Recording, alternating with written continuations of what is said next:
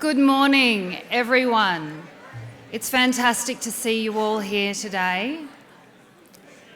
If I could just ask you to find and take your seats. I know we're running a little bit behind. We want to make sure we get as much out of this wonderful day of today, of this conference, day 3, our final day together, as we can. So I'll just ask you to grab a seat. Feel free to sit next to somebody you don't already know. Introduce yourselves. And we'll kick off. Thank you. And if you don't mind, I'd like to invite my nephew, Heath Bell, up here with me. He's lucky enough not to be at school just yet.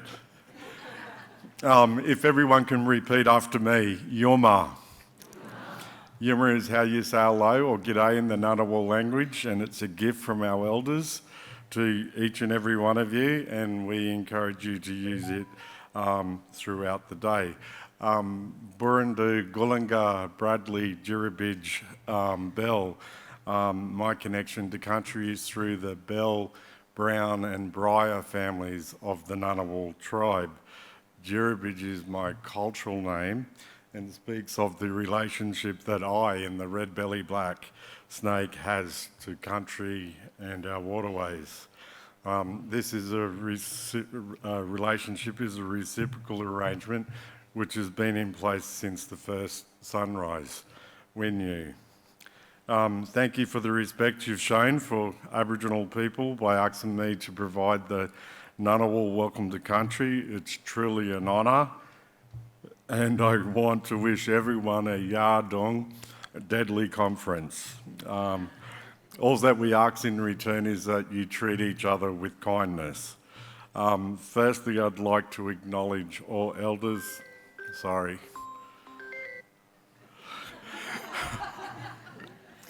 That doesn't normally happen. I'll just turn that down. Firstly, I'd like to acknowledge all elders, past and present, and all Aboriginal and Torres Strait Islander people, and our non-Aboriginal people here today. And how we do that in Ngunnawal is Bullinjima, Marinjima, Budhanjima. I'd also like to acknowledge the Ngarigu to the south, the Waggaloo to the southwest, the Radri to the west, the Gundungara to the north, and the Yuin to the east.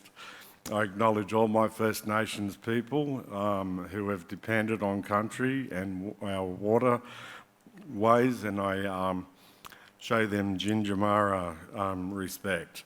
And I extend that acknowledgement out to each and every one of you here today on this for this conference in global Indigenous data sovereignty, which touches us in different ways throughout our journey in life.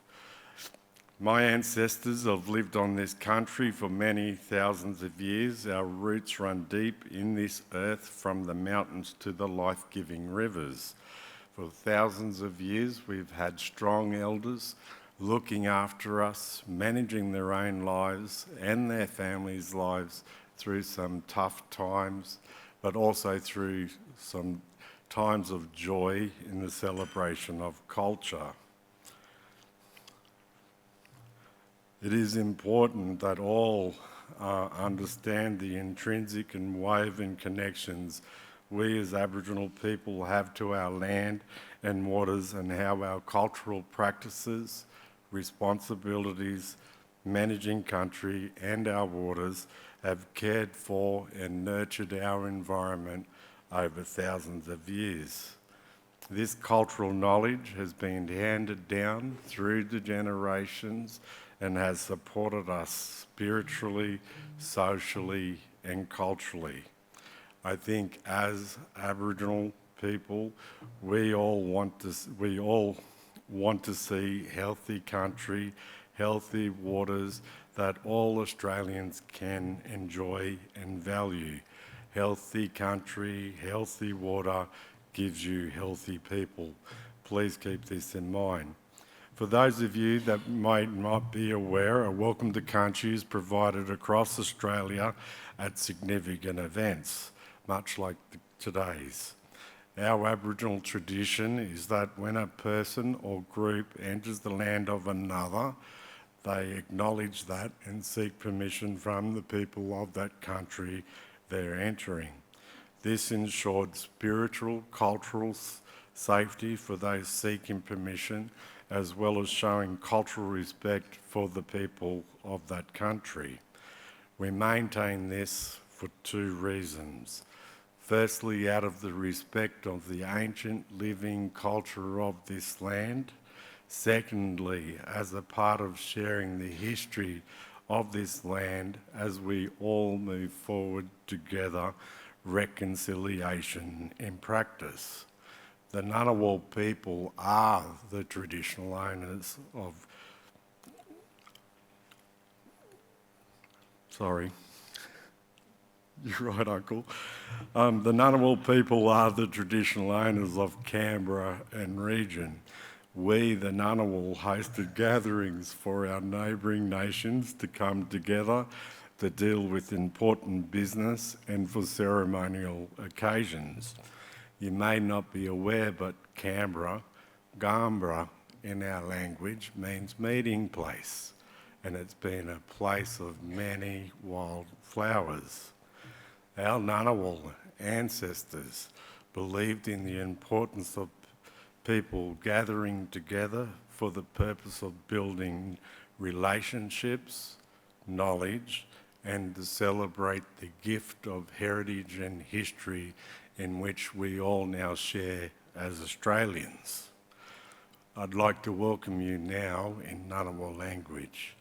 Darawa Nuna Darawa Nunawal, Yangu Nalawiri Dunimanyan, Ngunnawal Wadi Darawa Wadi, Darawa Nuna Narambanya, Marambiji Marangarra Jinyela, Gulumbanan Ye, Narragana Wali, Yiri, Yaraban Inyan, Nana Yarabai Yangu, Yumalandi Jan Yimaba. And what I just said then in language is, this is Ngunnawal country. Today we're all gathering together on Ngunnawal country. This country is my ancestral spiritual homeland. We are keeping the pathways of all of our ancestors alive by all of us walking together as one. In the famous words of our elders and Auntie Agnes and my mum, you all may leave your footprints here on the land of the Ngunnawal.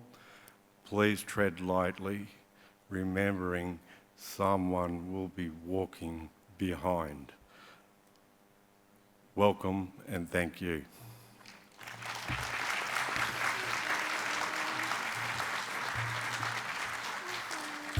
So a quick hello.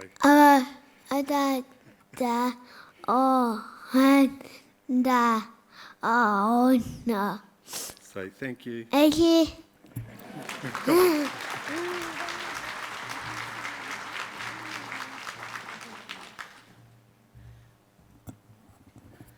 I can't think of a better way to kick off day 3, can you? We've talked a lot about reciprocity over the last couple of days, so to have that incredibly warm welcome and that reminder of that relationship at the beginning of our day, I can't thank you enough for your warm welcome, Uncle, and also bringing along the next generations. We've talked also a lot about the intergenerational nature of knowledge, so to have that up here in action at the beginning of our day is beautiful. Thank you so much. As a saltwater woman and a visitor to this country, I'm just so grateful, and I know that we all are, for you welcoming us to this place, and for the ability to sit and talk and gather and be in relationship and be in conversation with one another the way that you described. So thank you so very much. I want to recognise too all of the other Aboriginal and Torres Strait Islander people in the room and the elders and the ancestors that come with them, as well as the elders of the Ngunnawal and Ngambri peoples of this country. I also want to recognise all of our Indigenous visitors from across the globe and the ancestors that you bring with you into this place, that knowledge that comes with us, that we are custodians of, and that we are here to make sure transcends time into the future. My name is Carla McGrath, for those of you who haven't had a chance to meet me. Sorry for those of you who heard my voice a lot last night, but get used to it, we're in for a full day. And it's my pleasure to be able to be your MC for today.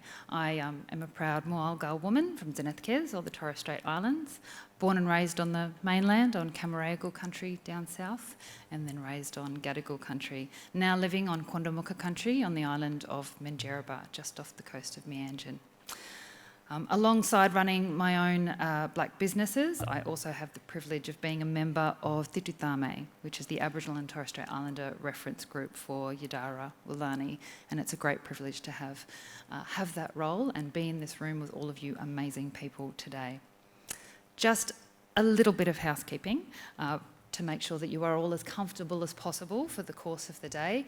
If you are standing around the sides of the room, please do feel free to come and sit down and take a seat once you've found your friends or new friends that you haven't met yet. Feel free. Bathrooms outside on your right-hand side and also upstairs. And if you don't wish to use the stairs across the other side of the lobby, there is a lift that you can take up. In the unlikely event of an emergency, please make your way outside of the doors, the big glass doors, and find the closest grassy patch and wait there for further instructions, or follow the team and the volunteers that we have in our wonderful blue shirts. They will make sure you get to where you need to safely. As I said last night, and I'll say it again, if you are a smoker, we love you. We want you to live a long and healthy life. So please stop. But if you must, please make your way outside of the building and quite a few metres away from the building and do your business over there. We didn't get a chance last night, actually, to acknowledge the wonderful artists, actually, who I think... Oh, yeah, wonderful, fantastic. That's all queued up, good. So just a little bit about the artwork that is all over everything that you will have seen up on the screen and all over your wonderful conference materials over the last couple of days. This was created for the Global Indigenous Data Sovereignty Conference and features 4 community circles representing each attending nation, all connected to each other through the use of journey lines that you can see up there behind me. In the centre, that is symbolic of belonging and of sovereignty, with the utilisation of a large handprint as the feature of our logo. So the artist is the wonderful Ambrose Scott Killian and is a proud desert or Eastern Aranda and Western Bundjalung man and proud father and a husband. He was born on Larrakia country in Darwin and is currently living not too far from me in Meanjin in Brisbane on beautiful Quandamooka country, which he now calls home. I'll have to find him. He mustn't be too far from me. We're neighbours now. Ambrose's nana, Barbara Ann Chisholm, was born on East Aranda country and stolen and raised north of Darwin on Melville Island before moving to Brisbane and then back to Darwin after her schooling had finished. His grandfather, Ambrose Morgan, was of Bundjalung and African American descent and grew up around Redfern in New South Wales. So he has family connections and experiences and stories to share through all of these regions, and we thank him very much for the beautiful artwork that you now get to share with you and take home. Just take a moment to take a beautiful look at that. We haven't really had a chance to look at it properly yet, have we? So just enjoying that. We would also obviously like to thank our wonderful hosts, Mayam Nairi Wingara, Australia's Indigenous Data Sovereignty Network, and Yadjara Wulani, the National Centre for Aboriginal and Torres Strait Islander Wellbeing Research here at the Australian National University. And of course, none of this would be possible without our fantastic sponsors. So thank you to the CSIRO as a supporting partner of the Global Indigenous Data Sovereignty Conference for 2025, our wonderful gold sponsor, Cancer Australia, our silver sponsors, the Academy of Social Sciences, the Australian Institute of Aboriginal and Torres Strait Islander Studies, the National Association of Aboriginal and Torres Strait Islander Health Workers and Practitioners. I got through that this morning without stuffing it up. Woohoo! And our bronze sponsors, the Australian Alliance for Indigenous Genomics, the Lower Chat Institute, the National Indigenous Australians Agency, and the University of Sydney. Please join me in thanking all of our sponsors, without whom we would not be here. I promise I'll stop talking soon. However, first of all, if you haven't downloaded our wonderful conference app, please take a moment to whip out your phones, have a look at that QR code, if that's what those things are still called, and download that. That will help you navigate your way through all of the amazing content that we have for you today. And today is our third and final day of the conference. I know it's very sad. There's been so much amazing conversation, so many amazing relationships and connections, so much learning over the last few days that we'll hear a little bit about shortly. Those first 2 days have been exclusively for Indigenous peoples, and this has been a very important time for us to have those discussions with and for one another and amongst each other. That time is vital, and it has been, to use one of Uncle's words, life-giving. So thank you all for that. Today we invite our governments, our non-Indigenous organisations and individuals to join us and discuss how they are supporting the enactment of Indigenous data sovereignty and Indigenous data governance through the governance of Indigenous data. We're very keen to hear about that. First of all, I want to let you know that we did tell you things had been recorded over the last few days, and somebody, poor thing, has stayed up probably quite late to pull together a beautiful capture of that that we're just going to have a look at now. So hopefully that's all queued up and ready to go, and I'll hand over to our wonderful tech people.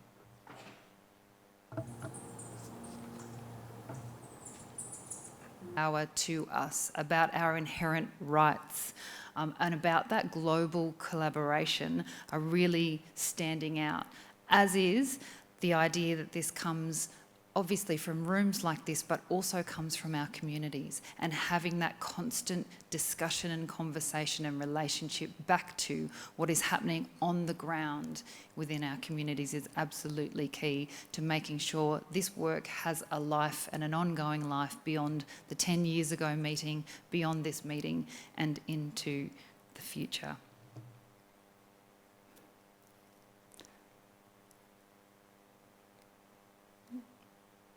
Where I was pressing the right button. Maybe I'm not.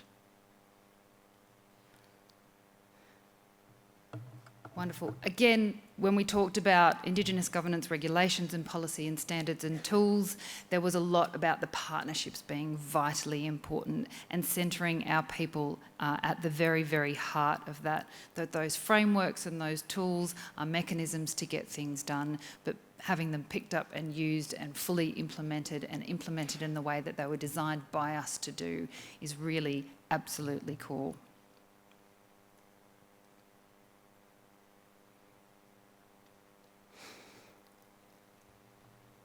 I loved this one, can I just say, where we're having conversations amongst ourselves about how to keep our Indigenous data sovereign sits at the very core of, I think, the conversations that we've had so far, and is at the heart of looking ahead for what we've got to talk about today as well. That reclamation and repatriation of our information to us, the decision-making power amongst us, so that we have the deciding ideas, concepts that will take that data forward, that we have the choice about how that data gets used, and the incredible ways across the globe that that is being done, that we can learn from and draw on.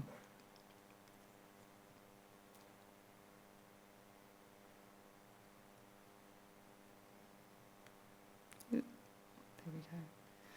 And sharing and collaboration, I think this really takes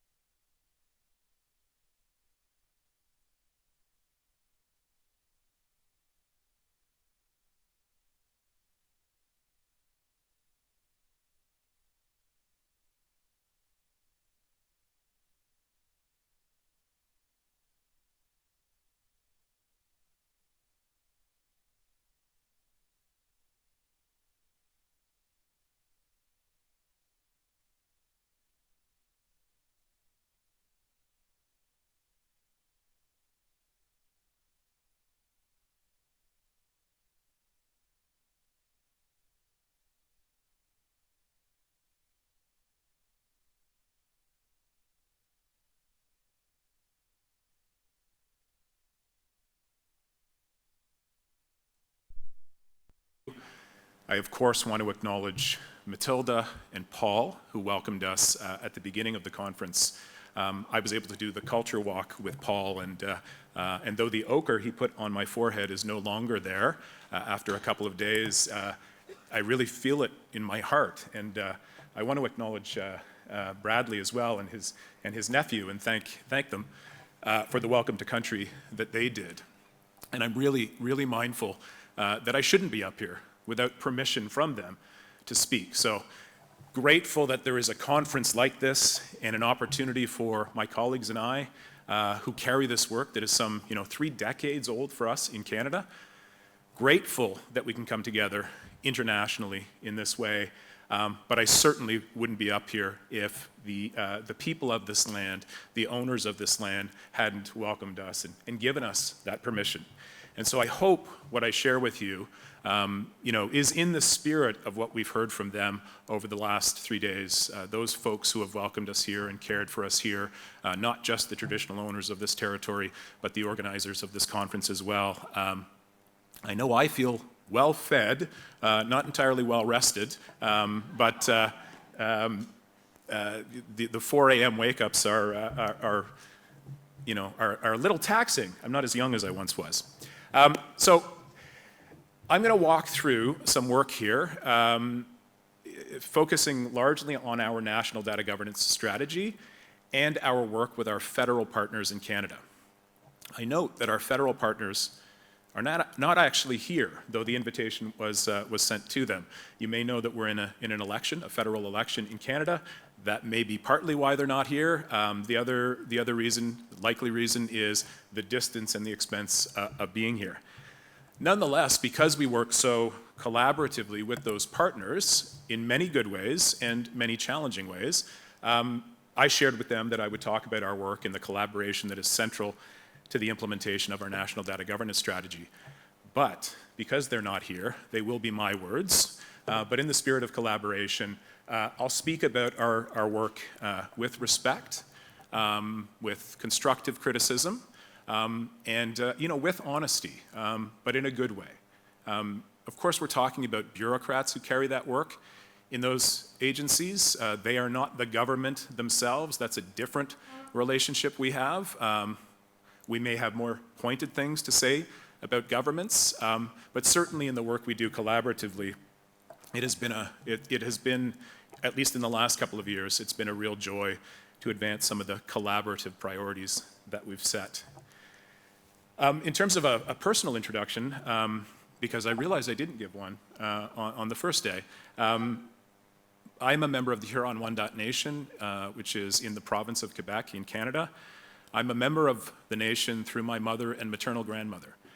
And so the Canadians in the audience will really be able to read between the lines when somebody introduces themselves that way. My mother and grandmother are among the generations of women in Canada who were removed from their communities, from membership in their communities, because they married the wrong people.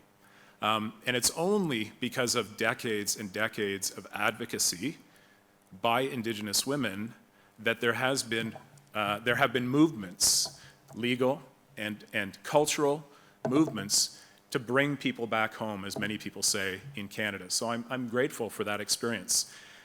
The other thing that I'm grateful for is that First Nations, Inuit, and Métis peoples, over many, many years, certainly the 5 decades of my life, have created opportunities for me to learn and to grow as well. And I've had the great privilege to work in a number of organizations that trained me up, and I'm here because of that generosity. Okay. I'm going to be walking 3 tightropes today. And Ibrahim, if you're here, he spoke of his love of speaking in metaphor and analogy. I quite famously do as well. The twist is I love to mix them up, so please keep track. And if I take you to a place that you don't understand, I will be happy to speak with you afterwards to come back to my point. So when I had the opportunity to speak with you on day 1, I told you a bit about this organization. And I'll just go very, very quickly through a number of these slides. As always, too many words on too many slides. I'm going to go through those slides quite quickly. All of this information is available online or in conversation with us, or we would be happy to share this kind of material with you if there's anything that catches your eye. On some slides, I will, of course, focus on the information that's there, and in others, I'll go by quite quickly in the interest of staying at a strategic level. But back to those tightropes I'm going to walk. The first and most important one is I'm going to talk quite excitedly about how proud we are of the work that we've accomplished over many decades. And as I said on the first day, we are just the latest people who have been given the immense privilege of carrying this work. And so that's very important. So that's the first part of that first tightrope, is speaking about how proud we are of that work historically and today, and the work that we'll do immediately tomorrow. But in the interest of the collaboration we're looking for in this kind of international gathering, I also want to speak honestly with you and frankly with you. And I want to focus some time on just how big the mountain is in front of us. So tightropes and mountains, that's 2, if you're keeping score. We have most of the work still ahead of us. So while, again, so many of you have been so generous and so gracious to refer to our work, to cite the influence of First Nations in Canada over decades, particularly around the First Nations principles of OCAP, we acknowledge that our work is actually ahead of us. So that's the first tightrope. The other one is, I'm going to be talking about our work in the context of implementing the strategy. Central to that is collaboration with federal partners who are not here. And then last, and equally important as the first, we're a national organization that convenes, that brings together a network of 10 regions and all the nations and communities in those regions. We only exist because the nations and communities choose to come together to do this work. And so while I talk about this national level work, I want you to always be thinking about the folks, our colleagues, who work in those regions locally, sub-regionally, and regionally, because they are really the heart of the work. Though here I am on the stage as, today anyways, the face of the work. But the heart of the work is across that network. And if we could all be up on the stage taking the same amount of time to talk about our work, that would be wonderful. Maybe that's a conference we put on and you all come to it. So, thank you. Yeah. In the works, in the plans. So I want to make another distinction here. This work that we talk about is 27 years old. So the first National Health Survey by First Nations for First Nations, 27 years old. The OCAP principles, 27 years old. FNIGC is a standalone organization since 2010. So our national leadership determined to set up an independent, not-for-profit corporation, a strictly technical, strictly apolitical organization to do this work. And as I said, we convene the regions to do this work, and we only do it with their permission. As a national organization, we are stewards of data. Nations and communities, our regional partners, own that data. They never relinquish that. So we get the privilege of holding this data, helping those with the expertise to work that data and report out on that data.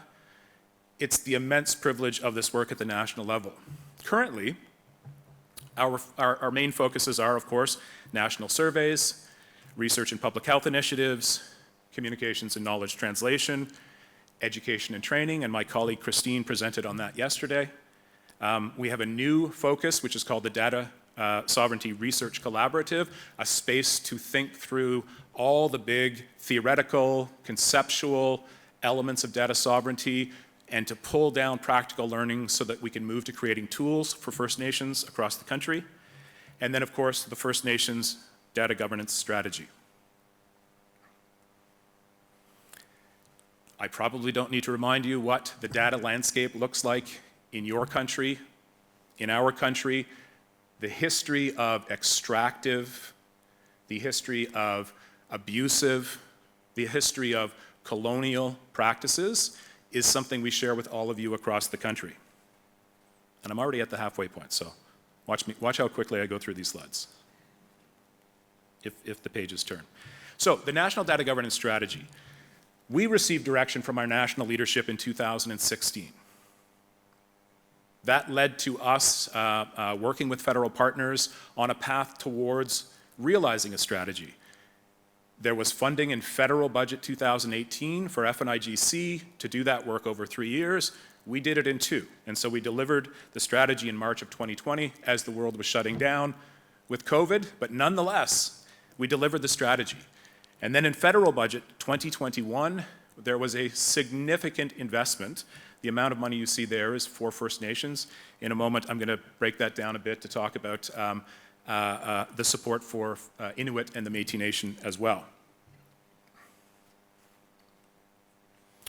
I won't spend too much time on the strategy document delivered in 2020, but it's grounded in values and principles. So this network of First Nations from coast to coast to coast had come together over a number of years to give us guidance on how we would set values, set principles, and core pillars. And then anyone who has done that kind of work before, you know that you submit, your full color proposal, and then you await, and often the response is a grayscale budget. And that's certainly what happened to us. It has been our experience that we put our best ideas forward, and when we get support, the support doesn't always match our ambition or the level of our dreaming. We're grateful for the support, but it is certainly something that we always highlight. So, as I said on day one, our strategy is nothing short than achieving a fully realized, purpose-built, First Nations-led information governance system and First Nations-led statistical system. There's a model that we put forward, that we were directed to put forward after many years of work by First Nations, and that is a regional information governance center in each region, and all of those centers being a network to come together to do the work that is best done or necessarily done at a national level. So in terms of the grayscale budget and how we respond to that, well, of course, we worked with our federal partners to further detail the elements of the proposal for the sake of a Treasury Board submission so that the funds could flow.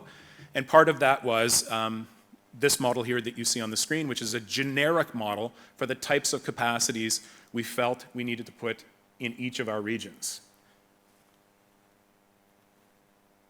There is a video explainer. I'm not going to play it in the interest of time, but please do go to our website. It's a wonderful piece of work.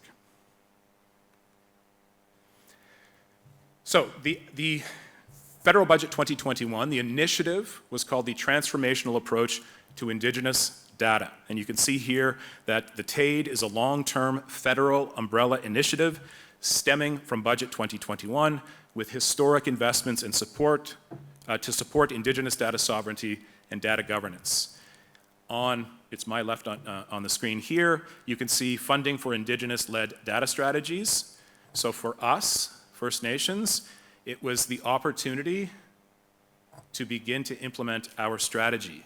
For Inuit and the Métis Nation, it was an opportunity to develop their strategies. So I do want to pause here and just note that you're hearing from us, a national First Nations organization, not directly representative of First Nations, but technically and apolitically working in support of First Nations.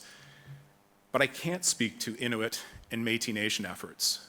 We have to create space for our Inuit and Métis Nation cousins to also be able to do this work. In the coming years, they'll have their strategies to talk about. They'll have their implementation plans to tell you about. And I'm excited about that growth in Canada. The focus I want to get into now, before I move to wrap up in a couple of minutes, is this initiative also funded our federal partners. So what used to be known as the Indian Department, now Indigenous Services Canada, received funding. So did our national stats agency, Statistics Canada, specifically to support the distinctions-based strategies you see on the other part of the slide there, to facilitate access to data held by federal departments, including eventual transfers, to collaborate on shared data capacity building priorities. And this is important to note if you don't know this about Canada and that department, Indigenous Services Canada. It was actually created in 2017 with a mandate to devolve, to transfer all programs and services to Indigenous peoples. So this is a grand challenge for Canada and the federal public service and Canada and First Nations in the nation-to-nation relationship or relationships. But it is law. So enabling legislation for that department is meant to lead to the transfer of programs and services. We cannot effectively deliver programs and services in that comprehensive ecosystem that I talked about on day one without quality information. And right now it is very much a fractured system. But we have the solution via this strategy. So, as is typical with the federal government, unlike the building of Canadian institutions, which usually see enabling legislation, statutory funding, an appropriate runway to develop, and then open and begin to fulfill their mandate, Indigenous organizations are often funded via piecemeal mechanism. And so we grew out of program funding for a national survey. We developed the OCAP principles to support that work, cultural and ethical frameworks to support that work. But that's not funded. In the spirit of frankness, I want to say the federal government wants national level statistics. And so they're willing to fund to that end. When we have different aspirations, we also want national level statistics, but we want to do it in particular ways, in the right way.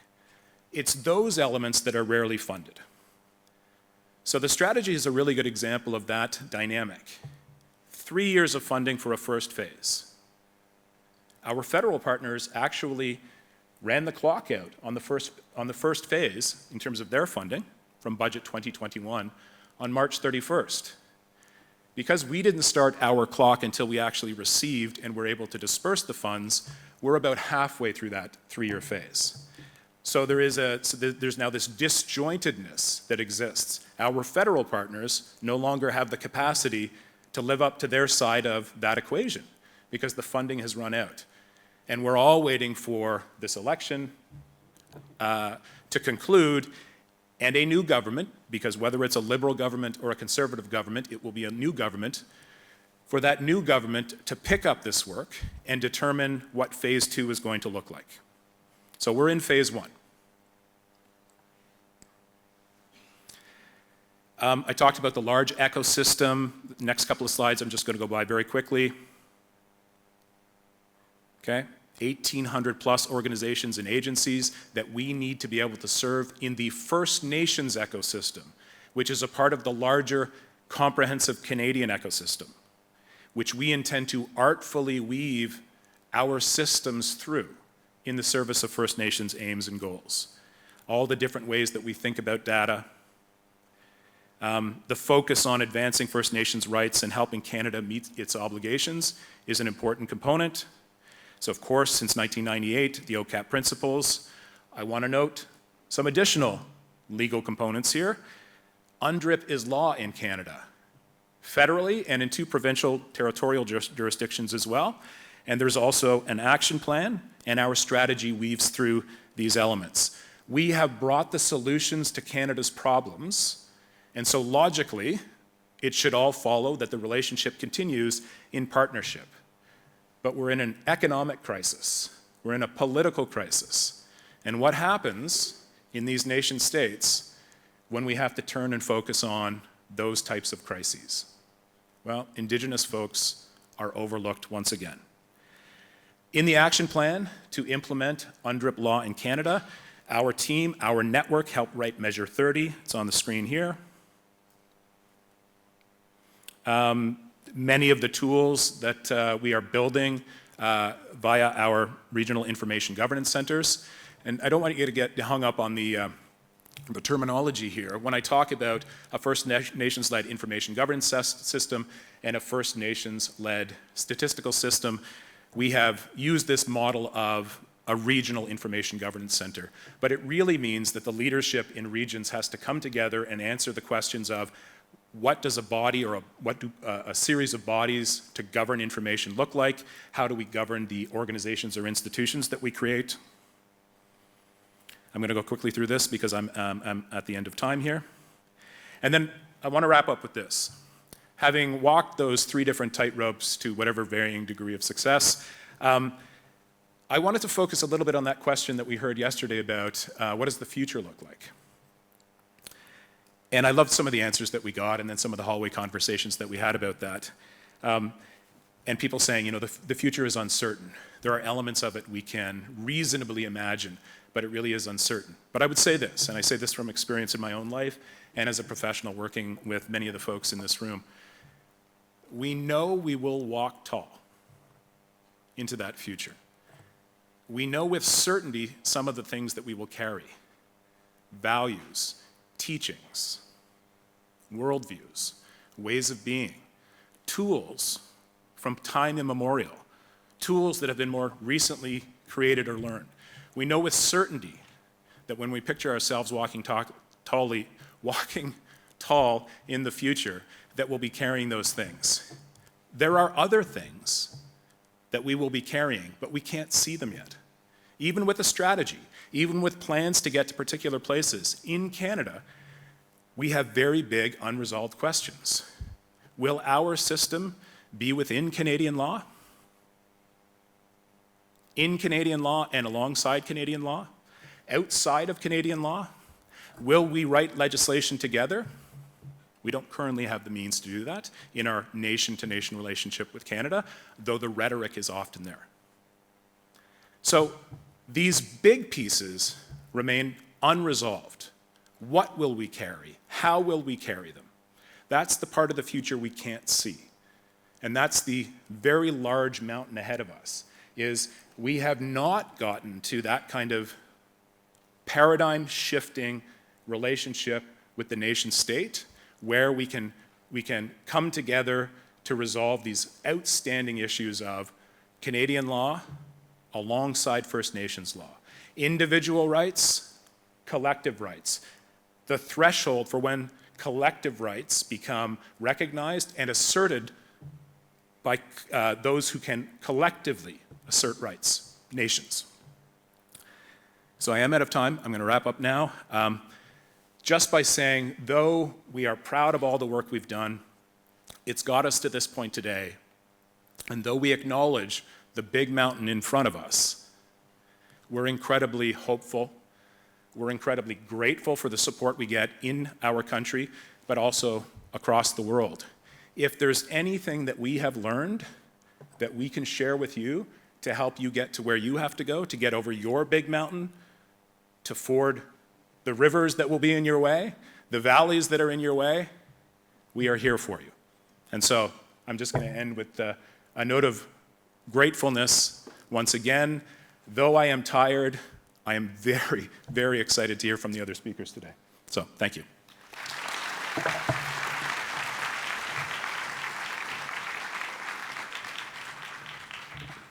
What a gracious invitation. You can find Jonathan in the lobby at morning tea. I'm sure you're going to get mobbed now. But that spirit of collaboration will take into our next panel as well, as we invite up 3 incredible speakers to talk about how national statistical agencies are enacting Indigenous data sovereignty and Indigenous data governance. The aim of this panel session is going to be to hear from state actors charged with statistical compilations for their populations on how they are engaging and enacting IDSov through implementing IDGov, specifically how Indigenous peoples are governing data within these systems, and we heard some of the challenges and the opportunities there in our previous talk. These presentations aim to share with Indigenous peoples how we are moving from rhetoric and policy statements to actions concerning Indigenous data governance. It's also useful for state actors to hear the differences in these approaches as well. This is going to be a key theme for the day. So I'll ask them to make their way up here if we can. We have our 3 panellists. Please make them welcome. We have Cyril Mako. Come on, make your way up. Yay! Dita Katag and Michael Smeads. Please join us on stage. Our discussants, we have the wonderful Ray Lovett and Tahu Kukatai, who are also going to join us up here. Ray's doing these ones because he's got no voice. He says whatever. He'll find one later. But we've got Tahu on stage. So we're going to hear from each of our panellists for about 10 minutes, and then we're going to hopefully have about 10 minutes for some questions from the audience as well. So I will hand over, if I can, to Cyril to kick us off. Make him welcome.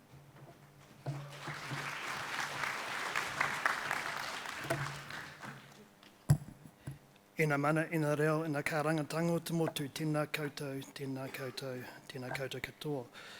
E mihi tuatahi ki ngā tangata whenua te rohi nei, in inu wao ni mena Ngāmbari, e mihi atu ki a koutou.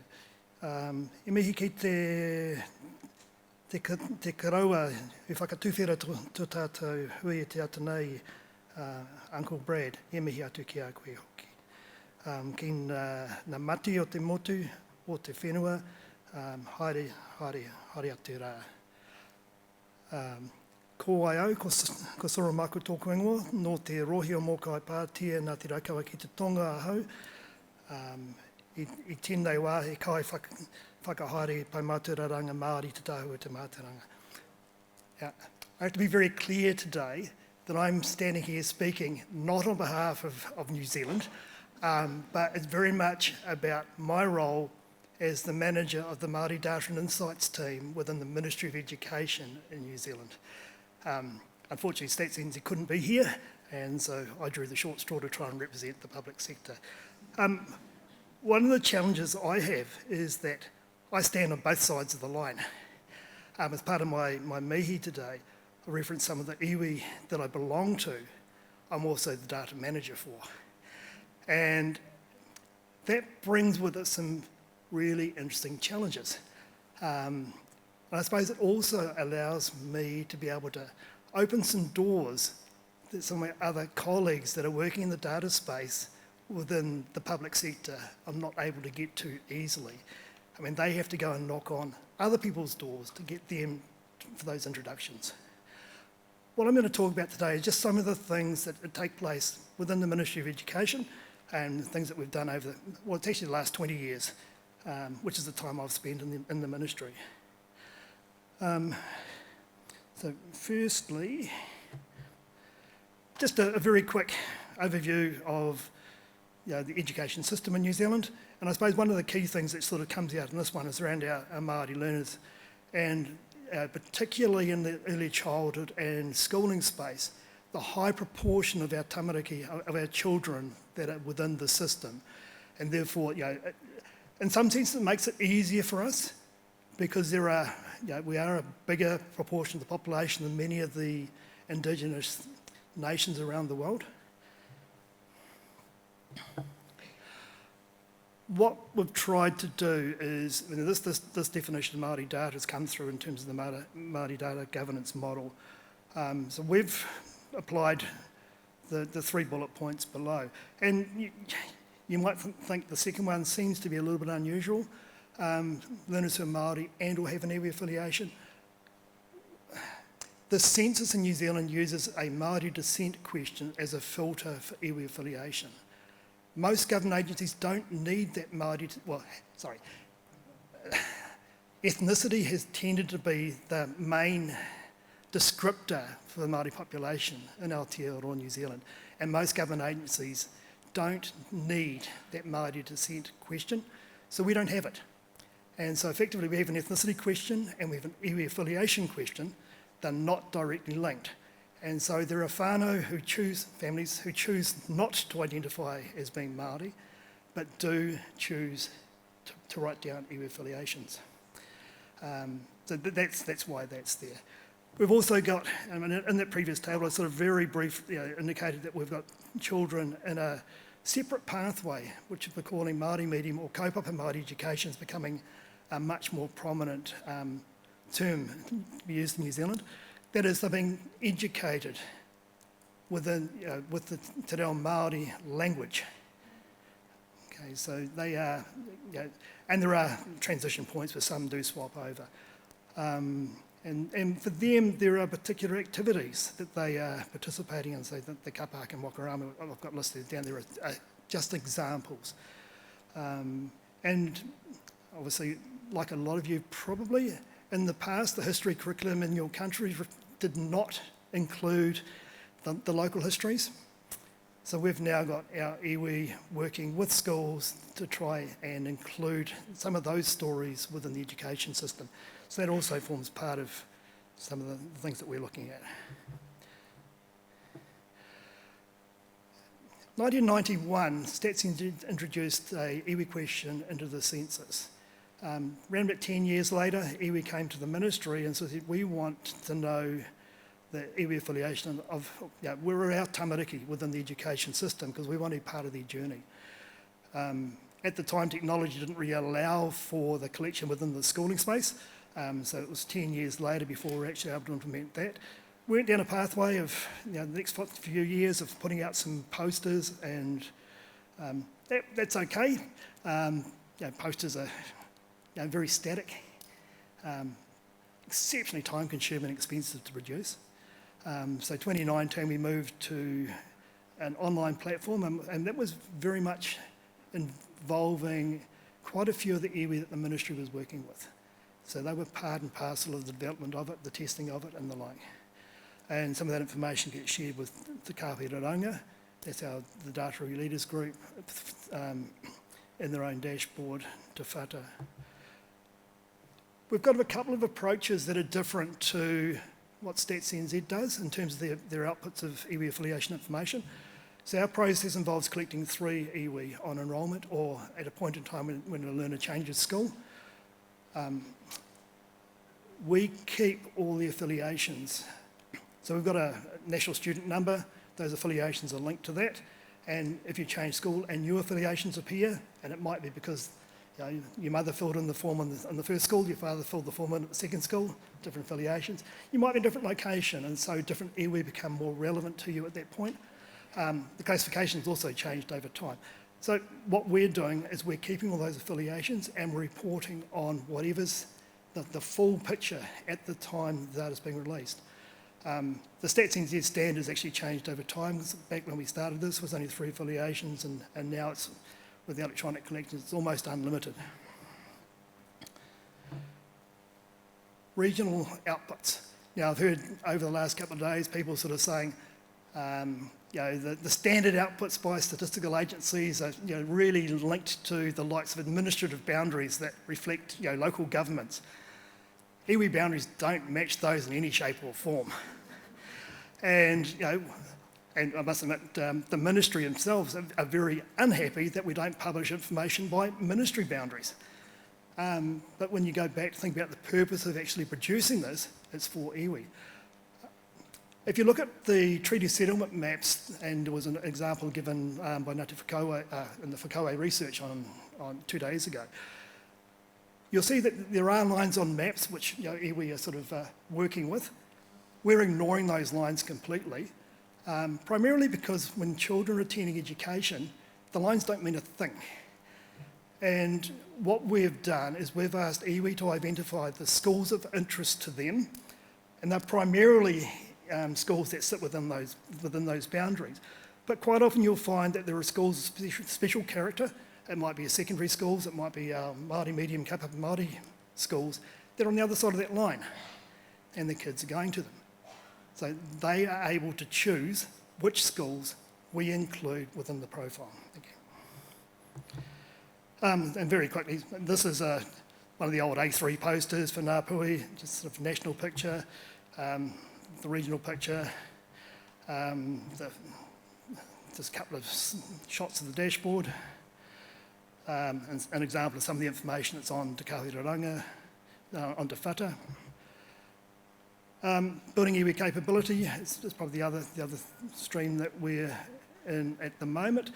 Hiara Pūkeko is a program that the Te Kahuiranga, the Data Review Leaders Group, is running. Last year they had 8 apprentices. We took 2 of those, and we're going to have, I think it's 2 more again this year. But as part of our work with iwi, we're doing a whole lot of things in the data space as well directly. It's around understanding their information needs, filling those gaps. It's around making sure they have the capability to understand and use the information we're providing to them effectively. So all of those things form part of that relationship that we have. Actually, before I finish, sorry, there's one more. Our kaupapa Māori education entities in the schooling space are a really interesting bunch. They took the ministry to the Waitangi Tribunal for a whole lot of breaches in terms of funding and a range of other things. But in terms of Māori data sovereignty, they've been applying Māori data sovereignty principles to their way of looking at the world for a number of years now, and so much so that any research that needs to be undertaken within that group of schools, the ministry wants to undertake, we have to go and ask their permission first, otherwise they're not going to be part of it. Make some real challenges to other people within the organisation. The second point I just want to throw in just very briefly is that we're not doing anything in the iwi data space with our early learning centres at the moment because our kohanga, our sort of Māori language learning nests, are not providing data to us. They don't trust us. They are working through a process at the moment where they are going to bring some information in, but there is a real need to develop a safety mechanism, and the sort of thinking at the moment is that the ministry will be allowed to do the sorts of reporting that's being done using the aggregate tables that they provide. Anything else will need a written request that will go back to the Kohanga Trust to approve or decline. And again, it's really foreign to the ministry, but it's something that we're really, really trying to push hard on. Just a couple of things. I mean, I've been a public servant now for a very long time, and I think one of the challenges, or one of the benefits for me is being able to fight the battle from within. And having leadership that are willing to support me has been one of the things that's I think's really allowed us to progress a number of these things. So if you've got agents sitting within agencies out there, really push hard to try and connect with them and see what they can do, because from observation, trying to fight the battle from outside is bloody hard. Actually, the other little thing I was thinking about was Ibrahim's metaphor the other day in terms of the relationship between government and Māori. I'm trying to work out, where do I sit within this marriage thing? Am I part of one of the, part of that couple that's coming together? Or am I taking a little step back? Am I the celebrant? No, not Ada. And leave it there. Thank you.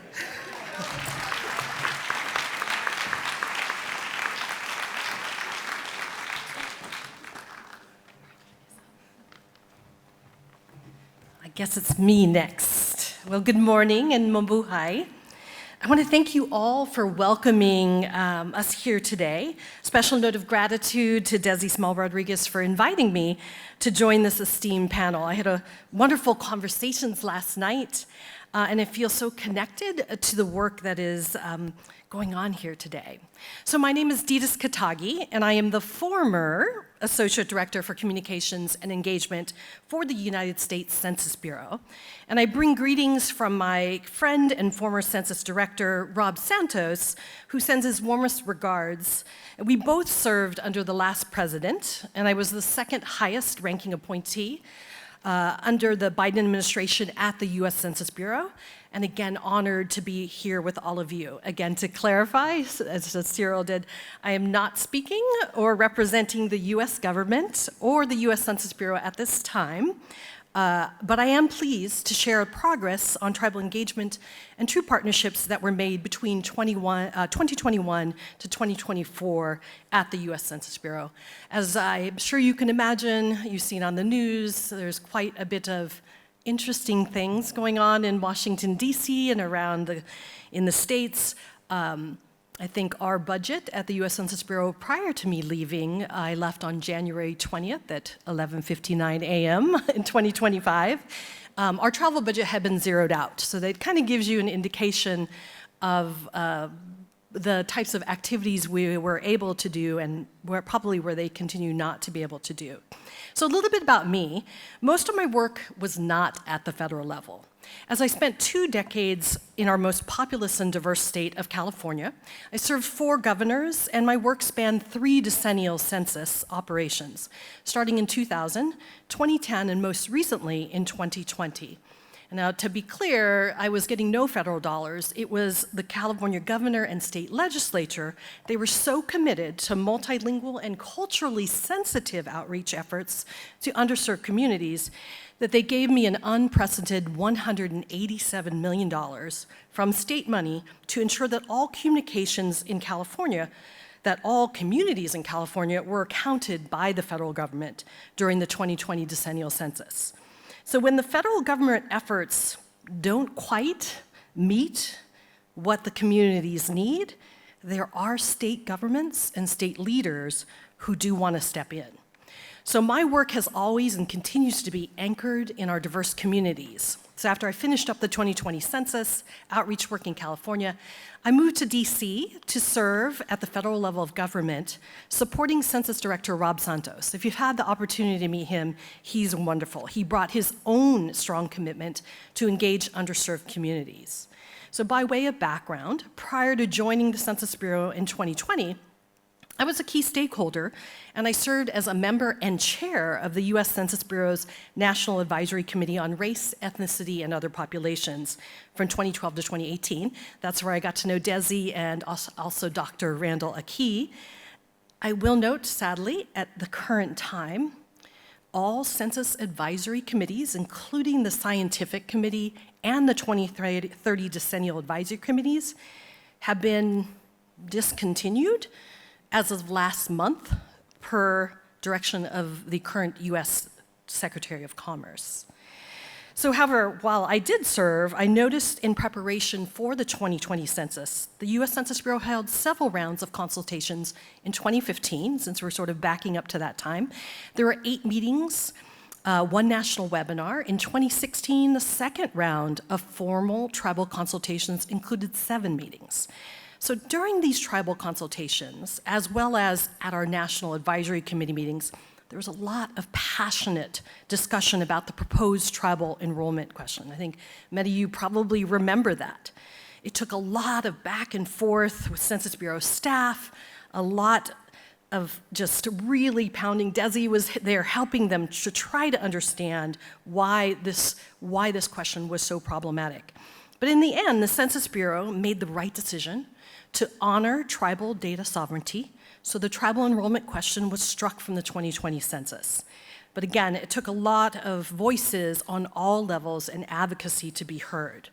In 2019, 3 in-person tribal consultations with federally recognized tribes were held. They were held to seek input on 2020 census data products and the information around that newly introduced disclosure avoidance system, the DAS, and there were 2 listening sessions. And then finally we got into 2020, there were 10 listening sessions, and for obvious reasons, 1 was in person and 9 were virtual, and they were held on various topics. So I mention all of this engagement prior to 2020 to show that historically, there's been a lot of consultations. But Director Santos and I, when we came in 2021, coming from the communities, we recognized that even with all of these consultations, they weren't enough. There had to be meaningful government-to-government partnership. So Director Santos believes that you have to bring your whole selves to the table. And he brought a renewed commitment and resources focused on nation-to-nation engagement to lead further into establishing legitimate, meaningful partnership. So I want to highlight 3 major efforts that occurred during Director Santos's tenure. First, when he talked about enhancing engagement, both of us realized, you can't have real engagement if you just show up every 10 years, maybe in year 8 or year 9, right before the decennial census, right? You're like, hey, remember us? It's been 10 years. That just doesn't work. It didn't work in California. It doesn't work across the nation. So to that end, we dedicated budget and resources toward an evergreen tribal relations program. So the Census Bureau established this tribal relations program. We hired 5 tribal liaisons covering regions across the country. In addition, we also have 5 census information centers who we partner with to help with data dissemination and engagement. Includes the California Indian Manpower Consortium, First Alaskans Institute, National Congress of American Indians, Sitting Bull College, and the Navajo Nation. So these ongoing resources and partnerships will hopefully help the Census Bureau continue to have those relationships across the decade. So Director Santos and I pushed hard for community engagement across the country for all communities. I helped him create the successful Directors Community Conversation series, which included Native American stakeholders in relation to the communities they live in. And in 3 years, Director Santos visited 31 states, which is quite a bit. He held over 150 separate community conversations, and that was in addition to 15 tribal consultations and listening sessions in those 3 years. It was quite a bit. I'm a bit tired from hopping all over the country, but we realized that it's one thing to put out a theory of engagement, but it's another to really commit the resources and to physically get out there, to meet folks where they're at.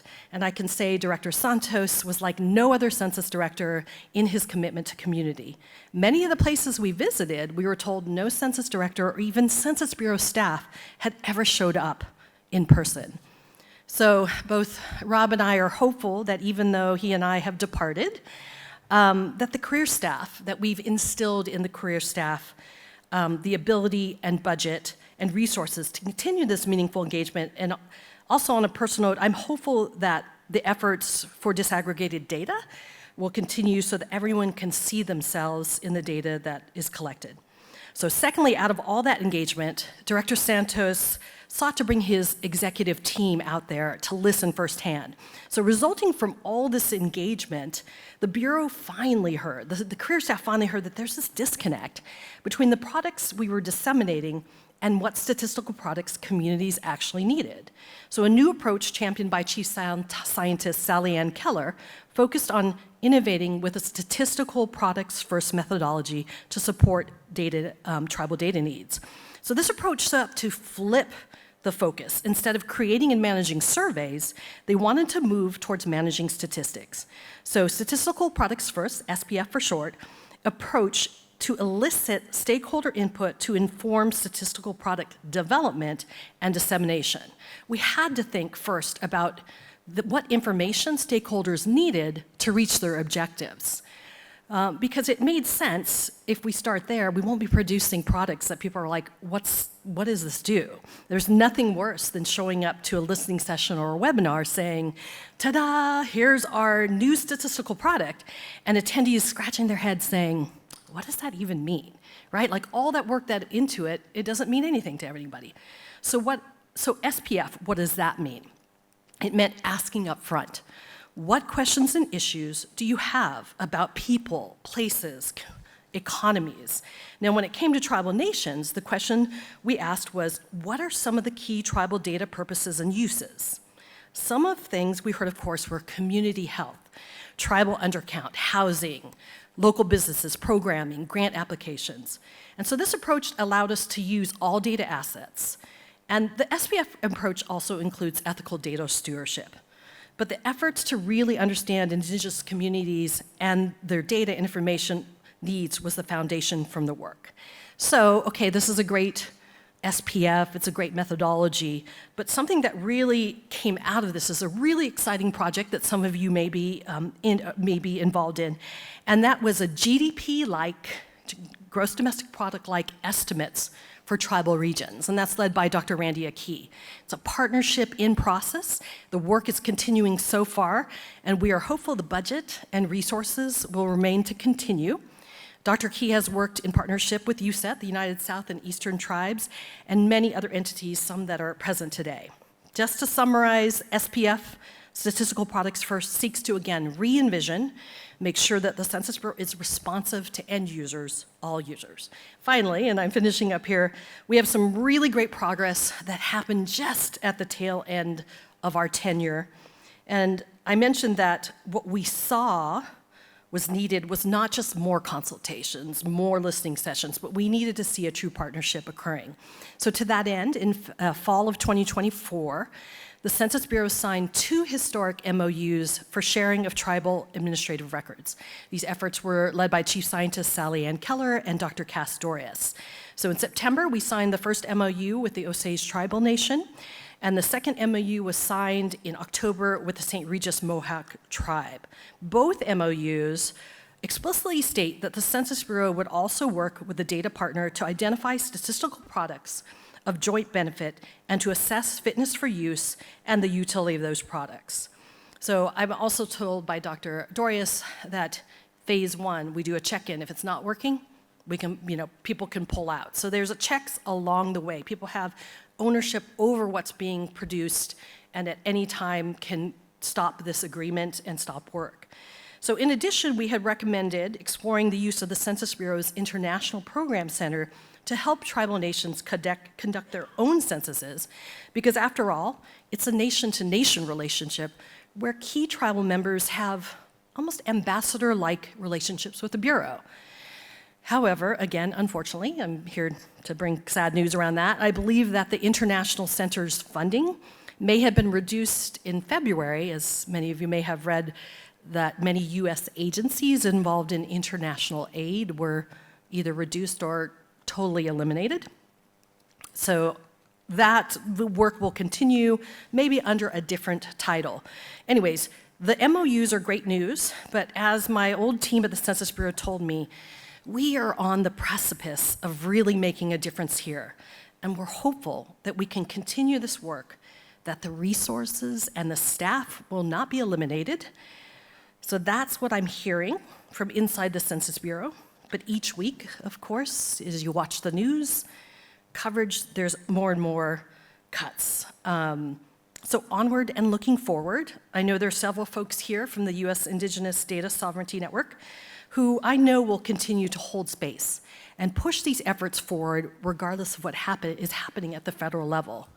The Bureau had planned to host the Indigenous Data Sovereignty Symposium at Census Bureau headquarters in February of 2025. Sadly, it was canceled, and I have not heard if it's been rescheduled yet. So alas, just as of January 20th, 2025, the beautiful work that was done has, I think, somewhat slowed at the federal level, but it does continue. Just know that there are folks that are career folks that have not yet got their pink slips that are committed to this work.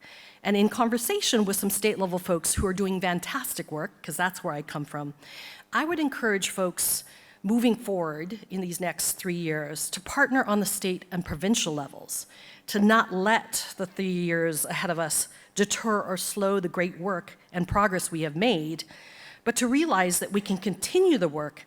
It may just have to be at the more local and regional levels. And from hearing the other speakers I've heard, that's where the stuff really happens. So I'm encouraged to hear that, considering what I see is going on at the federal level. Thank you again for allowing me to share, albeit I'll reiterate that I am not representing the US government or the Census Bureau at this time, but I'd be glad to answer any questions or provide context for the work that is being done in the US. So thank you very much.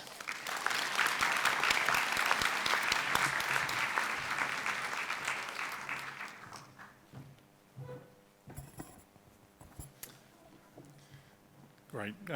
Thank you for the invitation to speak today. My name's Michael Smeads. I'm the Chief Data Officer at the ABS, and I am here actually representing the ABS today as the National Statistical Office of Australia. I acknowledge the traditional owners of country throughout Australia and their continuing connection to land, waters and community. I pay my respects to Aboriginal and Torres Strait Islander cultures, and indeed all Indigenous cultures, and to elders past and present. In July 2015, Dr. Paul Jelfs presented in his then role at the ABS to the Data Sovereignty for Indigenous People workshop, where he spoke to the ABS's current practice and future intentions. In his presentation, Dr. Jelfs outlined ABS's recent developments, including the establishment of an Indigenous and Torres Strait Islander Statistics Program led by the National Centre for Aboriginal and Torres Strait Islander Statistics, an Indigenous community engagement strategy aimed to enhance ABS's engagement with Aboriginal and Torres Strait Islander community, Indigenous engagement managers responsible for delivering this strategy, the Roundtable on Aboriginal and Torres Strait Islander statistics to provide important community insights for improving data quality, engagement and participation in ABS collections and data capability and accessibility. And finally, a reconciliation action plan which built on ABS's commitment to showing respect for and recognition of Aboriginal and Torres Strait Islander people in the ABS. 10 years after this presentation, these initiatives are all still running and are embedded in the way the ABS operates, namely, the Centre for Aboriginal and Torres Strait Islander Statistics has a leadership and coordination role for national statistical activity about Aboriginal and Torres Strait Islander peoples. They engage with communities across a range of statistical activities and outputs such as the Aboriginal and Torres Strait Islander health and social surveys, the 5-yearly census, administrative data and data integration projects. This centre brings together statistical, governance and Aboriginal and Torres Strait Islander community engagement teams. These engagement staff, several of whom have been here over the last 3 days, are based in various locations across Australia and lead engagement with Aboriginal and Torres Strait Islander communities and provide cultural and community perspectives on ABS work. The Roundtable continues to provide an advisory role to the ABS to improve data quality and engagement with Aboriginal and Torres Strait Islander peoples. The group has an immediate focus on increasing participation of Aboriginal and Torres Strait Islander people in the 2026 census. And then finally, on the list of work that we noted in 2015, the most recent ABS reconciliation plan continues our commitment to reconciliation, focused on developing and strengthening relationships with Aboriginal and Torres Strait Islander peoples, engaging staff and stakeholders in reconciliation, and developing and piloting strategies to empower Aboriginal and Torres Strait Islander peoples. In addition to these, we have since established several other engagement bodies, including the Aboriginal and Torres Strait Islander Demographic Statistics Expert Advisory Group that provides expert technical advice on methodological issues around demographic statistics. The Aboriginal and Torres Strait Islander Health Statistics Advisory Group, which is the main forum from which the ABS seeks advice on health surveys. And also the Keen Network, which provides an avenue to support, enable and empower ABS Aboriginal and Torres Strait Islander staff culturally and professionally in the workplace. Now, this might all sound, there's a lot of engagement in there. I might hear people say, but what about the governance of Indigenous data and Indigenous data sovereignty? Well, moving beyond the engagement, more recently, commencing in 2023, the ABS supported development of the framework for the governance of Indigenous data, which was a whole of Australian government activity. Recognising the importance of data for self-determination, this co-designed framework provides a stepping stone towards greater awareness and acceptance by Australian government agencies of the principles of Indigenous data sovereignty. This framework aims to provide Aboriginal and Torres Strait Islander people greater agency over how their data are governed within the Australian Public Service. The ABS is committed to implementing the framework commencing January this year. This has involved developing an ABS implementation plan, formation of a working group to implement activities across the ABS, the appointment of a Chief Data Officer, myself, as Indigenous Data Champion. So under the framework, each agency has been asked to identify an Indigenous Data Champion who will be held responsible and to account for the delivery of the activities, and commencing activities to identify Aboriginal and Torres Strait Islander advisors to support me acquit my role as the Indigenous Data Champion. There are around 43 activities in this framework, so I won't go through them all, but two key ones that I think that will be of key interest to this room are to review and develop new measures or new ways of measuring or collecting Aboriginal and Torres Strait Islander identity, and new approaches to capturing and measuring Aboriginal and Torres Strait Islander geographies. The final initiative I wanted to mention today is a data policy partnership being developed in response to the Productivity Commission's Closing the Gap review, which found little progress has been made on Priority Reform 4 and noted Aboriginal and Torres Strait Islander organisations are continuing to report difficulties accessing government-held data, and often the data that is collected by government agencies does not reflect the realities of or hold meanings for Aboriginal and Torres Strait Islander people. The ABS are the Commonwealth lead agency and the co-chair for this data policy partnership. We are working with the New South Wales Coalition of Aboriginal Peak Organisations as the Peaks lead and our fellow co-chair, as well as with the NIAA and the Coalition of Peaks Secretariat to establish the partnership in time for joint council endorsement later this year.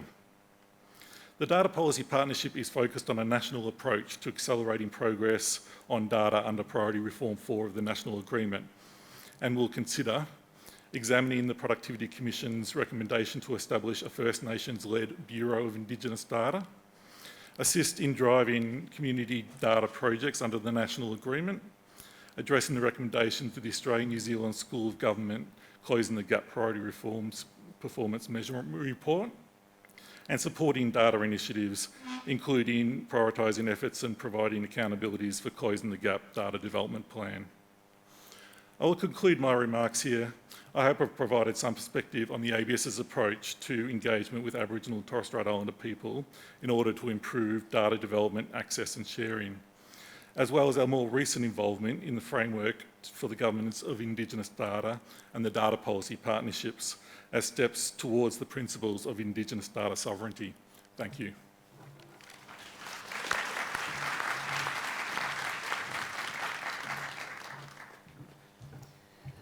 Thank you, thank you so much to our panellists for sharing your experiences. I know there will be lots of questions.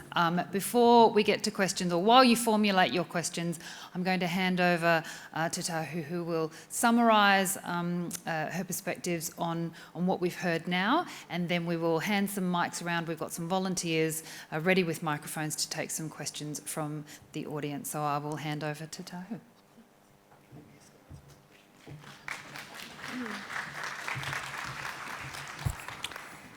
Kia ora koutou. So I'm Tahu Kukutai and Ray Lovett too, apparently.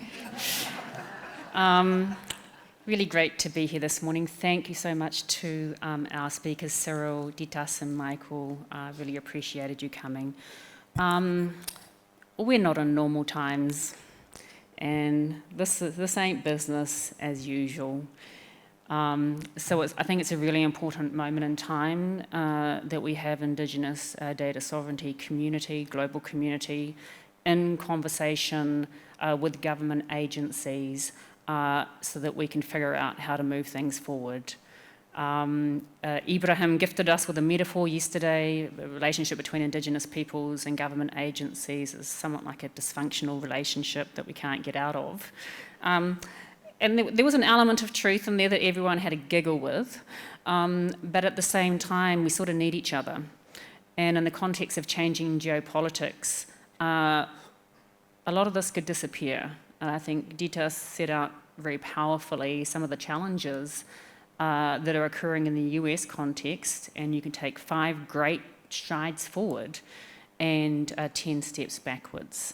So I think what's been really heartening in the last couple of days that only some of our colleagues have been able to hear, and many of you may not have heard it at all, is that there's huge progress that's being made in our Indigenous communities. There's a lot of tangible action in the Indigenous and tribal data sovereignty space that is occurring and that will continue to occur, but we still need progress in the government agency space as well. So I just want to thank particularly our Indigenous relations who are working in government agencies. I think the work that you do is incredibly important, and thank you for bringing your whole selves to these sorts of meetings as well, because we see you and appreciate you. There was something that Cyril said that sort of resonated with me about opening the door. As an Indigenous person working within a government agency, describing in a very short amount of time all the stuff that you do, Cyril. I think you do more than open doors. But it got me thinking, you know, there's opening doors is one thing. And I think with Indigenous data sovereignty over the last 10 years, a lot of agencies have opened doors to a certain extent. but there still remains a huge implementation gap, and that is always the challenge in Indigenous policy, is you can create frameworks, models, step-by-step instructions on what to do, and the implementation gap remains very real. So opening doors is one thing, and it was just really amazing to hear about all the incredible work that you'd been able to achieve with Director Santos, Ditas, over the last couple of years. Opening doors is one thing, and engagement. Opening the door and welcoming the visitors into your house is another. What does that look like, that warm, welcoming conversation and genuine engagement? But what if your visitor notices that a lot of their furniture is actually in your house? Do you start thinking about, we might rearrange this furniture in a different way so that it's so that it suits the visitor's needs? And I think, Cyril, you talked a lot about how the leadership that you're doing, trying to get the Ministry of Education to move away from their lines on their paper and their artificial categories, to recalibrate the information in a way that really meets the needs of tribes who really want to support their young people to succeed. What if people want to take their furniture back? Because it doesn't look good in the house and it doesn't fit, but the visitors have plans for another house that they're building, and that furniture is going to be put to much better use than that other house. What do you do then? What kind of conversations do you have, and what sort of actions can you take to help get that furniture out, even if it's through the window? It may not be through the front door. So there's a range of ways to be in connection in the house. I say over my whole career, I'm always walking into the government agency house, and the conversation seems to be on repeat for about 20 years. I'm still waiting for the stuff to move out the window, and I know that it's really challenging times at the moment. But I've never met an Indigenous person working in a government agency who doesn't want to do good things. And I've met many allies over the years who also want to do good things. So I think there are many opportunities to do good things, and I think that today will be a good opportunity to hatch some plans. So thank you, and I'll let you get on with some question time. Kia ora.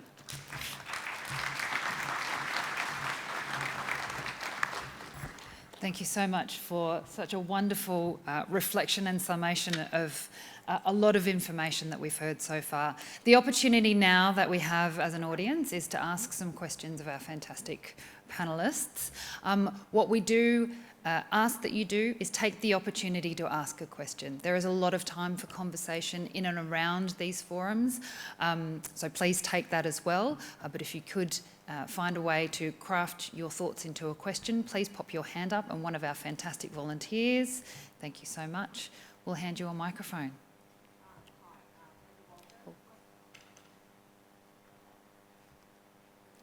I'll just signal to the heavens and hopefully they'll give you.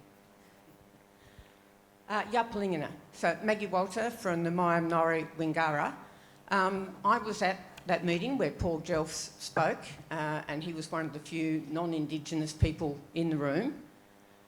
And Michael, speaking now, I have to say 10 years later, how disappointed I am, though I have noticed along, that 10 years later, the conversation from you is the same. As you identified yourself, you're talking engagement and advisory. We are long since past engagement and advisory.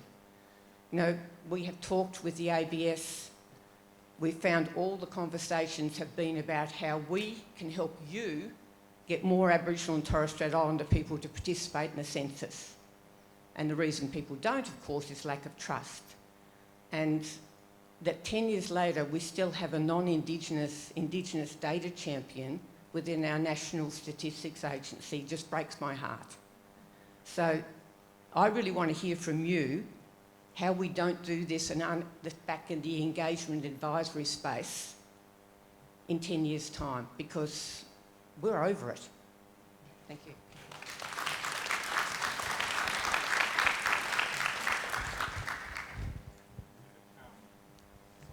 Not yet, but it will be. If you just start talking, it will. Thanks, Maggie. Okay, there it is. I did come here today expecting that question, so I'm very well aware of the sentiment. I think a couple of points that I want to make. I did want to recognise that the work we committed to 10 years ago is still ongoing, so I did want to put that in there because, as we've heard today, sometimes as public servants, depending on where the political cycle is, you just try to hold on to what you've done and keep the things going that you've achieved. And then there are other times where there are doors open and we need to walk through those doors, depending on where that cycle is at. I think, we have an election coming up and there'll be political changes again, possibly. But what is new today that I talked about is the framework for the governance of Indigenous data and is the data policy partnership. So to me, how these are different is that they come with a whole of Australian government approach. The framework for the governance of Indigenous data was endorsed at the Secretary's level within the Australian Public Service and has been adopted by the whole public service as something that's been taken forward collectively, and all agencies have signed up for that. The data policy partnership, as I mentioned, being managed under the Closing the Gap and under the joint arrangements there, offers the opportunity for a whole new approach. So I think, what I spoke about earlier was operating, if you like, trying to operate better within the current systems and the current ways of work in the current settings. The data policy partnership offers an opportunity to set up whole new settings. And I think it's really important that we seize that opportunity and really take that forward. I think on the issue of myself as the Indigenous Data Sovereignty, the Indigenous Data Champion and not being Indigenous, I agree with you, and I'd love to see that remedied as well. I think I'll leave it there. Thanks. Yabu. My name is Dr. Scott Avery. I'm with the University of Technology, Sydney, and with the First Peoples Disability Network. And I have a lot of experience in all those groups that you talk around at the worker bee level, around the Australian Bureau of Statistics. Personally feel like I've always been welcome in them, but my observation is there's a lot of goodwill and consensus at sort of top level, consensus building frameworks on that. But then it gets delegated a few levels down into the bureaucracy. The implementation is delegated to a working group, and it's an advisory capacity. And with the government's bureaucratic decision-making, all those recommendations go up the line and are decided by people who have not been part of those conversations. So in effect, there's a right of veto by non-Indigenous people at the implementation level. So my question is, what can we do to change that culture of decision-making that will elevate the influence of Indigenous people in your respective data agencies? Maramboo. Do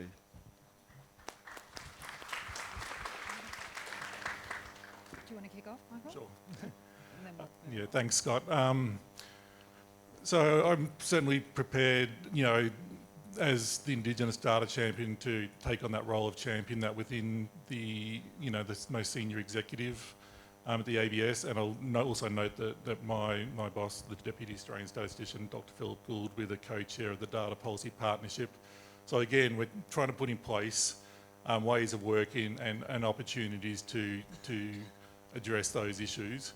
Certainly very happy to hear from people where the advice has been given and not taken, or where it's been passed up and then not accepted at high levels in the organisation. Very keen to hear that, and I'm prepared to take that forward within the organisation, as I know Philip is. I'll see if others have Within the education space, I suppose I'm lucky in a sense that I have the ability to engage in a lot of these things and put those implementations in place. The downside for me, though, is the availability of resources to allow those to happen. So either people or dollars that are needed.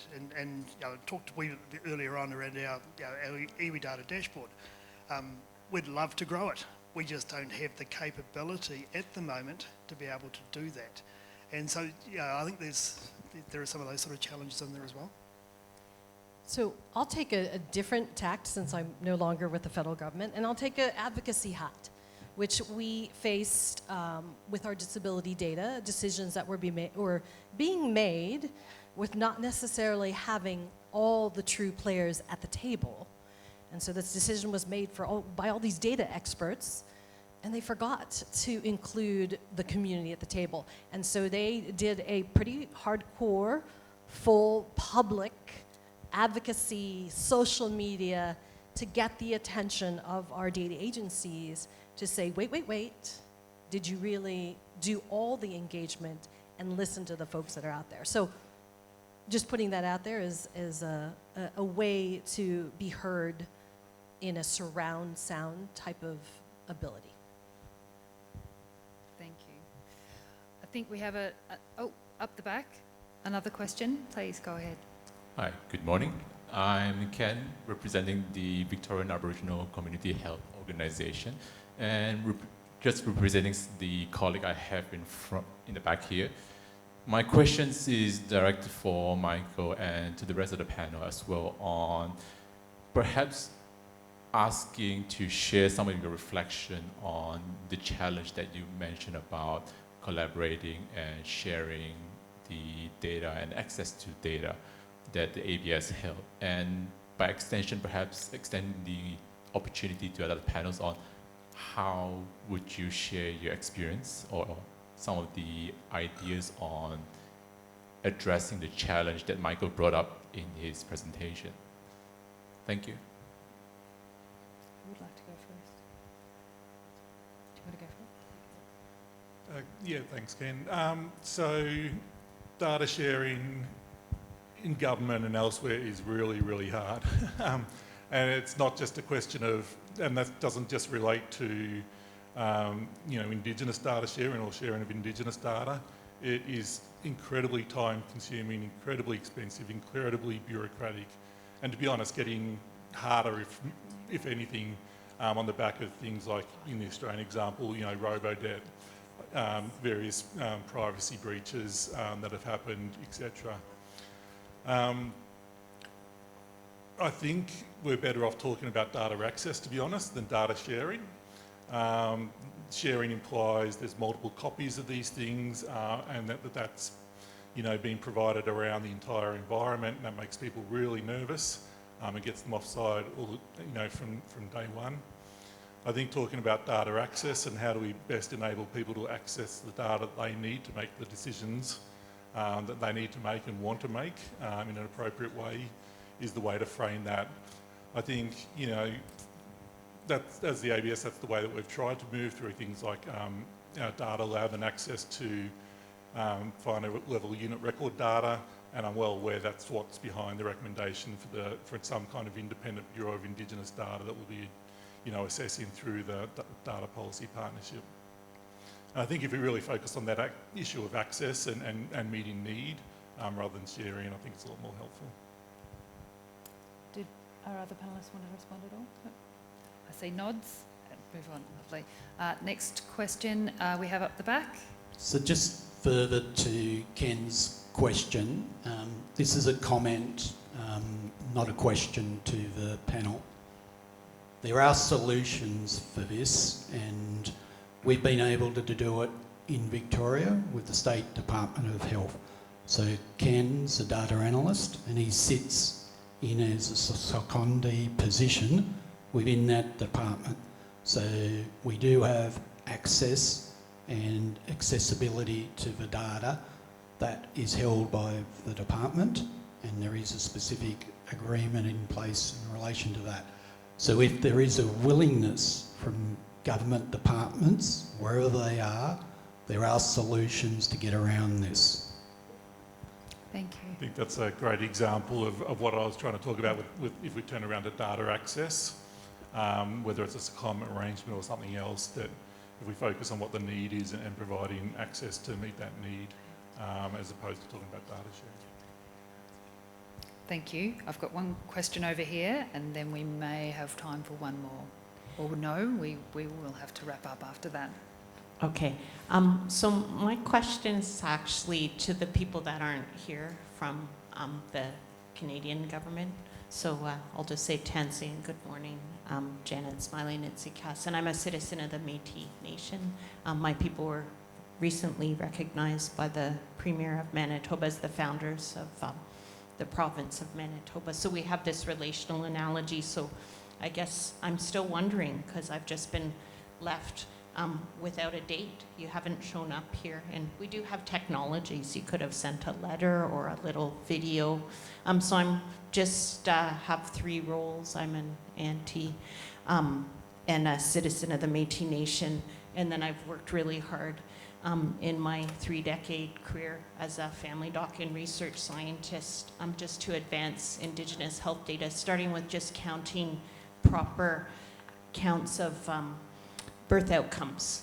So, and I did have a career goal once that we would actually have infant mortality rates for my peoples, which represent 30% of the Indigenous peoples constitutionally recognized by the government. That's not here to talk to me. But anyways, just a little love note to my colleagues back in Canada, saying that I'm still wondering where you are and when you'll stop this erasure, which really is a form of genocide. Hi, hi. Thank you.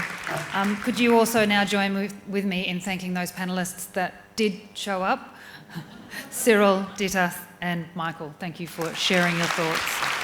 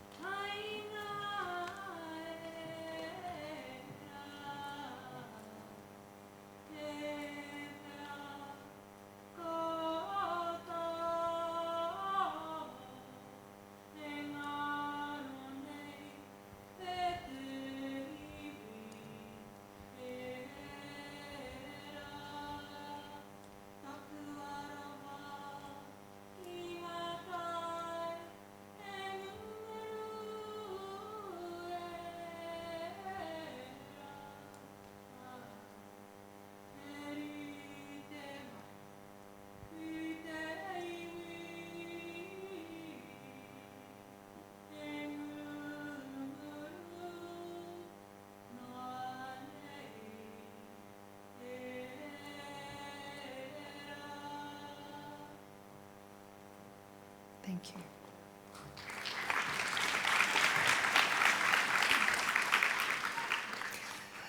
So thank you so much for engaging with that panel. We will be breaking from morning tea. Just 2 quick takeaways before we do, and a couple of quick messages. We had a wonderful, I guess, provocation to make sure that we look at how we move that furniture around or take that furniture out of the house. So keeping that in mind as we head forth into the conversations later today. And we heard that these things are hard, and we all know that they are hard, and we all also know that that is not a reason not to do them. Where there are examples that we can learn from each other and take forward, and a willingness to do so, things can change. And that is, I guess, the provocation to us all in this room over this course of today. We will break for morning tea now, though. Please do take some time to have a look at the stalls that are there. We will be back from morning tea at 20 past, and we encourage you to engage in the cultural program if you have the opportunity to do so. So there's some weaving workshops. There's also the community map in the foyer. I will not keep you from your morning tea any longer. I will see you back in here at 20 past when we will start promptly. Thank you. That Tahu was referring to just a little bit earlier, our house. In 2019, after the monumental failure of the 2018 census, to meet the Crown's Te Tiriti o Waitangi obligations to deliver high-quality, accurate statistics for iwi, the Data IRG and Statistics New Zealand signed the first of its kind Mana Orite Relationship Agreement. This values-based agreement aims to establish a mana orite or tiriti-based relationship between Te Kāhui-Raraunga and Statistics New Zealand, our National Statistics Agency. A fundamental value within the agreement is oritetanga, or equal explanatory power.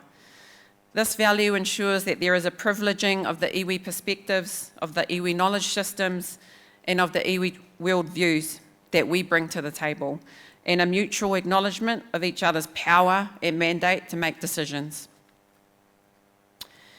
The relationship agreement is an additional mechanism, not a replacement or substitute for iwi Māori partnerships with Statistics New Zealand, past, current, or into the future. We also wanted a more enduring relationship than the 3-year term of a sitting government, and we subsequently signed a long-term conditional grant agreement with Statistics New Zealand with a contract term of 5 years.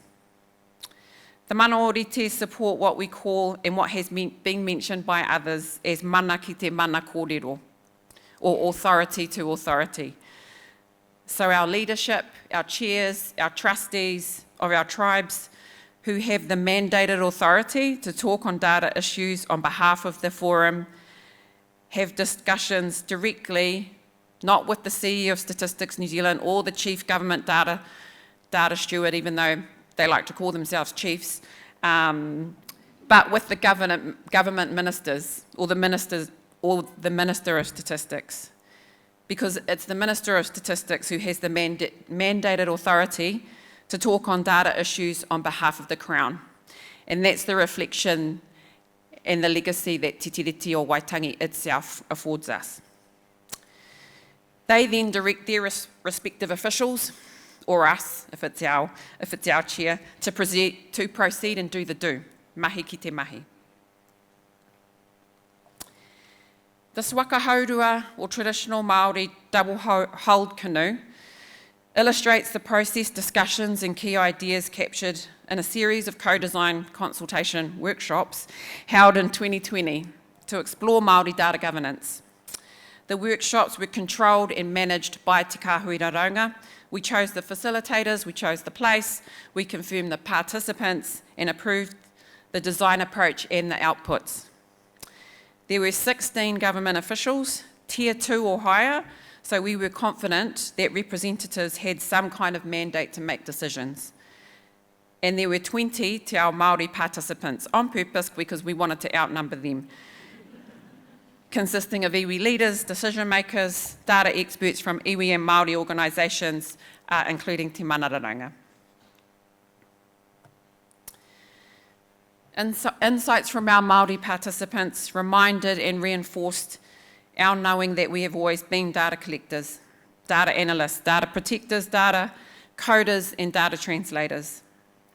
The insights showed our experience in engaging with a Crown that hadn't necessarily always upheld their side of the treaty.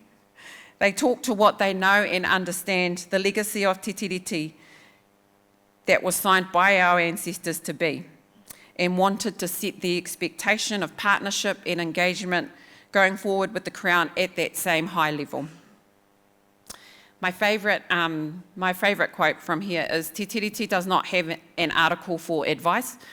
Māori as data directors will get the best results. Just as Maggie had pointed out earlier so eloquently, we are not going to be another advisory group. One of the key directives from the co-design workshops in phase 1 was for a smaller specialised group comprising Māori data experts and government officials to do the deep thinking and detailed design work to develop a Māori data governance model. From Te Taha Māori was Kiri Kōwhai Mikaere, the lead technician for the data IRG, and Aho Tapu for Te Kāhui-Raraunga, Professor Tahu Kukutai, Dr. Donna Cormack, Aro Hamid and Caleb Moses. Te Taha Kāwanatanga had representatives from Stats NZ, Ministry of Health, Ministry of Social Development and the Ministry of Māori Development. However, it became very evident very quickly that there was a big gap in the government officials' capability in Māori data. And so it was mutually agreed or voluntold by the chair, Tahu, that the taha Māori side would design and develop the model, while the government would focus on system enablers for model implementation.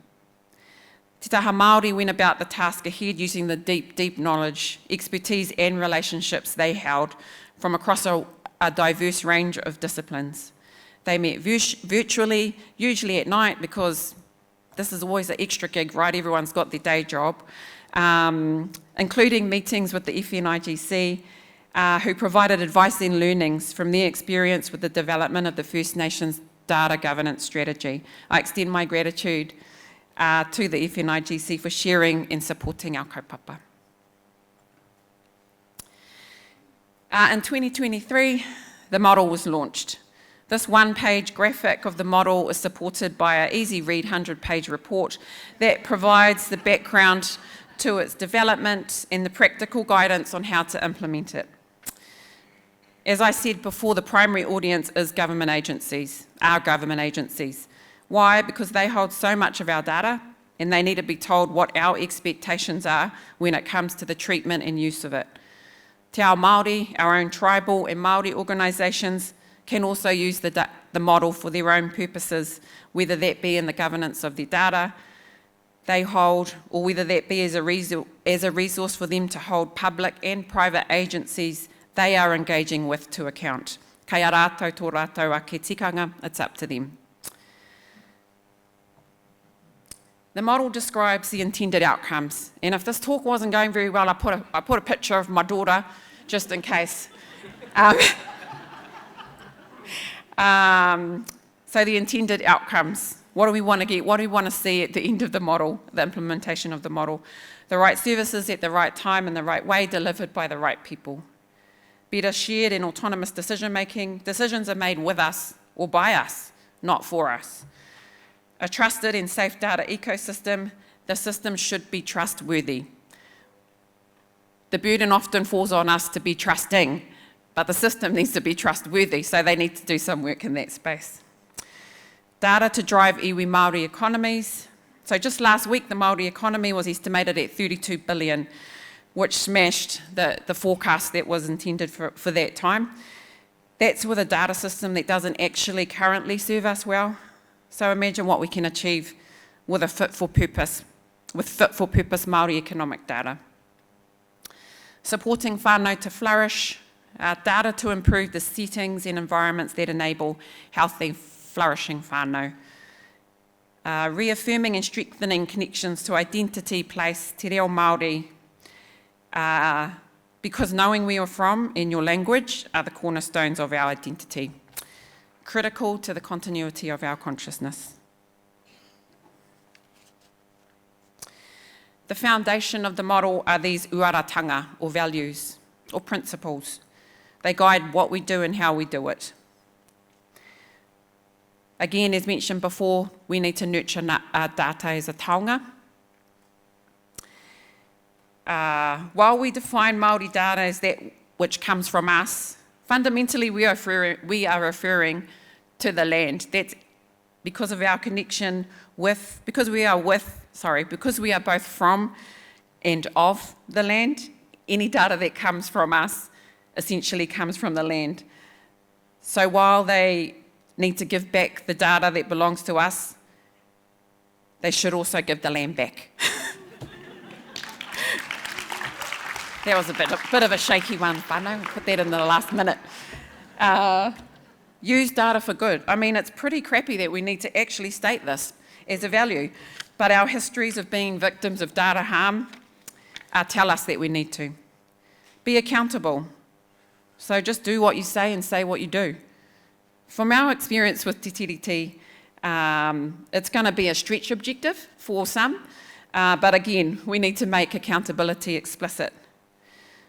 Decolonise data ecosystems and re-indigenise. Put iwi Māori data in iwi Māori hands. This was the value we got the most feedback on from the Crown. What do you mean? We might want our data back, but individuals haven't consented to that. Okay, now you're worried about consent. What if I need it? But it's public data. I mean, the reasons are endless. The values are deliberately expressed in English, so we have a lot of, there's a resurgence of te reo Māori, which is beautiful and wonderful, and many of the uarao principles across government agencies use our terms and our concepts. For this particular model, we decided to express those deliberately in English, just to avoid confusion with the te reo Māori concepts, and so they were a bit more accessible. Maybe not acceptable, but accessible to the public service. Each of the values makes an important contribution to IDGov and are integrated throughout the model. The values are intended to work together to guide practice to achieve our overarching vision.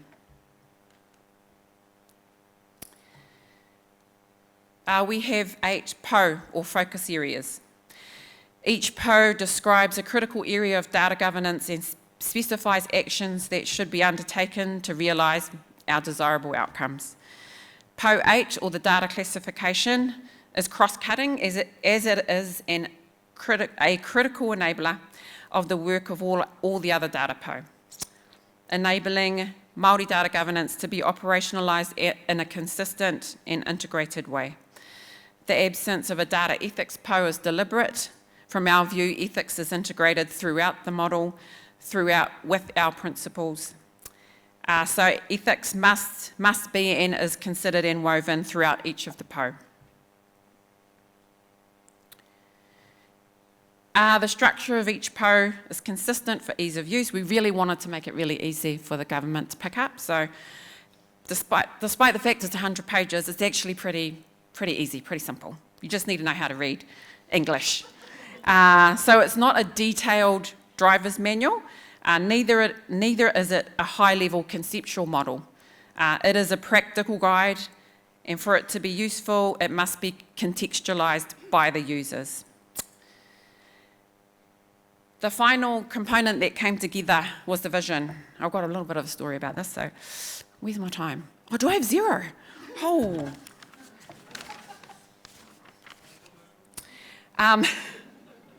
I'll just describe, this is a very good story.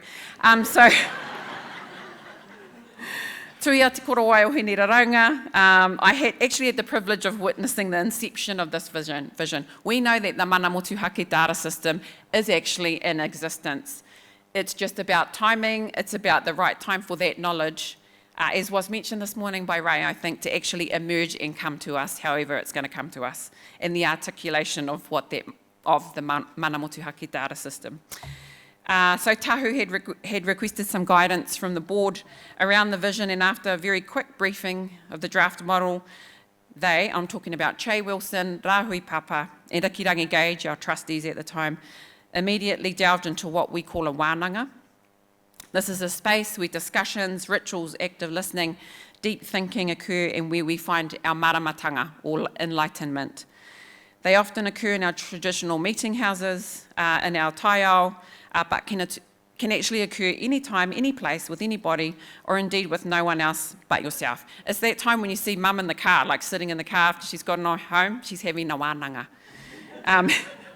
You're like, why isn't mum coming yet? I'm having a wānanga. So first, the guardian of data was articulated. Hene raraunga. Raraunga, our word for data, and hene, the female entity, which is very fitting, given the data leadership is predominantly female leadership. No offence to the other side, the balance, to the other side, keeping the balance, but data leadership is predominantly female leadership. But also the traditional roles and inherent traits of females to be nurturers, carers, sustainers of life, and the carriers of our traditions. I would add to that, however, that our guardian of fire and our guardian of death are females. So we have other traits in our armoury should they be required. Another trustee thought about her realm and what we might use to protect that.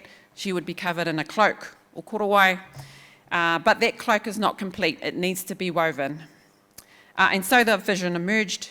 Rather than an English translation, which never accurately describes what we mean with our words, we provided an English interpretation, which is data for self-determination.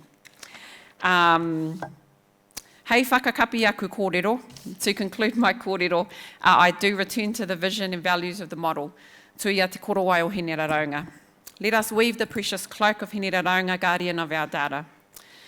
Let us weave with love so that she may care for and nurture our data as a taonga.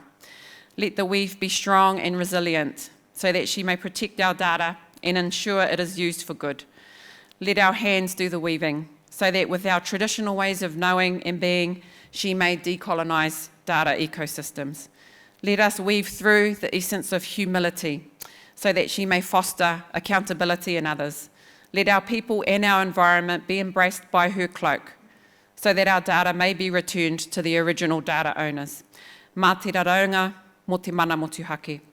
Data to self-determine our governance, to self-determine our futures, data to self-determine our destinies. Nō reira, tēnā koutou, tēnā koutou, tēnā koutou katoa.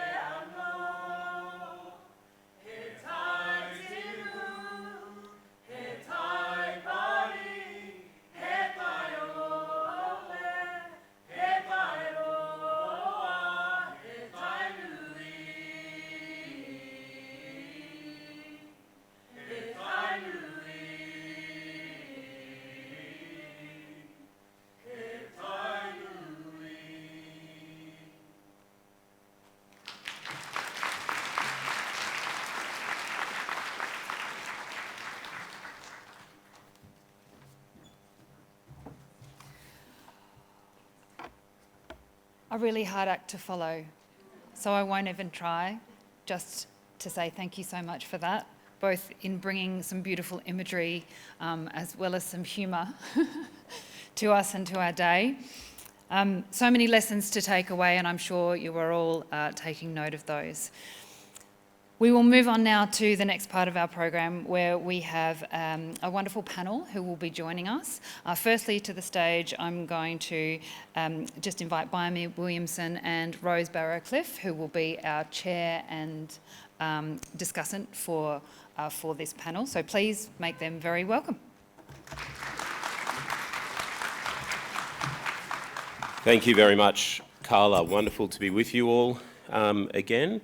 My name is Byami Williamson. I'm Uwaria. I come from northwest New South Wales, and I'd like to acknowledge the country that we're joining on, the wonderful land of the Ngunnawal and Ngambri people, to acknowledge their elders, their ancestors, and the creators of this beautiful landscape.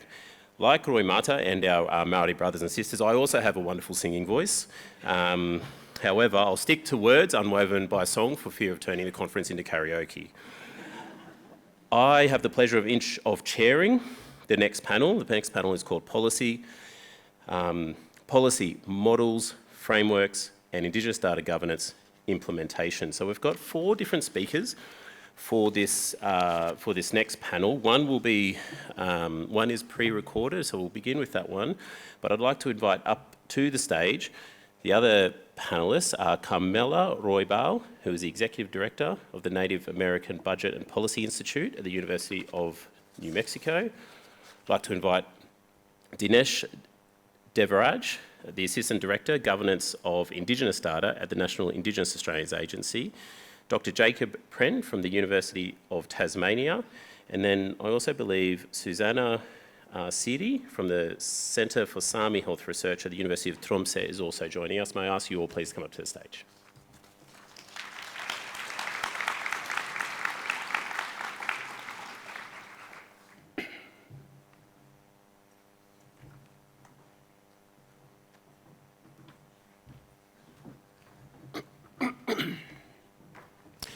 So while they're taking their seat, I will introduce our first speaker, which is a pre-record. So it's from Rune Friedheim. She's the senior advisor from the Sami Council.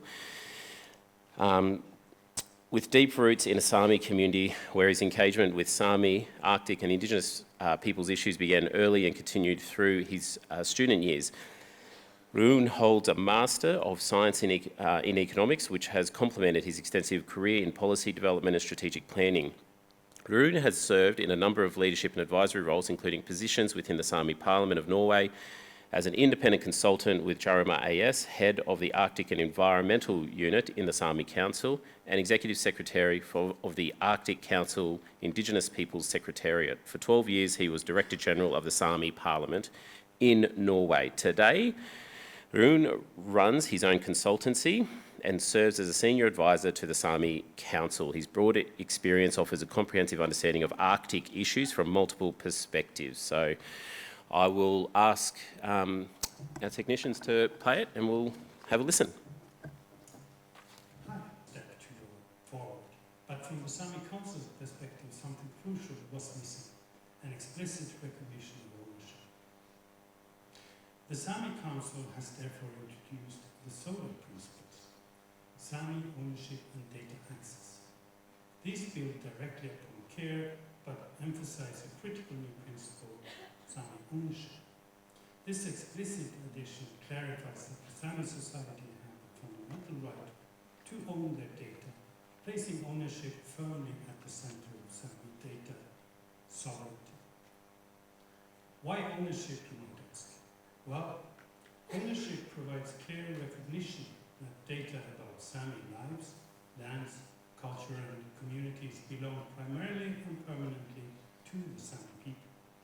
This explicit ownership principle empowers the Sami society by ensuring they are recognized as rights holders rather than merely stakeholders. But how does recognizing ownership relate to the broader goal of data sharing? Ownership is essential precisely because it creates clarity, trust, and respect, critical conditions for meaningful sharing. When ownership rights are clearly established and respected, the Sami society can confidently participate in research partnerships and data sharing initiatives.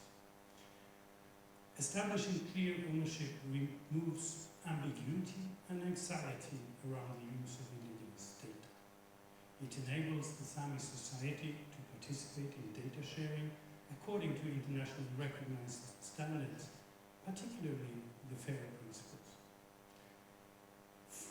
Findable, clearly owned data is easier to manage, identify and catalog.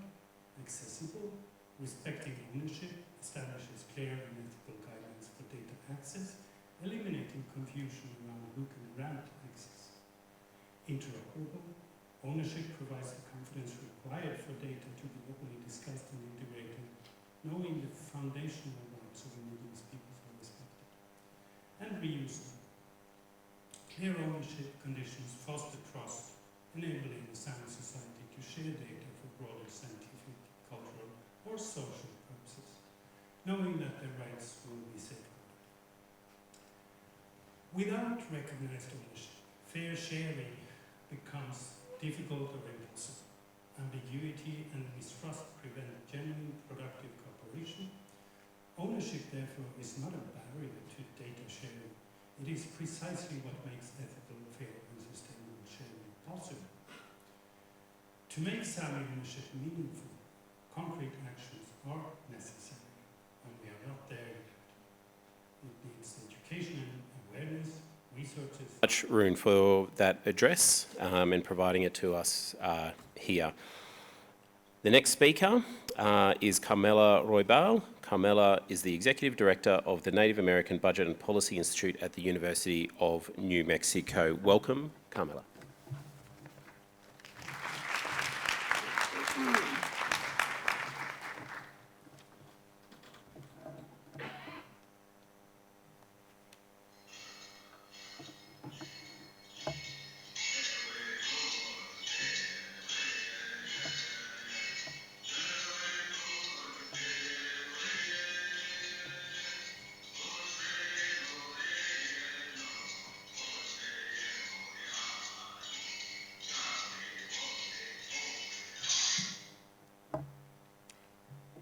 Biagindi.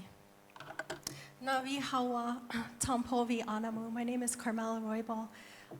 Tewa from Okewinge, New Mexico. My name is Sunflower. So I'm very happy to be in the home of the flowers, the Valley of the Flowers, and I hope we bring that. And I put the respect to all of you, and I thank you and all of our relatives and this land and all of the spirit that you carry with you that is so strong and that we see. My talk today is Kuije Kuyo, which means walking the lady out. And what that means is irrigating the land, irrigating our fields. You walk the lady out. Indigenous dataways, frameworks for our future. What I'm going to talk about is the work we do in many roles with the state government, federal government, and all of the different positions that we play in order to create tools and actuate data governance and change. I want to tell you that data is life-saving, and so when we do our work, we think of that. We think that this is life or death, and I'm going to explain to you what that looks like and why it's so critical for all of our governments and all of our actors to understand that this isn't just about this generation or myself, but this is for the future. And so I just want to thank those that brought me here today and my sponsors. So let us begin. So I'm from Okewinge.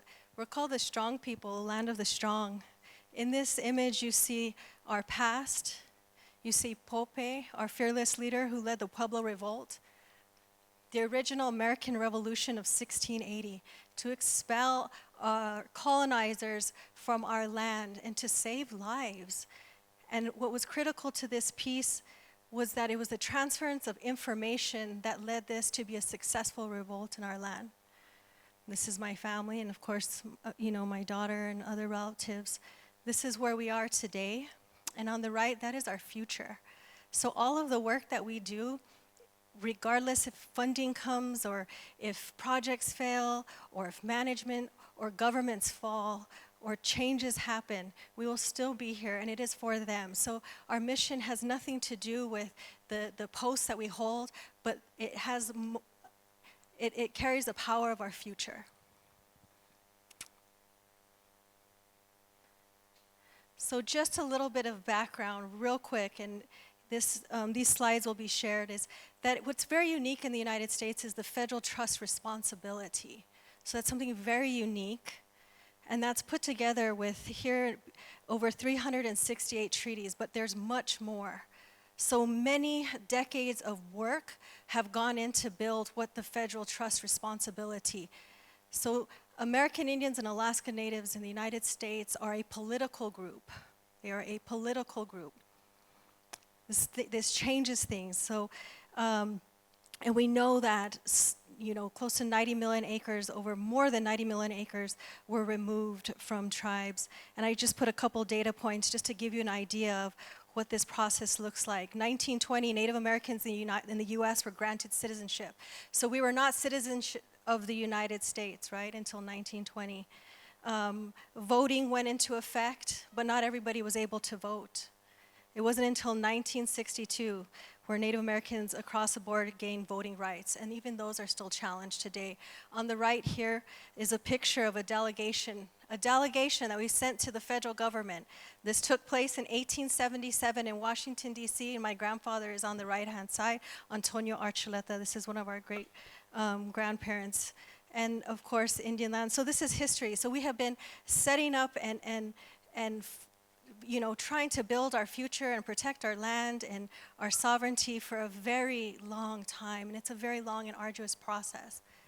So just a little bit of background and where I'm at today. So I'm going to be speaking on behalf of the Native American Budget and Policy Institute as well as Woping Consulting, which I lead.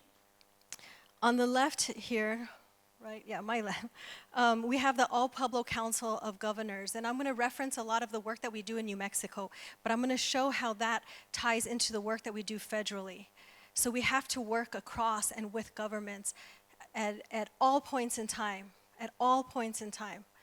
state government.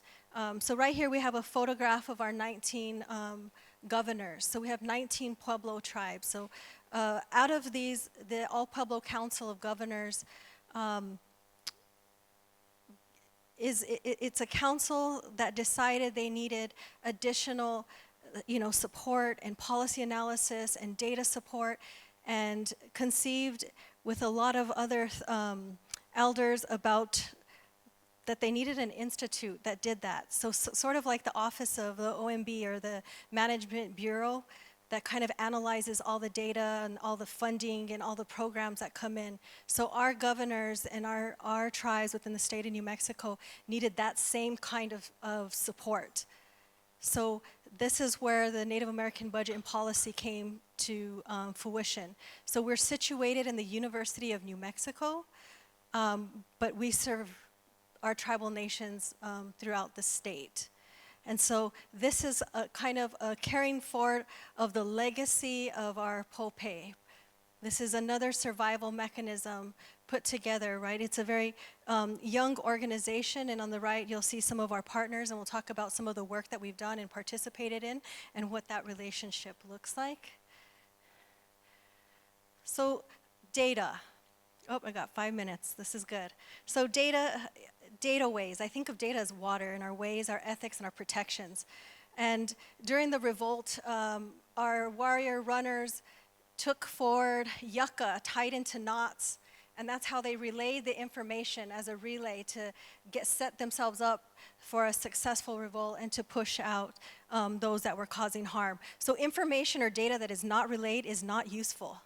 So housing that data, holding that data, it is not useful. Data permissions do not extend across all nations. Our beliefs are very different, and those things always need to be respected. Data is for governance, and so what we do in our institute is harmonize and bring tons of different data sources together in order to provide services and support for our nations. So here's just you can all take a look at this later.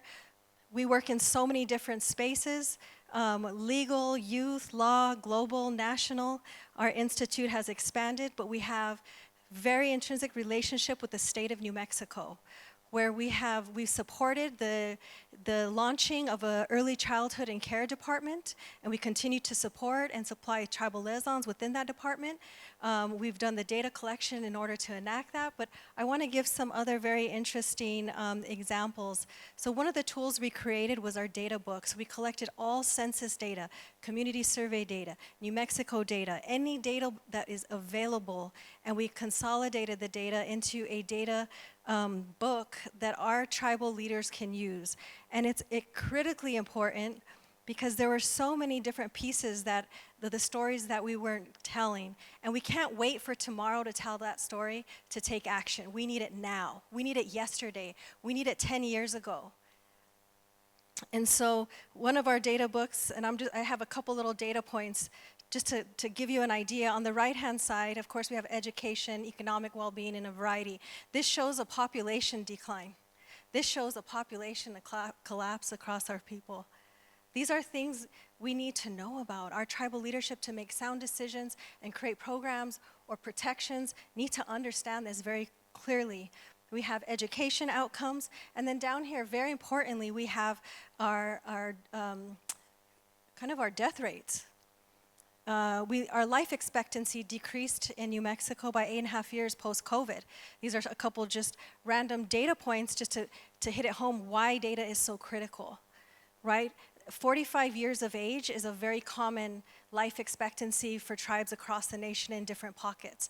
So dissecting that data, pulling that data, looking at it, and trying to understand what's actually happening is critically important. Tribal people in the United States live 10 to 30 years less than the average population. So census data. So for all of you that are holding on to data or trying to figure out, this is how critical census data is to the state of New Mexico. A mere 1% undercount in census could equal a loss of 2 million a year. 20 million lost for critical community programs across 10 years in New Mexico. So the way we don't just collect data, we use data to tell that story and to advocate. We've used it to advocate at the federal level, And we've looked at all of these are the uranium mines. Some of this data we pulled out. We created the tool in the middle here to demonstrate that one out of every 5 uranium mines is located within 6 miles of a reservation. When we're talking about health, I'm not looking for genetic data. I'm looking for these uranium deposits because it's affecting the maternal health, the care, and our early rates of fetal death, okay? So when I say data or the way we look, it's life or death, and we can see it all across. So these are just some of the tools that we create to help us. We've used data. We've extracted data to understand the missing and murdered persons. So data for action. So we were able to IPRA, we were able to FOIA, to pull all the data from our police departments that is not available to tell the story. Within 5 years, over 715 missing Indigenous relatives were gone or found dead within the state of New Mexico. That's a very slim, that's an entire village gone. That's an entire village. And so what did that do? It sparked state action. So our governor, put a memorandum, and this is an ongoing process. So our data helps fuel change across. And much of the work that we do it quietly, we do it silently, but we make sure that this is in the places and that those that are going to advocate and carry this work forward have it in their hand. That's data for governance, and that's life or death. It really, really is. And so other places in the federal government where we're building out different data initiatives, and we have a link here, I'll share this. We've participated in the Traditional Healing Summit for the US, talking about data, integration of healthcare, and all of the really important things that we need moving forward. Workshops for youth. So, Kundawaha, thank you. I'll be happy to answer questions.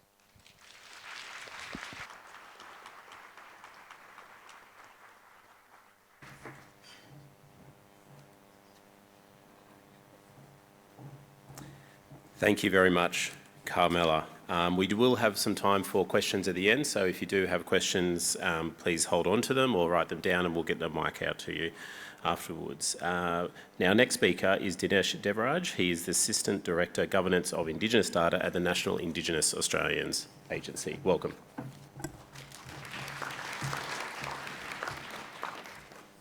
Thank you. And I saw a slide that said music is healing or something, and I just want to shout out to the people who were doing the singing earlier. It felt really healing to me.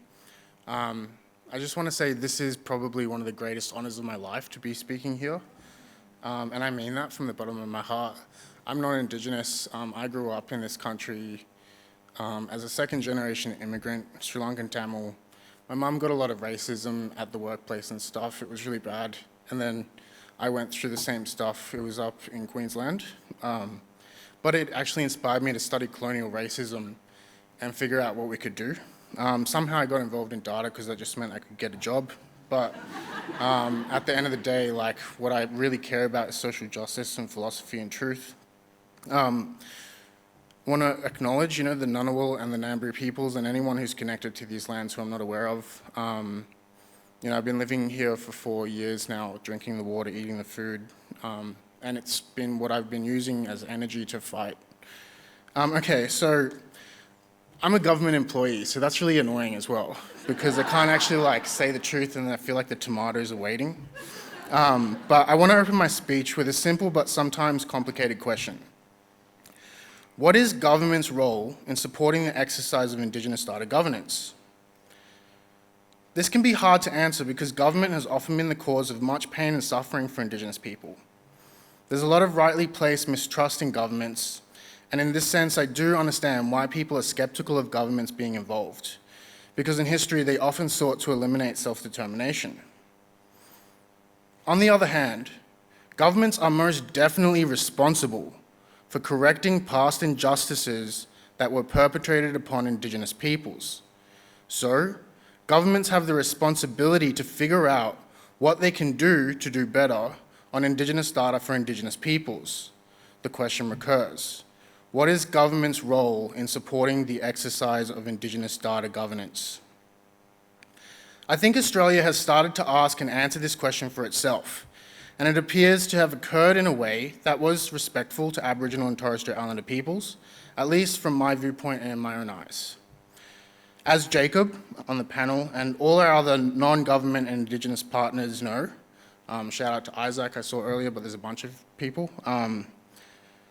The federal government has been doing some work over the past few years to listen to Indigenous peoples about what needs to be done with Indigenous data held by governments. That's why I'm here, because I was privileged enough to witness whatever it was that happened, and our non-government and Indigenous partners, including Jacob and Isaac, were there as equal leaders in this process. You can find all their names listed in the GID framework. I think they're all legends and it's worth knowing each of their names. You can find the framework by Googling Framework for Governance of Indigenous Data. Just for your context, the Framework for Governance of Indigenous Data, or GID, was published in Reconciliation Week in Australia on 26 May last year. In my understanding, that week last year marked around 57 years since Aboriginal and Torres Strait Islander peoples were first counted as part of the Australian population. And next month marks the 1-year anniversary since the GID framework's publication. I'm hoping it serves as a solid reminder for everyone about federal government's commitment to transform itself for the better. In my mind, the GID framework's publication represents the coming together of Aboriginal and Torres Strait Islander partners, as well as federal government agency representatives, to genuinely chart a way forward in respect of Indigenous self-determination on data. It felt like a symbol of hope for genuine reconciliation in this country, a moment of agreement in a world where everyone seems to disagree on everything. It's a framework that Australia's federal government has committed to implementing through to December 2031, and the expansive timeframe is hoped to allow for implementation of the framework to be as transformational as it was intended to be. But I'm not going to toe the government line all the time. I'll never say it's a perfect framework. A lot of the promise depends on how well federal government agencies can follow the 7-year implementation plan that's been developed. And again, that needs to be circulated with Indigenous partners. However, I will say this. I believe it is a great step in the right direction, and the federal government just needs to make sure it's implemented effectively. This requires sufficient resourcing, and this point cannot be stressed enough. Resourcing, as well as genuine oversight over implementation by Aboriginal and Torres Strait Islander partners, is what's required for the success to actually occur. Otherwise, it's another document sitting on the shelf. Nevertheless, I think we do have an immense opportunity to do better in Australia. We just have to remember constant vigilance in implementing the GID framework properly. As a stepping stone towards Indigenous data sovereignty in Australia, the GID framework helps to be part of a better future, where communities are fully empowered to exercise Indigenous data governance. The reason it's called Governance of Indigenous Data, though, not the other way around, is because our Indigenous partners were adamant that the government shouldn't call it an Indigenous data sovereignty framework, and rightly so. We most surely, as the government, didn't want to appropriate or exploit the meaning of Indigenous data sovereignty for our own purposes. Obviously, because a lot of the Australian public service is non-Indigenous, it can't be called the Indigenous data sovereignty or governance framework. We were very clear to call it a stepping stone towards Indigenous data sovereignty. It is only one part of a bigger picture to support Indigenous self-determination in the bigger picture. Overall, the GID framework contains 38 actions spread out over 4 guidelines, and each of these is intended to empower Aboriginal and Torres Strait Islander people with good quality data whenever it has to be held by government because of whatever legal requirement. And all federal government agencies have committed to implementing the GID framework through to December 2031. The 4 guidelines are modelled on each of the priority reforms of the National Agreement on Closing the Gap. The guidelines include, and I'm just paraphrasing here, partner with Aboriginal and Torres Strait Islander peoples on data, build data-related capabilities and support community capability uplift and infrastructure build, provide knowledge of data assets already held by government, and build inclusive data systems and let Indigenous people lead on the matters of Indigenous data. At the core of everything, implementing the framework will involve the federal government relinquishing and/or sharing power. Probably relinquishing is better. It's really and truly about handing over control of Indigenous data to Indigenous peoples to the maximum extent possible within the boundaries of the law. The laws also, if they're getting in the way, tell the government. Key to this is federal government's commitment to publishing and sharing Indigenous data in ways that are protective and respectful of Aboriginal and Torres Strait Islander interests. Again, we have a long way to go, but the government is focusing on quick wins that can be achieved in this space, and we are keen to learn what data need to be published or shared safely as a matter of priority. Part of this transformation includes addressing the automatic reflex to deny access to data because of the Privacy Act, or BOTPA. The federal government will, with Indigenous partners, work to think through what the best processes for providing safe access to Indigenous data should be. By safely disseminating Indigenous data in line with Indigenous priorities, government can help be part of the solution where communities are telling their own stories about whatever the stories they want to tell. In the end, it's really about data for community empowerment.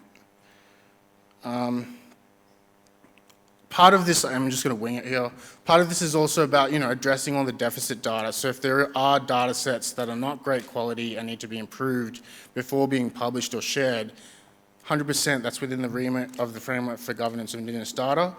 Read the framework, particularly if you're in Australia, to know what your rights are in relation to Indigenous data as per what the federal government has committed to. The truth of the matter is it's not just federal government's data that's relevant, the states and territories, local governments, philanthropic sector. The framework doesn't deny the reality and need for there to be collaboration across all the jurisdictions. So the truth of the matter is, help us to collaborate within ourselves, help us to collaborate with yourselves, and we have to keep that conversation going because we can close ourselves off and it really does hurt when that happens, and I understand why that does happen, but we keep talking to the people who are allies because I've seen the good people and they exist and there's a lot of them. Thank you.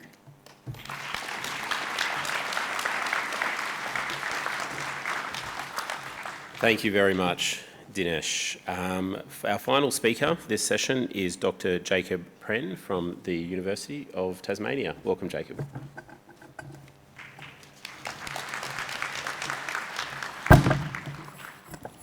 Great. Thank you very much, Dinesh, firstly. Dinesh was a pleasure to work with for 18 months to 2 years. You can tell he's a very strong ally of Aboriginal and Torres Strait Islander people. And as Dinesh also said, there's a range of other people in this room that also contributed to that framework. So I also just want to thank those people that are in the room, but also those that aren't in the room.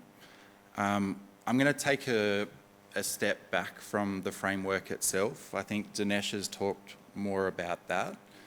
And I'll give more of a context around the framework and provide a bit of background, and then I'll start to talk a bit about the future, but I'll leave that to other people to finish off this afternoon. So just quickly, relationality is really important.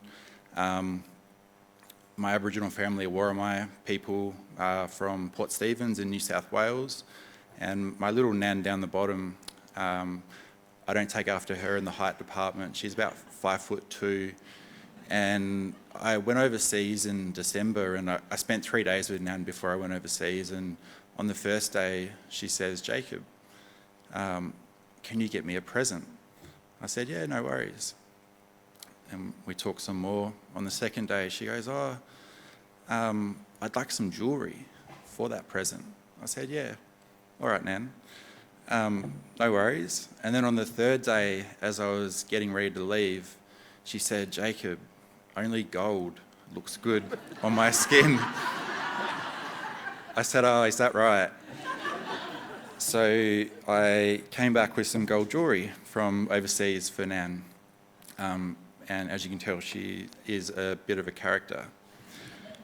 So back in 2018, we had the inaugural Indigenous Data Sovereignty Summit, which we've talked some about today. There's been a lot of photos with Maui the last couple of days, and Maui's in this photo again. I don't think Ray's in that one. Some people had left before we finished up for the day, but there was about 40 to 50 of us, and there's some familiar faces there that you would have seen over the last couple of days or today. But Dinesh did already point out that there's an important definition and a difference there. So we've got Indigenous data governance and then the governance of Indigenous data. So most data in this country would sit under that first category. It's got no Indigenous data governance of it. An advisory group, as we've heard, is not governance because it can only provide advice, and that advice doesn't need to be acted upon. There is no power in being part of an advisory committee. Governance is where the power is at. So pretty much every data set that is held by governments, universities and other institutions comes under that first category. We have some governance of Indigenous data, and once the governance of Indigenous data framework by the APS gets fully implemented, it will come under category 2 or category 3. Hopefully it's category 3, but we'll wait and see. You've got co-governance in the middle, and then you've got majority governance, but even with that, we have found that ultimately it is those that have the most power that end up making the final decisions. And there's a fantastic data set called the Longitudinal Study of Indigenous Children, which I think I'll talk more about in the next slide, but that's essentially what the governance of Indigenous data framework is going for. And that data set's been around for about 20 years. So this isn't overly new. It's new across the APS, but we've had an example for nearly 20 years that could have easily have been picked up and spread across the APS. And then you've got Indigenous data governance. And I think the best example is the Maikawai study. That's an excellent data set built upon the principles of data sovereignty, data governance. As we've talked about last couple of days, there's also contractual agreements, and there are some other examples of that. So for all of our non-Indigenous colleagues and allies in the room, in Australia, you're 95% of the population, and if you want to bring about systematic change, if you're less than 5% of the population, that's really hard to do, and it's tiring. So there is an important role for you all to play, and that is to walk alongside Aboriginal and Torres Strait Islander people in supporting us to achieve Indigenous data sovereignty.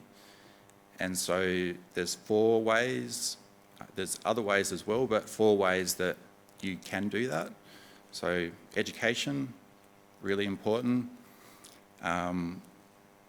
Using privilege to advocate for Aboriginal and Torres Strait Islander leadership, for Indigenous data sovereignty, for Indigenous data governance.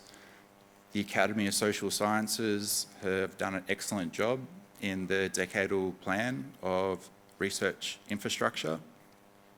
And also a shout out to Cancer Australia, who in their framework have Indigenous data sovereignty.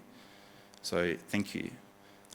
You can decolonise data ecosystems, which then makes it easier for Aboriginal and Torres Strait Islander people to indigenise those systems, and build and empower Aboriginal and Torres Strait Islander people's data capacity, capabilities and literacy. But like any social movement, there is a danger that lays within well-meaning non-Indigenous people wanting to take over and control And what you actually do is you re-establish colonial data structures by doing that. So there's a similar argument made by feminists concerning well-intentioned men being women's saviours, and you reinforce patriarchal structures. So it's the same argument. So to finish up, some steps forwards. So for anyone that has looked at the most recent Closing the Gap strategy, we're nearly halfway through that now. We're going backwards in a number of measures. There's progress in some measures and others are stagnant. So, we're halfway through. Could we, hand on heart, say that it's been successful? So I think even though we're in caretaker mode, because we've got a federal election coming up very soon, but there's opportunities for the federal government to be bold. The Productivity Commission made some excellent recommendations regarding Priority Reform 4. I don't believe there's been a response to those by the federal government, but one of those was the establishment of a Bureau of Indigenous Data, and also to update the wording of Priority Reform 4.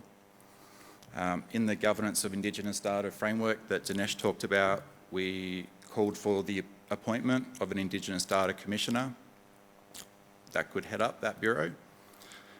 And the Governance of Indigenous Data builds the capacity of the federal government, but it doesn't really build any capacity of Aboriginal and Torres Strait Islander people.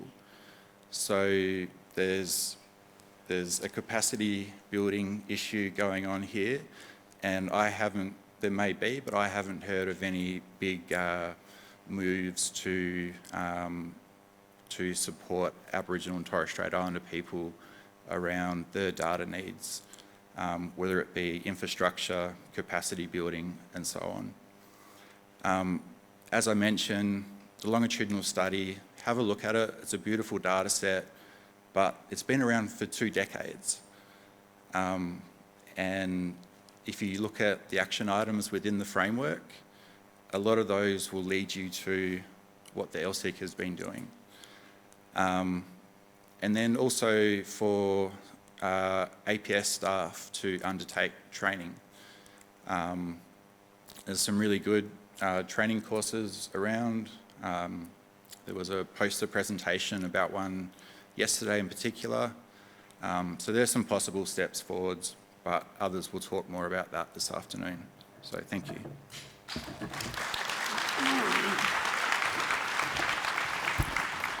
Thank you very much, Jacob. Before we go to some questions from the audience, and I hope we've got a few questions ready to go, I'd like to invite Rose Barracliff to the stage to provide some reflections on the panel. Thank you, Rose.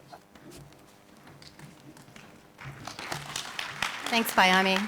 Gullangulijali, everyone. My name is Rose Barracliff. I am Bachelor of the Roimata clan. My families are the Gaylor family and the Bird family, both huge mobs. So, if you're from that way at all, you're probably related to me somehow. So, one of the things that stood out to me from Kamala's presentation this morning and really resonates with me as someone who works in archives is that that powerful example of the data around that led to a better understanding of murdered and missing women. And it reminds me that an absence of evidence is not evidence of absence. And what it really is an indication of is that there's a lack of understanding of data when you don't have the right people involved in managing and reviewing that data, and that we really do need Indigenous communities and Indigenous people involved in all stages of the data continuum to be able to make meaning of data in ways that supports our aspirations as Indigenous peoples. we've heard a lot this week about the troubled relationship, or this arranged marriage, I think Ibrahim might have called it, that we're kind of stuck in with states, the settler states, governments. And Dinesh made the very important point that is the responsibility of the perpetrator the perpetrator to make amends for what they have done. And part of that is really these frameworks and these strategies of putting them in place so far. And there's been so much amazing work that we've heard about over these past 3 days, but also over the past 10 years. And I really do want to recognise the leadership that is in this room in bringing about these changes. But so often it relies on individuals to be in positions and putting ourselves on the line continuously to effect these changes and getting Indigenous data sovereignty recognised, and the importance of frameworks and policy documents is making sure that the work continues even if we are not in that position, and it puts the onus back on the perpetrator and holds them to their commitment to do better. Let's see, what else do I have? And I also just wanted to hark back to Rune's presentation, talking about the recognition of who owns the data as being a key point in building trust. And also the importance of monitoring and evaluation, so holding governments accountable and organisations and systems accountable, even when we have those frameworks in place. And I think back to Roimata's presentation this morning, the keynote, and talking about how that so much of the onus has been on us as Indigenous people to be trusting, but we actually need the systems and governments to be trustworthy, and not relying on these statements that the work is incredibly hard and incredibly expensive. Yes, it is, but also incredibly, it's your job. So if you are not willing to do the job and not able to do the job, then there are many people in this room and who have been here over the course of the past 3 days who are ready and willing and able to do that work. Thank you. Thank you very much, Rose. So we're going to take no more than 10 minutes for questions. So if you do have a question, please I'd ask you to put your hand straight up and we'll get some microphones to you. In respect of Rune's physical presence, physical absence, but intellectual presence, we have invited Susanna Siri to join us on the panel, who can respond to any questions that people might have relating specifically to SAPMI, Indigenous Data Governance. So we have a first question right down the back, thank you, and then maybe the next one just here at the front. Yama Malia, I'm Sarah Beck from Yajuru Walani. This question is inspired by the last panel, but I think this panel might be a great opportunity to answer it. Beyond it being the right thing to do, what are the benefits for governments and other governing bodies in relinquishing control and ownership of Indigenous data? Thank you, Sarah. Great question. I'm looking at the public servant, maybe? No? Okay. Thank you, please. You can hear me? Yeah. The answer is it's a waste of money to spend billions of bucks on policy and you don't even know what the good data is. I feel like we need to empower communities to collect, use, and govern their own data so that we can learn as government how to actually get better data by being respectful and then using that to make good policies that don't successively fail to close the gap in Australia. And I know closing the gap itself is a deficit framing, but even on the government's own terms, we're unable to do the job that we've committed to simply because, and I'll be really quick, sorry. The rural and remote communities at the seat of the table. We're as committed as we need to be. So if we're not taking that commitment to the point where we're realising good outcomes, we need to be told. And it's not just NRAA, it's the whole federal government. Yeah, I hope that answers it. Yeah, no, thank you. And if you need to tell the federal government, we've got someone here. We'll get his contact details publicly available. Question down the back. Yeah, I think it's just building on what was just asked and the things that you just shared, Dinesh.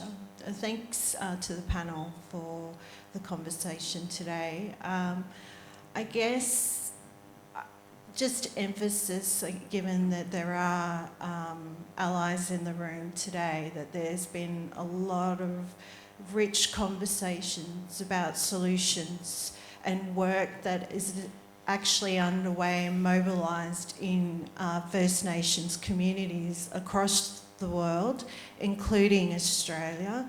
And so there's a responsibility here to really carve out the space for First Nations communities to bring those solutions and not necessarily duplicate solutions that government might be thinking about, and what that partnership really looks like.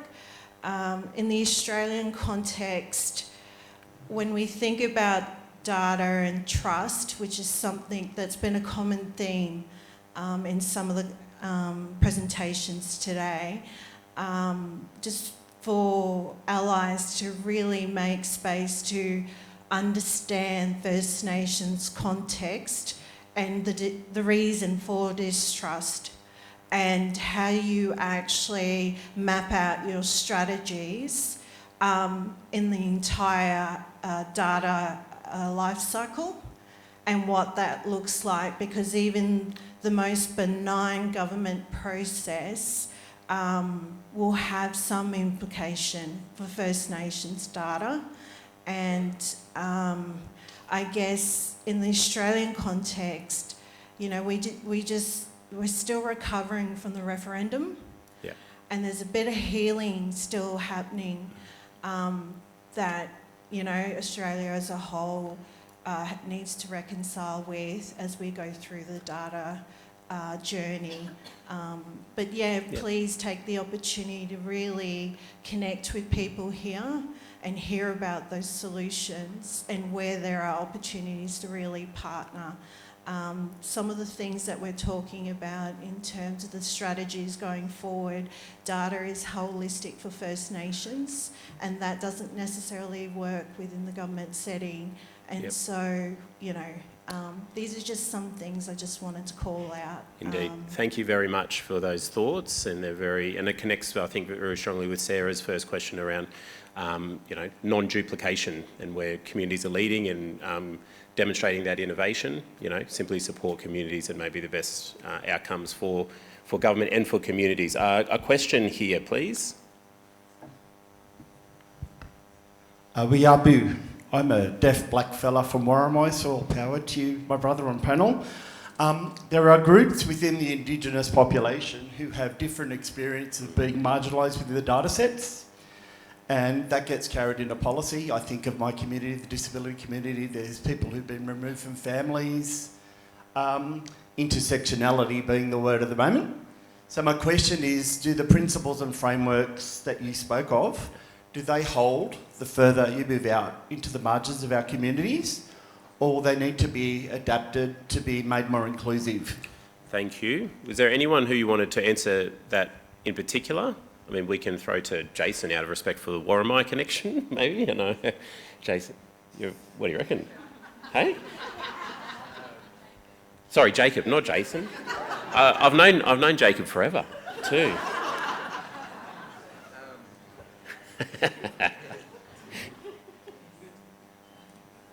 Yeah, it's a really good question, Scott. I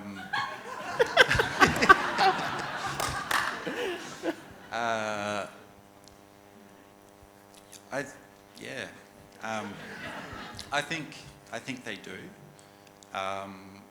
but I have not thought about it in any real detail.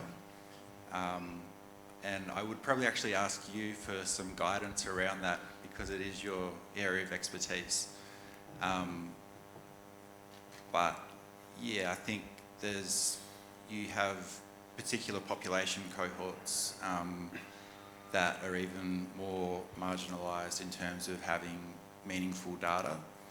And I have not looked at disability data, but I imagine that it's not great. But yeah, I can see a funding application in that work to investigate a bit further. So, sorry, that's not a great answer, but... I think intersectionality is a great data solution, and that's something that we do. So a lot of the data, even though we didn't show, we do collect and harmonize disability data, and then we cut that down per age, per tribe, per group, male, female, and break it all the way down so that we can understand what our children need to that level. So very critical of really mapping the margins and trying to understand all of those things. And then I think that's what's led to us and others really building out programs, and that being, embedded in other parts of the government where they're able to fund programs through the early childhood department and things like that. So essential that we map all of those margins to the furthest extent possible. Great, thank you. I am got to pull it up there because we are at time and don't want to lunch to get cold. So please, once more, join me in thanking our wonderful panellists.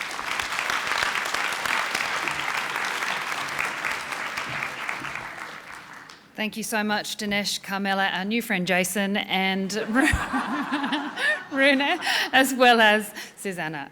And thank you also to Baimi and Rose for taking us through that last panel. It is now lunchtime. We will be breaking for lunch until 1:45. So we've got just about 40 minutes. For those of you who are Aboriginal and Torres Strait Islander in the room, we heard a little bit about closing the gap and the considerations of that. The Jumbunna Institute are conducting a review of the implementation of the Closing the Gap refresh and are seeking input. So you will see those QR codes up around the walls. Please feel free to provide your input that way. Again, engage with the cultural program if you get the chance to, but for now, please take a wellness break until we come back at 1:45, and we'll see you promptly then. Thank you so much. Panellists to join me on stage, and then I'll tell you a little bit about what they'll be talking to. So the wonderful Susanna Siri from the Centre for Sami Health Research at the University of Tromsø. If you could come and join me on stage. Leona Starr, the Director of Research for First Nations Health and Social Secretariat of Manitoba. Please come and join me. Roimata Timutimu, who's the Program Manager of Data at Te Kahuai Rauranga. Come and join me again on stage. Mari Halbata, the Director of Stewardship of the Chickasaw Nation in Oklahoma in the United States, and Maggie Walter. Now, Emeritus, or is that how we say that? I always get this wrong. Emeritus Professor at the University of Tasmania. Please make them all very welcome.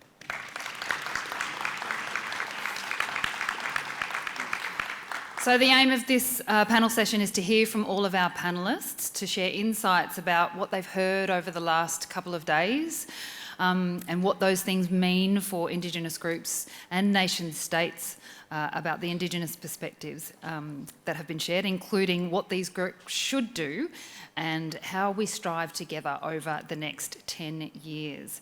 So we're really looking at future actions and implications for Indigenous peoples and the nation states. And these will be discussed with you over the next little while in our presentations. We've got 5 groups, as you can see, and each will have 9 minutes to speak. We have our wonderful timekeeper at the front, as always. They will introduce themselves, and then we will have as much time as we possibly can for some questions at the end. I also want to introduce up, if I can, Sam Provost, who is going to be a discussant for this section, and you've got me as chair. Sorry. All right, wonderful. Now that we have them all up, I will hand over, if I can, to Susanna to speak first. Please make her welcome.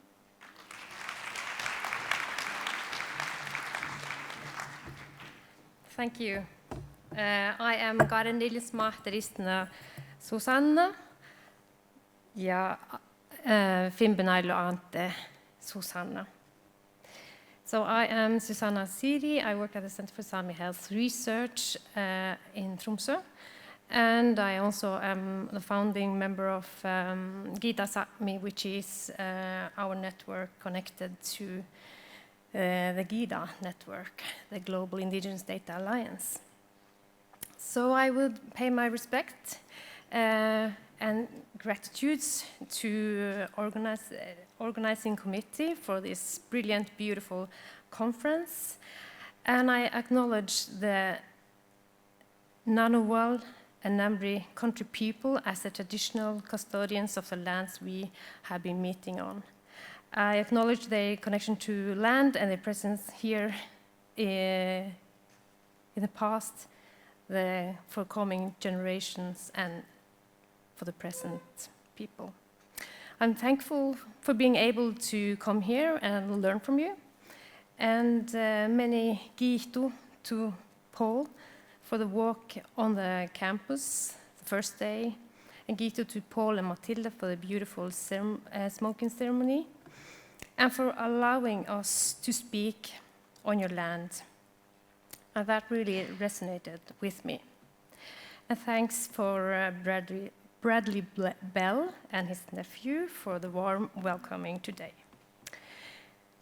And I also have to thank more for the lovely dinner yesterday, for the cultural performance with weaving, dancing and singing provided throughout the conference. And thank you for sharing openly and generously on the stage and providing these great figures and images and powerful actions and strategies and educational models and illustrations, and it keeps on going. So I'm really overwhelmed.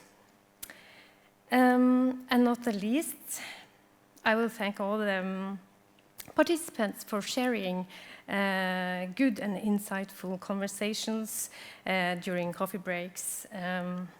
Yeah, I feel really enlightened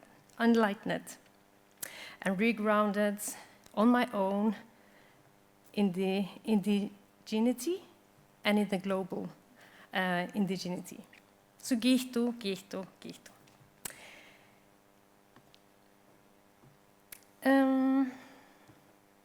Let's see. So what has stuck with me really during these days is that our network, which is quite new, we really need to learn from you and take control by educating ourselves. We need to create models for how to educate our people, ourselves, in data management, stewardship, and what do data really mean, and because it's a powerful tool. So it's, and how do we do that? Then that we have to find out. I don't have the answers, but I have some brilliant ideas from this gathering.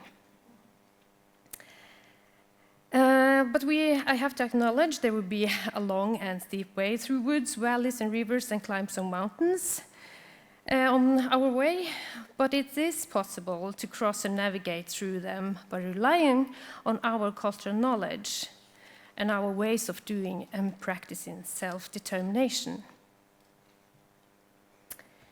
So currently in Sápmi, we are really discussing how to conceptualize and operationalize IDS and IDGov, and how to make our data more Sami. That's the Saminess to data, add the Saminess component. And how is we going to do that? That's, of course, by communication and dialogue with our communities to understand what they want, what are the values they want us to consider when collecting data and storing data in infrastructures, and how do we decolonize infrastructures to accommodate our needs. And recently we have had the Truth and Reconciliation Commission in Norway, and it's ongoing in Finland and Sweden. But in Norway, this committee handed in a report, and there's great expectations to this report because it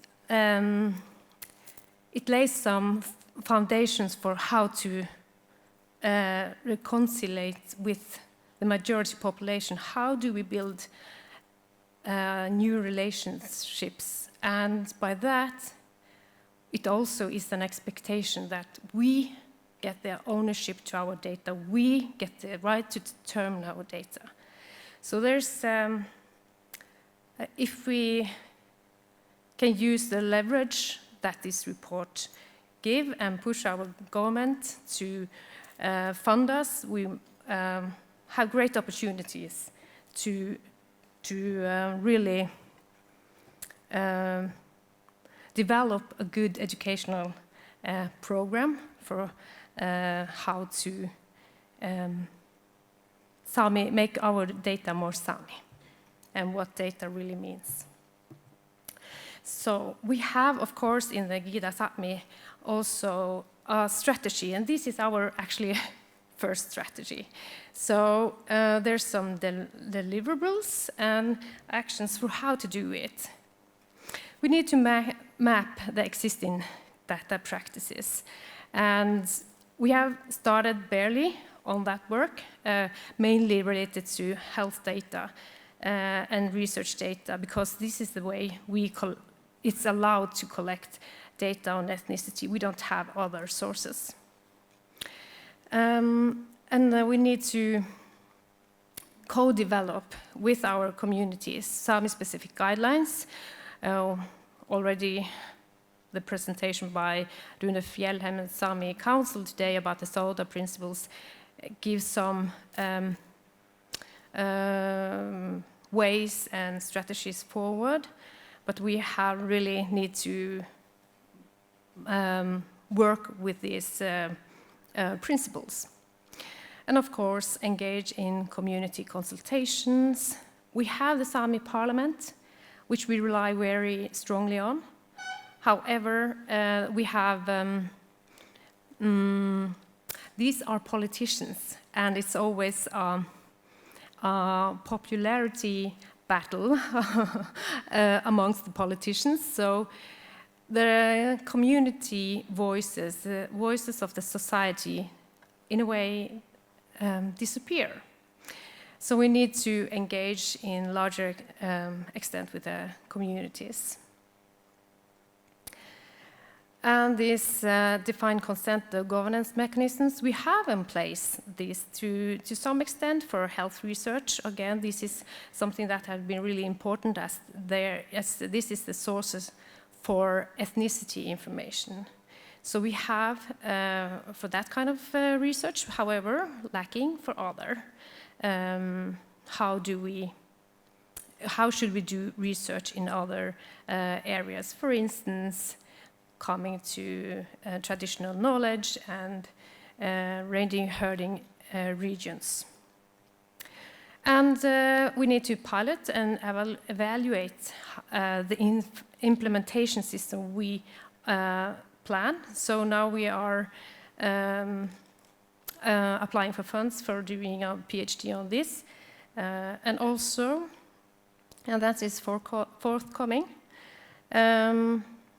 So we are creating training and awareness program, which I started my presentation with. This is really important for us. Like, we need to learn how to educate ourselves in data literacy. Yes. So thank you.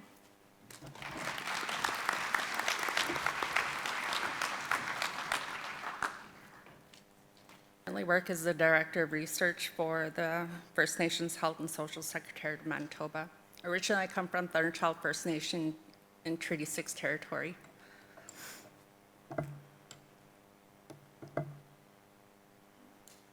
This is First Nations that we work for and with. We work for 63 First Nations within Manitoba, and they each have their own cultural protocols. They each have their own identities, and really working to support and elevate their own data sovereignty and how we collectively work for and with them. So as an organization, we're incorporated in 2014 due to massive budget cuts from the Canadian government to our parent organization, the Assembly of Manitoba Chiefs. So in 2014, we incorporated our entire health and social and research unit into what originally we called ourselves Nanandawegimig, which means the healing place. I know over the past couple of days, you also heard from our Health Information Research Governance Committee, which has been in existence since the 1990s. And just like taking a step back in terms of, we understand data sovereignty as First Nations people. We have an inherent right to be sovereign. We have an inherent right to be who we are as the original peoples of our lands and territories, as we've heard over this past couple of days. Each and every individual nation within this room has that inherent right to sovereignty. And in terms of being able to protect and preserve that knowledge and that data and our songs and our ceremonies, we are the best in terms of being able to protect that data because we've been doing it for so long. The fact that our songs, ceremonies, and our languages still exist is a direct result of that sovereignty, and we continue to assert that even to this day. One unique thing about this committee and the work that we do, we are a community-based organization that sits outside of institutions. So this committee provides that oversight to research outside of academic institutions. Some of the ways that we've told our story through data is supporting nations to develop their own research ethics boards, as well as ensuring that they're created outside of those institutional realms. We've been invited many times as the HERC committee to sit on institutional research ethics boards, but we've declined every single invitation because the moment that we step into those spaces and sit at those tables, you almost validate their systems and invalidate ours. So we've always said no to those invitations. As you heard earlier from our colleague, Jonathan Dewar, we're creating these First Nations data centers all across Canada, as well as from our data sovereignty leads, Carla Cochran and Stephanie Sinclair.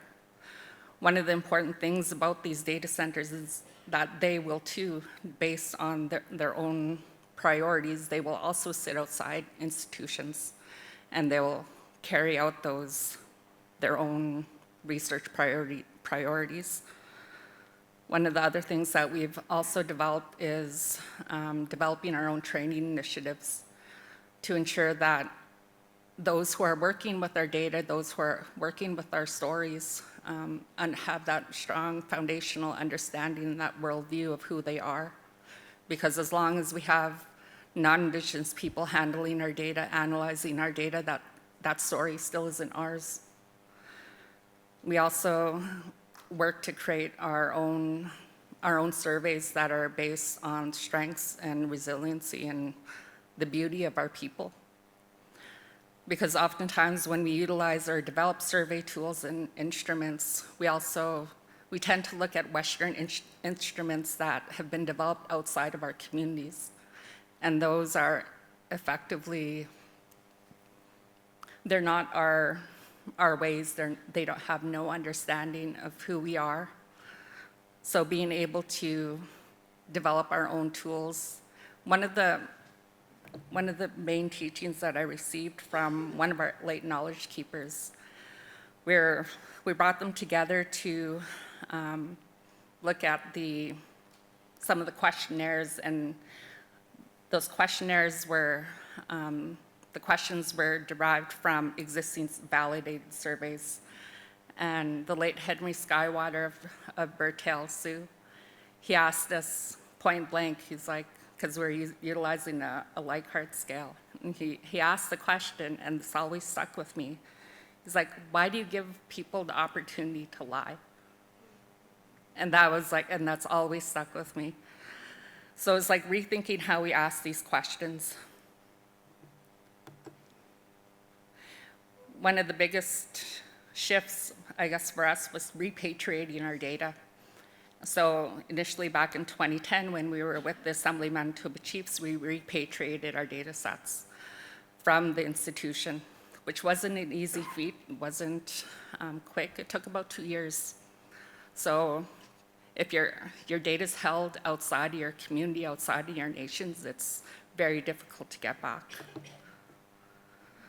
Some of the ways that we've told our stories in terms of linking data to First Nations identifiers, which really helped us during COVID because we were able to bring together familial linkages. So we were able to prevent COVID from coming into our northernmost remote communities, first and foremost. But part of the challenge with data linkages, you're always utilizing existing data, which isn't necessarily your own. And it's hard to draw or determine like what strengths of your people are within deficit data that is like deficit focus and focused on measuring our illness and how close we are to death rather than how close we are to life. So we took a step back to develop some of our own nation-based indicators of well-being. One of the questions that we often ask ourselves, are we measuring how close we are to living the life that Creator had intended us to live? And we're not. Until we actually get to that point, until we actually start supporting and measuring our children and our families. These are some of the questions or the rights that our grandmothers had identified for our children, because every children has these rights and they're born inherent to these rights, and we have that role and responsibility as helpers to ensure that they live the life that Creator had intended. Exa.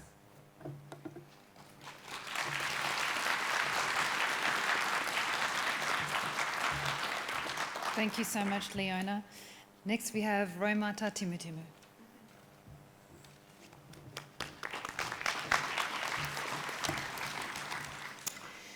Tuatahi ake. Firstly, I acknowledge again the original owners and custodians of these lands, the Ngunnawal and Ngambri peoples. Thank you for your hospitality and generosity and for laughing at my jokes in my last talk.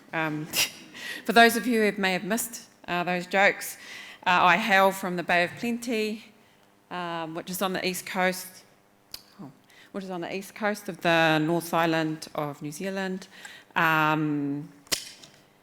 If I can go back. Oh yeah, there it is. I belong to Ngaitirangi, Ngātirangi Nui, and Tūhoe tribal nations. This is a photo of one of my ancestral mountains, Mauao, which means caught by the sun. He is our protector and he is our symbol of hope. I want to acknowledge and thank all those who have shared the amazing work and experiences over the last 3 days. To be honest, I'm a bit lost on names, but I did grasp many insights and reflections because I was a bit nervous because all my talks were today. But I do really thank you for your generosity in sharing, from panels to posters to the informal conversations over food. It has been an honour to hear and learn from you all, to share the stage and the mic. It has been inspiring and informative, comforting and confronting, and most of all, because of our similar value systems it's actually been easy. We get asked a lot back home, and we've talked about it already today, to share what we know and have, particularly by the Crown and other non-Indigenous organisations, and it's not easy at all to share with them when their history is of kind of tokenistic consultation or asking for advice so they can tick a box. and said advice is never taken on board, and then the burden falls on us to assess whether there is any integrity in their new requests. I can tell you now it's hard, it's draining, and it's tiring. So when I look to the next 10 years in terms of practicing and actioning Indigenous data governance, for at least half the room, we deserve a holiday. So thank you again to the Global Indigenous Data Conference organisers for creating such a wonderful space to share, and to all of us who have been generous in their giving and receiving. Kare me miti ngā mihi. My thanks to you are not diminished. I am, just a reminder, I'm part of Te Kāhui Raronga, and we advance the aspirations of our iwi, of our tribal collective through the advocacy of the Data Iwi Leaders Group. So when I did think a little bit about this closing panel and Indigenous data governance in the next 10 years, I did know I had to share with you what we call our maramatanga strategy.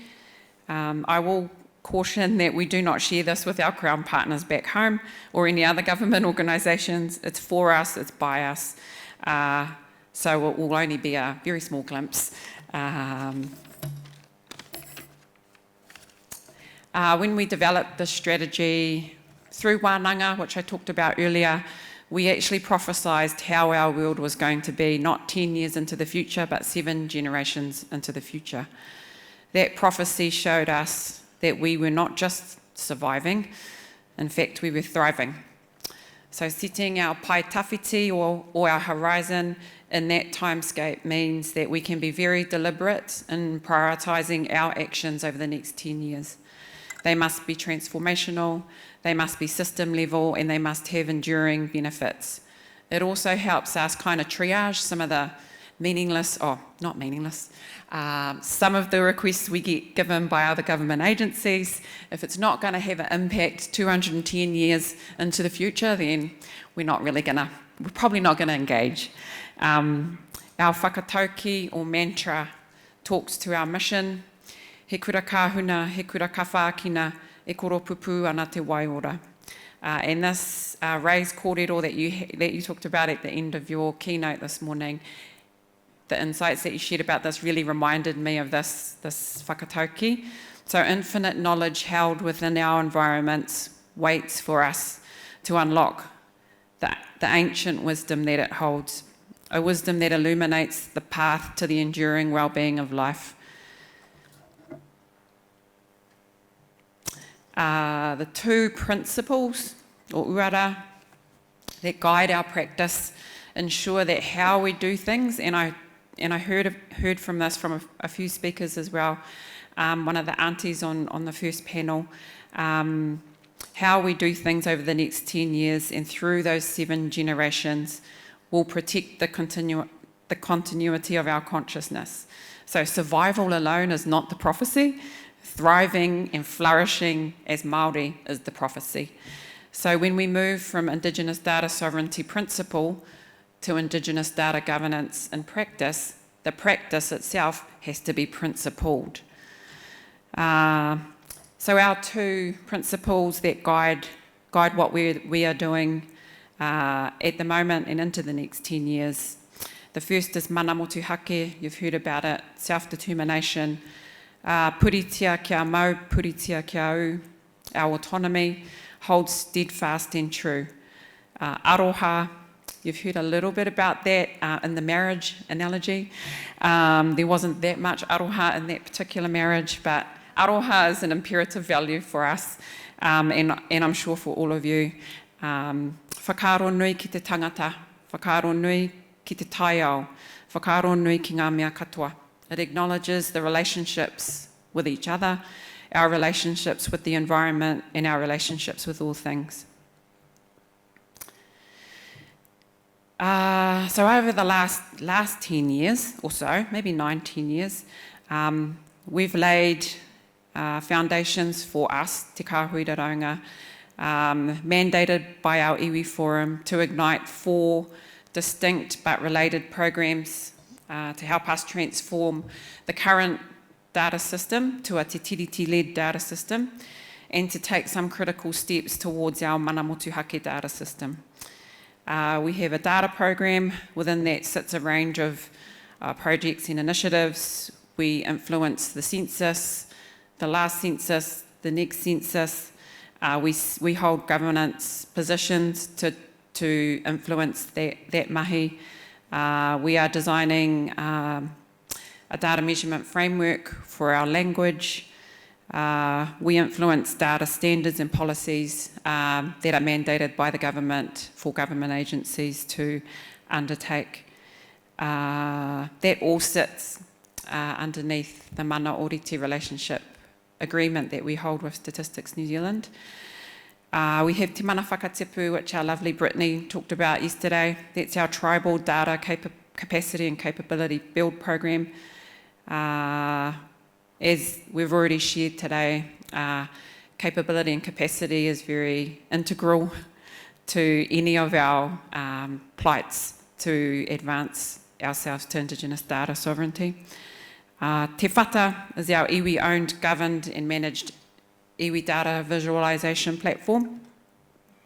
And we have a digital program as well. We try to influence currently the artificial intelligence policies and standards that are kind of being developed and rolled out across government in Aotearoa. And we also, as part of our mana motuhake data ecosystem build, have Te Pātū Wata Wata, which is a sovereign iwi data storage network. I was just going to really talk very quickly about Te Whata. We've already shared how important it is for us to control the narrative and what happens when we don't control the narrative. So launched in 2021, Te Whata is our tribal data visualisation platform created by Te Kāhui Raunga with and for iwi. He whata kai, he whata kōrero ina he māramatanga talks to data as a tool for deliberation, for sustenance and for well-being. Te Whata contains, at the moment, government data from Statistics New Zealand, Ministry of Health, Ministry of Social Development, Inland Revenue, our tax department, and soon to be Ministry of Education, Cyril, with others in train. We have analysed, visualised and curated the data in a way that is accessible and relevant for iwi. Te Whata also provides iwi with the capability and functionality to control the narrative around their data. Other narratives and negative statistics have managed to convince not just others, but even ourselves at times that we are just bad, sad or mad. Controlling the narrative, as I said before, is a step towards having full power and control over our data. So there are 152 iwi or iwi collectives with data on Te Whata. I think Cyril mentioned before that we collect iwi affiliation in the census, and that's the primary source of that data, as well as control of the narrative. Each individual iwi can customise and control what others see on the platform. Through like a login access type arrangement that provides certain editing rights. Login access also means we can supply iwi with, for want of a better word, like raw detailed data tables, which we did for Census 2023, and then they can analyse the data themselves. So we're really keen on putting the iwi Māori data back in the iwi Māori hands. And doing that as quickly as possible. 94 of our iwi or iwi collectives have a login access, so we have a big process around who gets permission to get a login access, and it all falls back to, I guess, their mandated tribal authorities and getting support from them. So over the next 10 years, for Te Whata specifically, we'll be bringing in more government-held, at the moment, data sets. We are going to expand to include iwi-owned data sets, obviously with their permission, increase functionality, and then shift Te Whata in the storage of its data to reside in Te Pātū Wata Wata which, as I mentioned before, is our sovereign iwi data storage network. That's going to be kind of launched in June or July this year. So we'll send around a media release, so just to let you all know. To close, I just wanted to thank again the organisers, thank my tuakana Tahu for also volunteering me to do these kōreros, and also mihi to our leadership back home, our lead technician Kiri Kōwhai, who unfortunately couldn't come to talk at this conference because she was at the Istanbul Innovation Week, but she also brings her thoughts in regards to everybody. Nā reira I runga I tira, tēnā koutou, tēnā koutou, tēnā koutou katoa.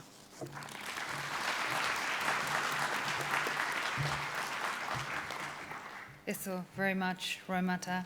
And next up, I would like to invite Mari Halbata to speak with us. Please make her welcome.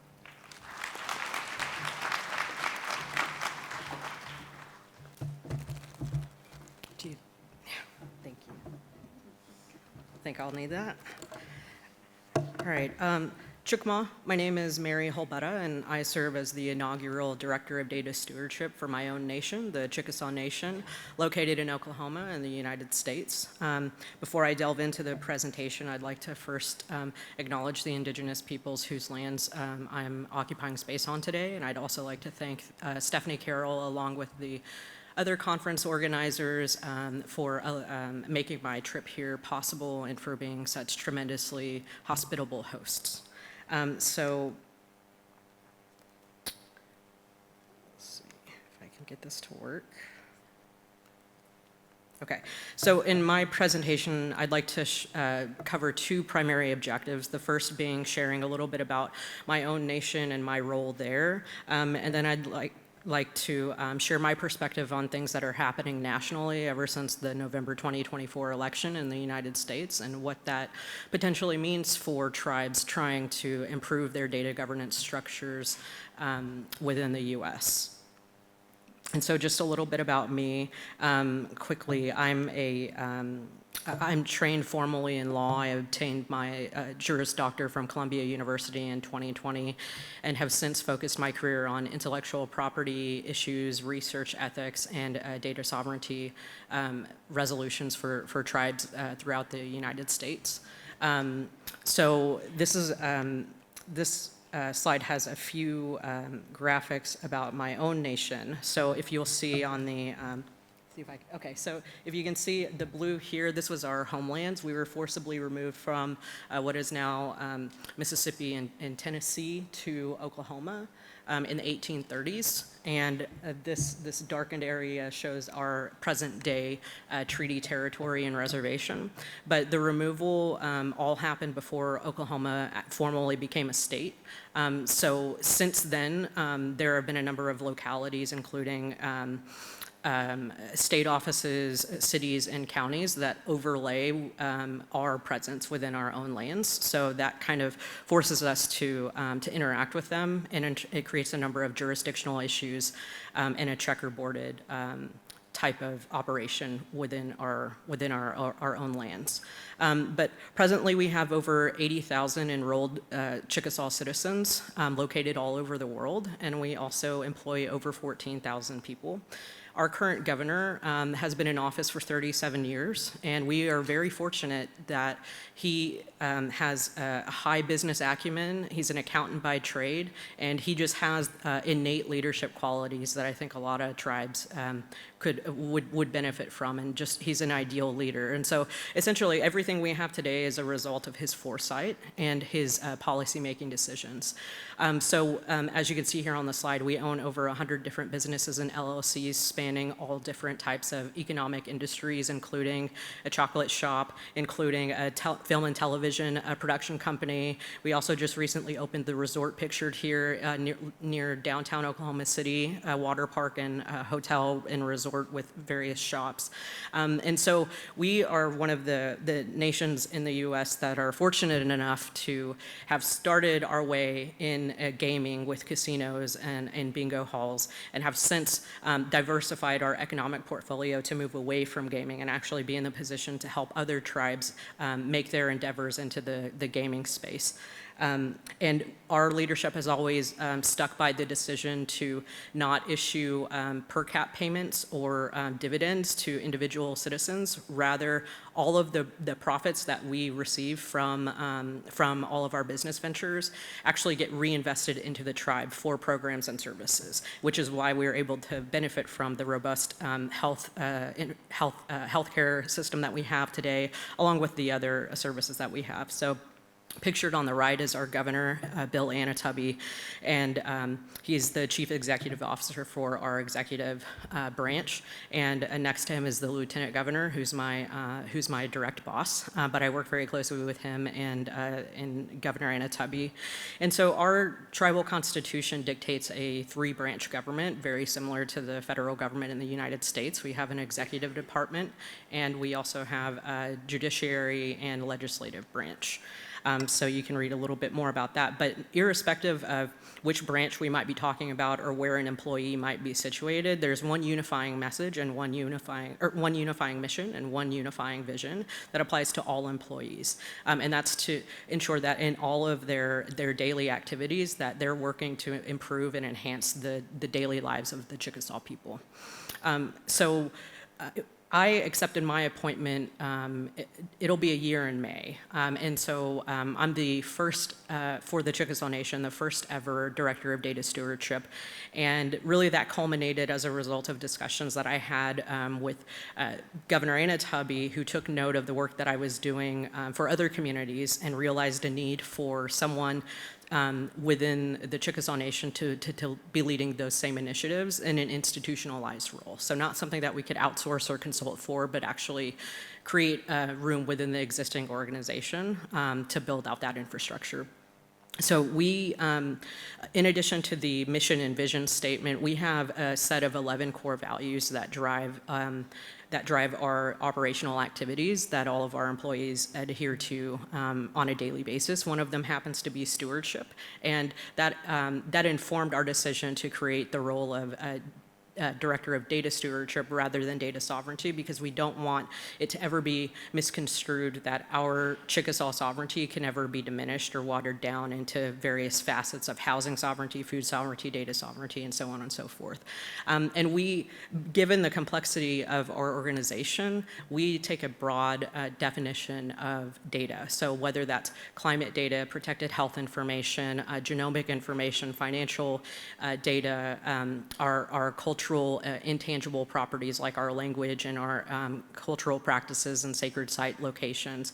That to us is all encompassing under the term data. So in my role thus far, I've been working closely with Lieutenant and Governor to work towards creating a streamlined approach towards implementing our data governance principles and practices.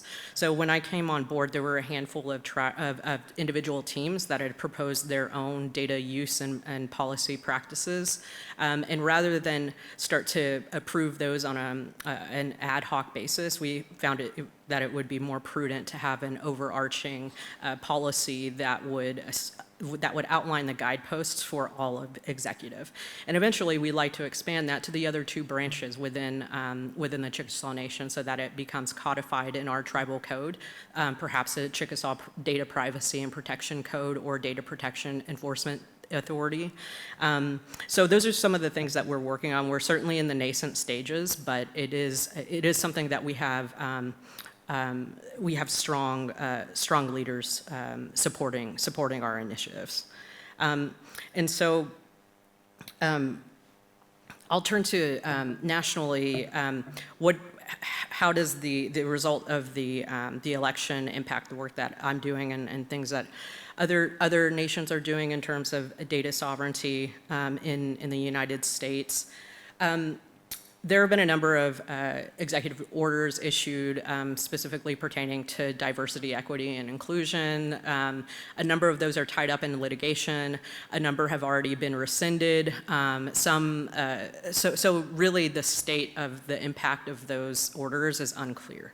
What you see on the right is simultaneously what we've been seeing in the last several months are a lot of really promising endeavors by tribes taking local control to enforce their own principles of data protection, data sovereignty, and data stewardship. So I think that it's actually really inspiring to see this all happening. There's a ton of resources out there. And as we've seen over the last several days, tribes and indigenous communities around the world are devoted to improving data protection protocols, data protection measures for their own people, for the sake of safeguarding their culture into the future. So one thing specific to Oklahoma is that we do have a number of gaming tribes, so we do have leverage whenever we engage with the state. If we want to engage in perhaps a data sharing memorandum of understanding or a data sharing agreement, we fund a number of jobs and give money to the state education system. And so that's something that we can use as a political leverage point in continuing those discussions, irrespective of what's happening at the federal level. Additionally, we already work very closely with our sister tribes in Oklahoma, so we can continue to forge those partnerships and identify ways to tackle these issues together as a local collective. And lastly, I just want to say that the United States lacks a comprehensive federal data privacy law. It hasn't happened yet. And all of the experts, everything I've read, they're all consistently saying that it would be very surprising if, under the current federal administration, this becomes the first time in history that a comprehensive data privacy and protection law gets passed in Congress. So it seems very unlikely that that will happen.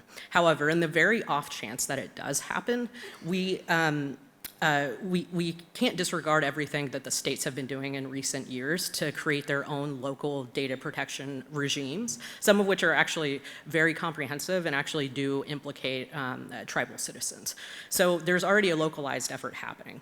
No matter what happens at the federal level, under US law, tribes can't do anything less than what's happening at the federal level. So essentially, if there is a federal declaration of no right to privacy or no right to data protection, that's just the floor. The tribes can actually expand their regime to go beyond that and actually become a haven of data protection for their own citizens. So my message is to just encourage tribes to not give in to the noise. That's a strategy to be, that the dominant power wants us to be discouraged. In fact, this is actually an inflection point for us to be empowered. And in my personal opinion, I think we've weathered worse storms. We have survived attempted genocide and erasure. We're not supposed to be here today, yet we're thriving, and we're all here. So this is a time for us to really just band together and connect with our brothers and sisters around the world who have been doing this work maybe longer than us or know recommendations that can inform our governance structure within our own local communities. So thank you so much for the time, and if you'd like to connect with me on LinkedIn, there's a QR code, or feel free to email me. And lastly, I did bring some chocolates from the Chickasaw Nation factory, so I will set them on the table over here. Please feel free to help yourself. Thank you very much.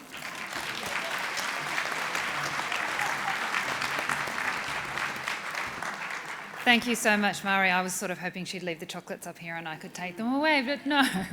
But last, but certainly not least, we have the wonderful Maggie Walter. I'll invite her up now. Yeah, Palingana, I don't have a PowerPoint because I just thought, if you look at your programs, there's a couple of questions associated with this panel, and I didn't want to write something before the conference had happened. So I just want to talk a little bit about the way forward. And I think, look, in Australia, we have governance envy.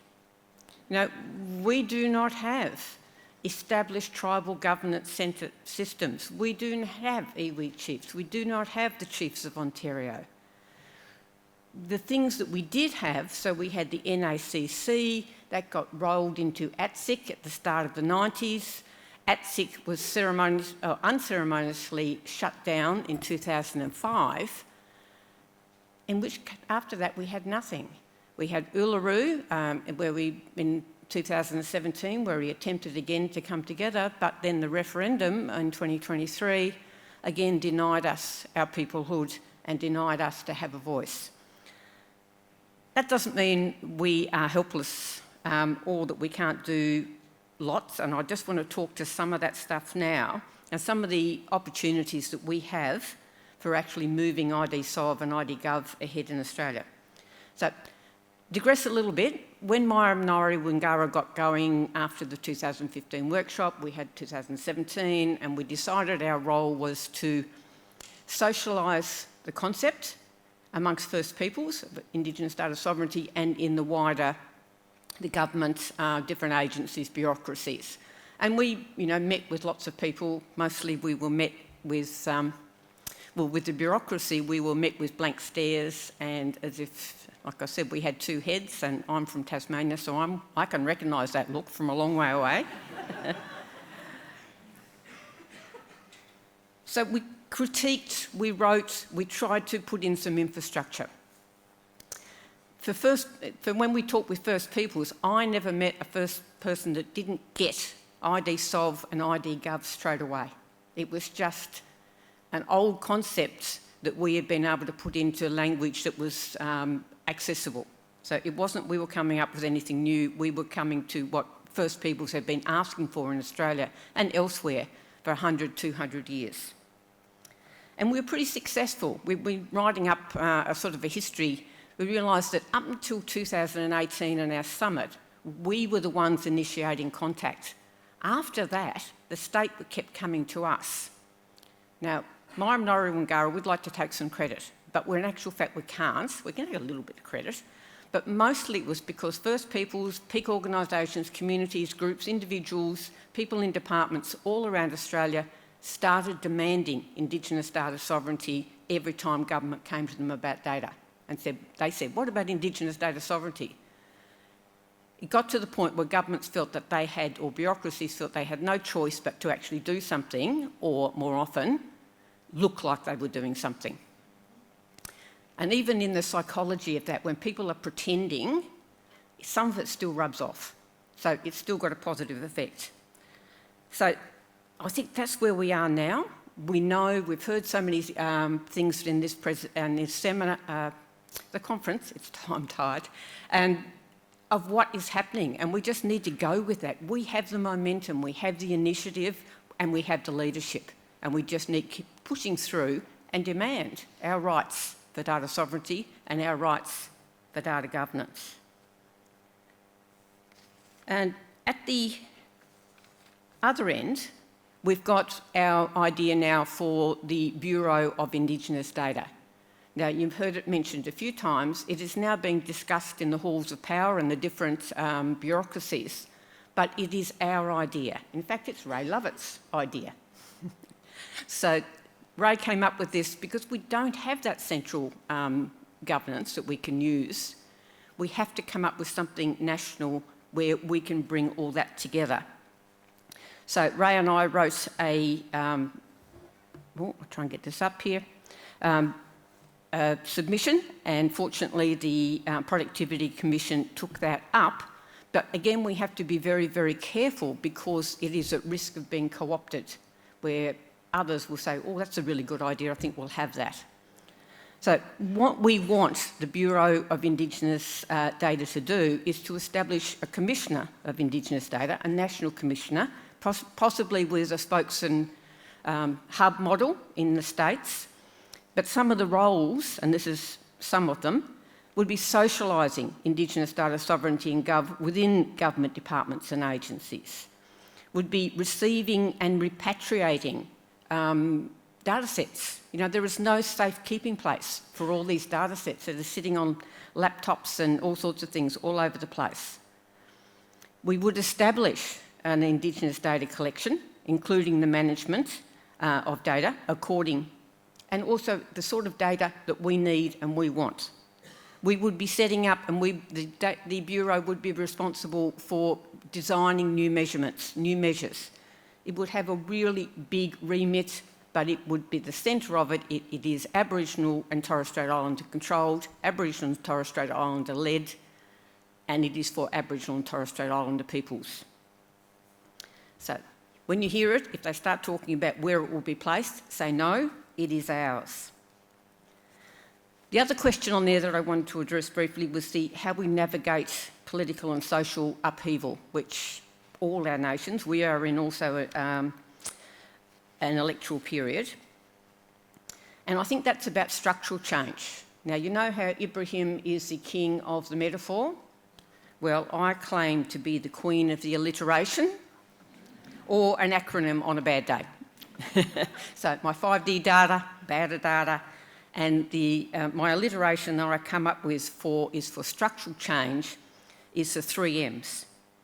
So when we do structural change, any structural change, and you never know when you're going to get the opportunity that pops up and you think, I can make a little change here, and often it's in data adjacent fields that we can make that change. We have to make change that is permanent. We can't, if we're relying on policy and goodwill, well, we know where that gets us. So, first one is minor and major. It doesn't have to be big, something small. So we can do something as big as a Bureau of Indigenous Data, or we can do something as minor as a change in the way that our universities write contracts around IP. And if you do one of those things, spread it around, share it with other people, so we don't have to keep doing it. The other M is for multifaceted. In everything we can do, anything that's aligned with data, with research, if we can make little small changes. One of the big changes is that we recently got our own Indigenous code in our national fields of research, which means, for the first time, Indigenous research and data can actually be counted. We can see what we're doing. Couldn't do it up till now. It didn't matter to the nation state what they were spending billions of dollars on, but matters to us. And multiple. Lots and lots and lots of little changes. I always remember Stephen Colbert said sort of climate was just made up of thousands and thousands of weathers. And I think that sort of Indigenous data sovereignty and data governance is just made up of thousands and thousands of little micro changes, it's another M, that's what we can do. So just to a final thing, can I issue a challenge to all the First Peoples in the room? We heard today some of the things around how we are not doing engagement or advisory anymore. Please don't enable. It is time for us to say no. Unless we are being invited to participate in something which is going to have decision-making in it, we're going to have some decision-making power, then for us to go along with that is actually continuing the status quo. So, thank you, and say no.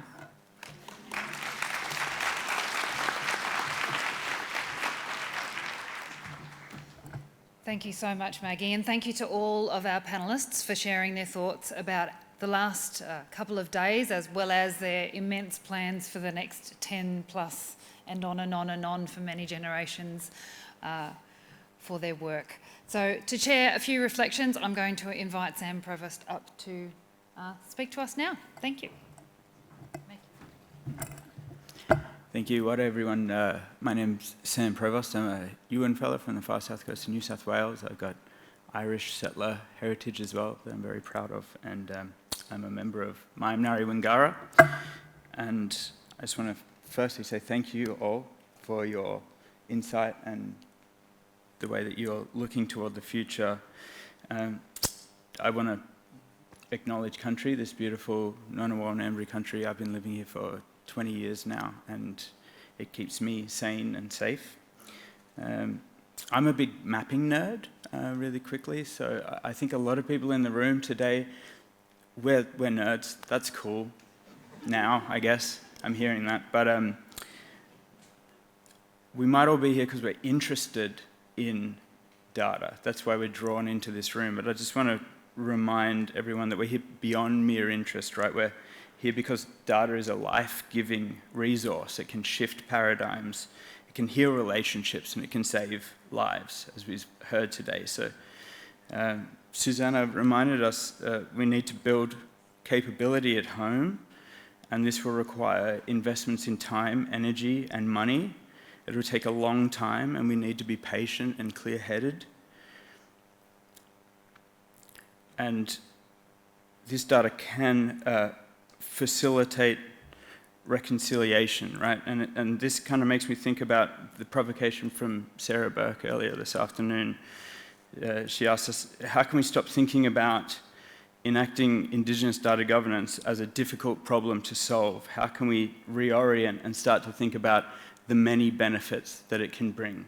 Economic benefits, environmental benefits, health and well-being benefits to our communities and to our nation, which reflects Rune's argument earlier this afternoon. So ownership allows us to engage in data principles from a secure place, knowing that our rights will be safeguarded.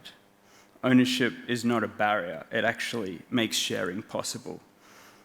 And on this, I think Leona argued that communities need to be self-governing in their data collection, and a key reason for this is the churn of the political cycle and unstable geopolitics, which can stall or even unwind progress. And this was also shared by Mary today.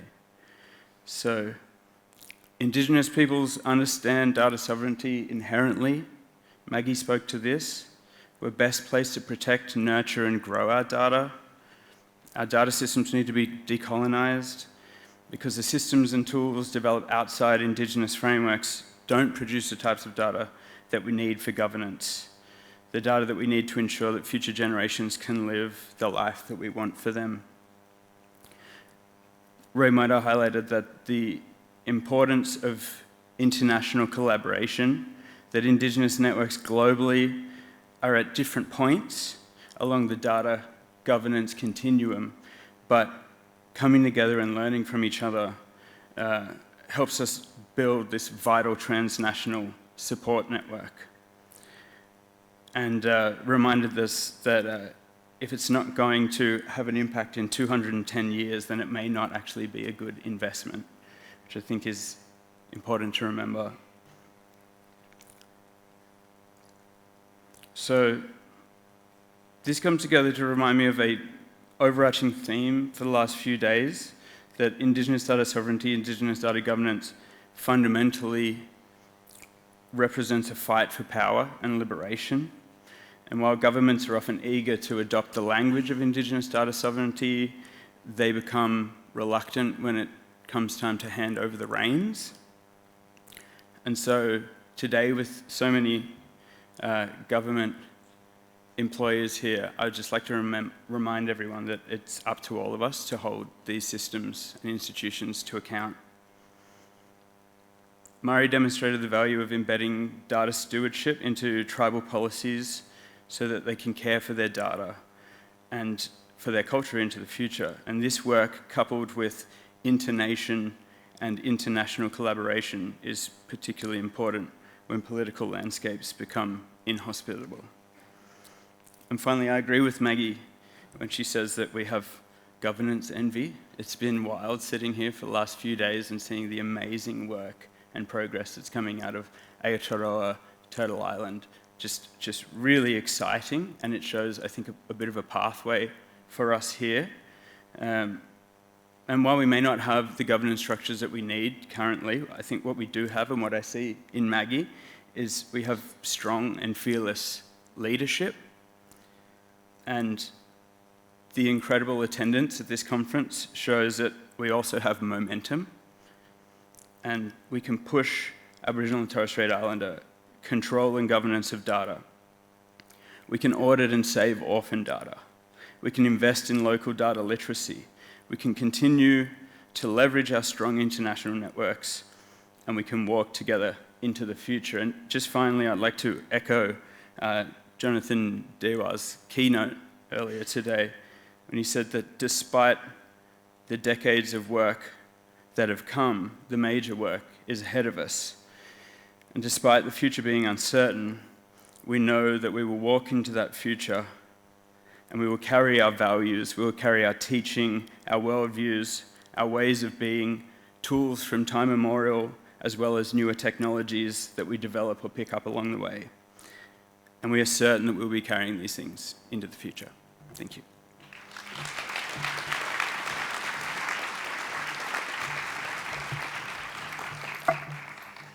I don't know how he does that. He's been doing that for days, synthesising, analysing and bringing out these wonderful insights. So thank you so much for those reflections on our fantastic panel. We have a short period of time for questions, so we might just take... She showed 7 and said 8. We've got 8 minutes. We've got 8 minutes for questions, so if anybody has any really burning questions for our fabulous panel, please pop your hand up. We'll get a volley to you with a microphone. I've got the first one up the back.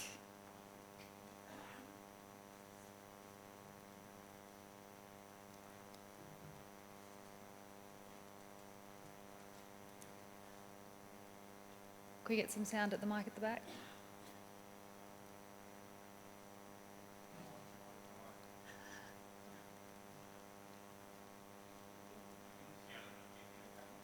Oh. Keep talking. Yep.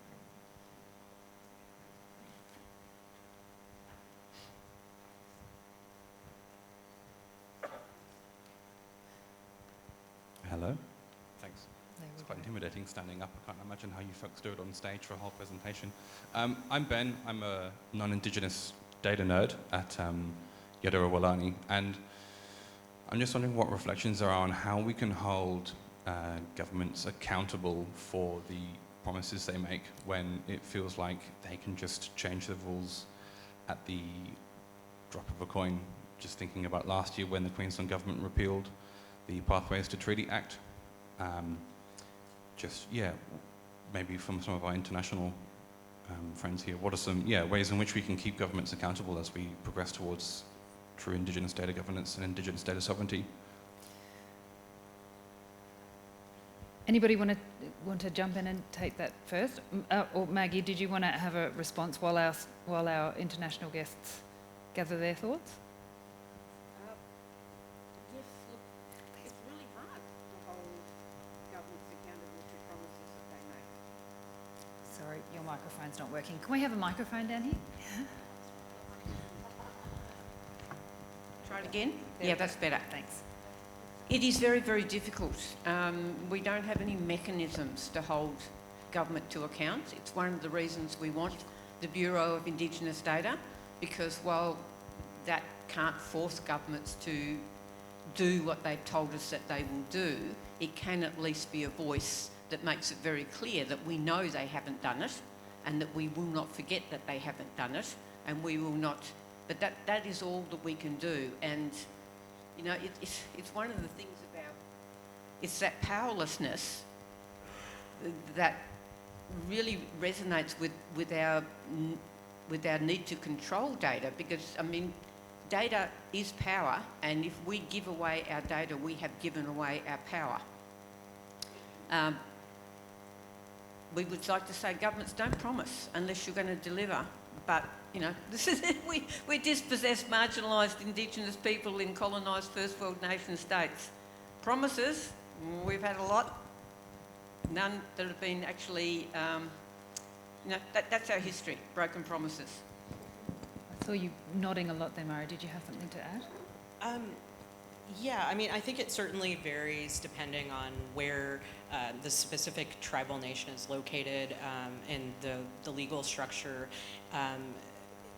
Dictating, for example, in the United States, there is a trust and treaty responsibility for all government agencies in relation to the federally recognized tribes. So they are actually our steward. Or our fiduciary. So they are accountable to certain ethical standards, but of course, as we all know, they're not the best at maintaining those standards, but it is still something that through our legal history, through US Supreme Court decisions, through treaty provisions, and well-settled law that we can, that gives tribes teeth in trying to assert means of accountability and holding holding these other sovereigns accountable. And I would also just say, to the extent that a tribal community does have its own legal system, I think codifying these data standards, whether it's the FAIR standards, UNDRIP, whatever it might be, specifically in the US, it seems very unlikely that the US would ever ratify UNDRIP, but that doesn't mean that tribes can't. So if they have their own legal systems and governance structure, they can make that legal authority within their own system. So I think that that's potentially a means to hold other sovereigns accountable, is taking it within the existing tribal governance structure. Thank you. Did you want to respond before? Yeah, just like real quick. One of the, I guess, mechanisms that we used was kind of some of their own political structures against them. So we're supposed to kind of co-design some stuff around the last iteration of the revision of the New Zealand Data and Statistics Act under our mana oriti relationship. So we had that understanding that we had equal explanatory power across any kind of initiative we might want to be involved with them, with Statistics New Zealand. So that didn't actually happen. So all the changes that our lawyer had worked with them on, like none of it. It wasn't co-designed, it wasn't co-written. So from that point, we kind of submitted a formal submission. So a formal submission, we went through that way. And then when those changes also didn't get considered to the full extent that we wanted, we lobbied some of the opposition political parties, because our chairs have relationships with all the ministers, with all the government ministers. I don't know if you know our political makeup, but they include Indigenous representation, such as the Māori Party. So that was some of the kind of things that we tried to implement for that particular example. Thank you. Thank you. We have a question over here. Hi. I actually I've been trying to frame a question when really I want to make a statement. So, How'd you go with that?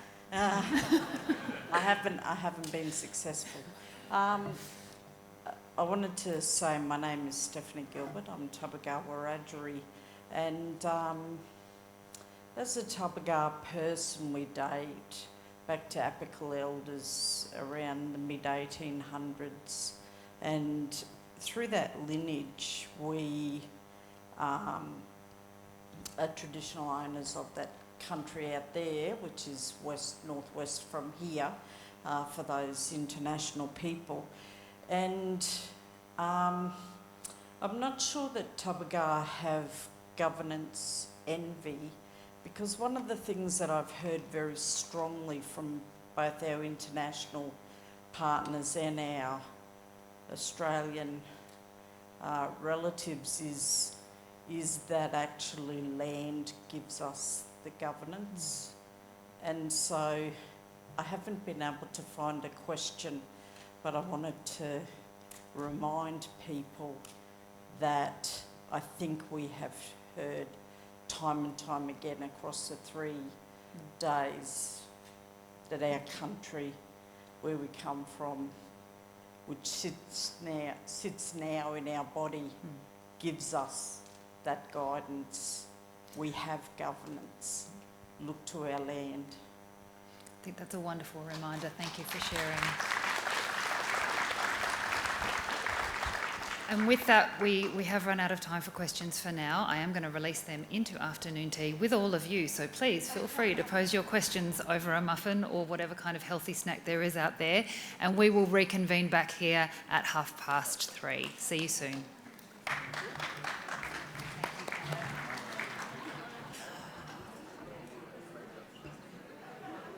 Okay, everyone, we are nearly at the end of our day. I might just ask you to come in and grab a seat for our final session for the conference. Just before I bring the next speakers up and introduce them, it would be remiss of me not to thank the fabulous Wolf Lab and Aaron Hagen and team for their amazing photography and videography over the last couple of days. As you can see, they do an incredible job making us all look gorgeous, so please, big thank you to them. We love these different ways that we've talked a lot about our version of data and what data is to us. And it isn't just words on paper, and it isn't just this, and it isn't just that. It is also these beautiful pieces that will go into our own archives for our own purposes, about our own journeys around Indigenous data governance.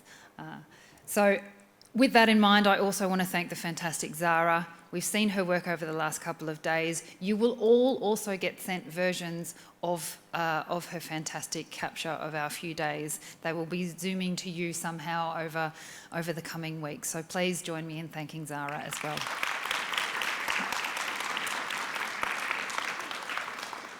And one last time, it would be remiss of us not also to thank all of the sponsors who've made it possible for us to come together and gather and share.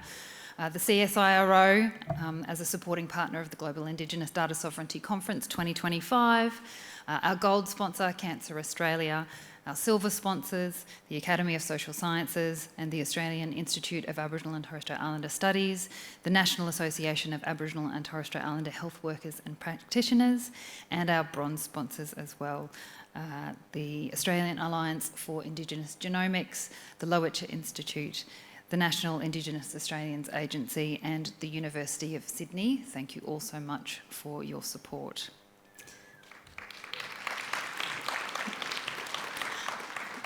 I put this up here before so that you could guide yourself through the conference, but I want you to take your phones out again if you haven't already and scan this as, speaking of data, we have a survey. If you could please get a little snapshot of this to do now or to do later, but please do complete that survey. We'll put it up again at the end as well. And that brings us to our final session for the day, which are our closing remarks. For that, we get to hear from three incredible women. You've heard little bits from some of them, a lot from others, but it is always wonderful to capture their insights. And for that, I will invite up, please, to the stage, the wonderful Fiona Cornforth, Director of Yadjarawalani, the National Centre for Aboriginal and Torres Strait Islander Wellbeing Research at the Australian National University.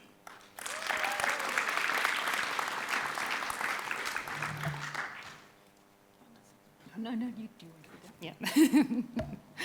Yeah. Alongside her, we will also be hearing again from distinguished Professor Maggie Walter of the University of Tasmania.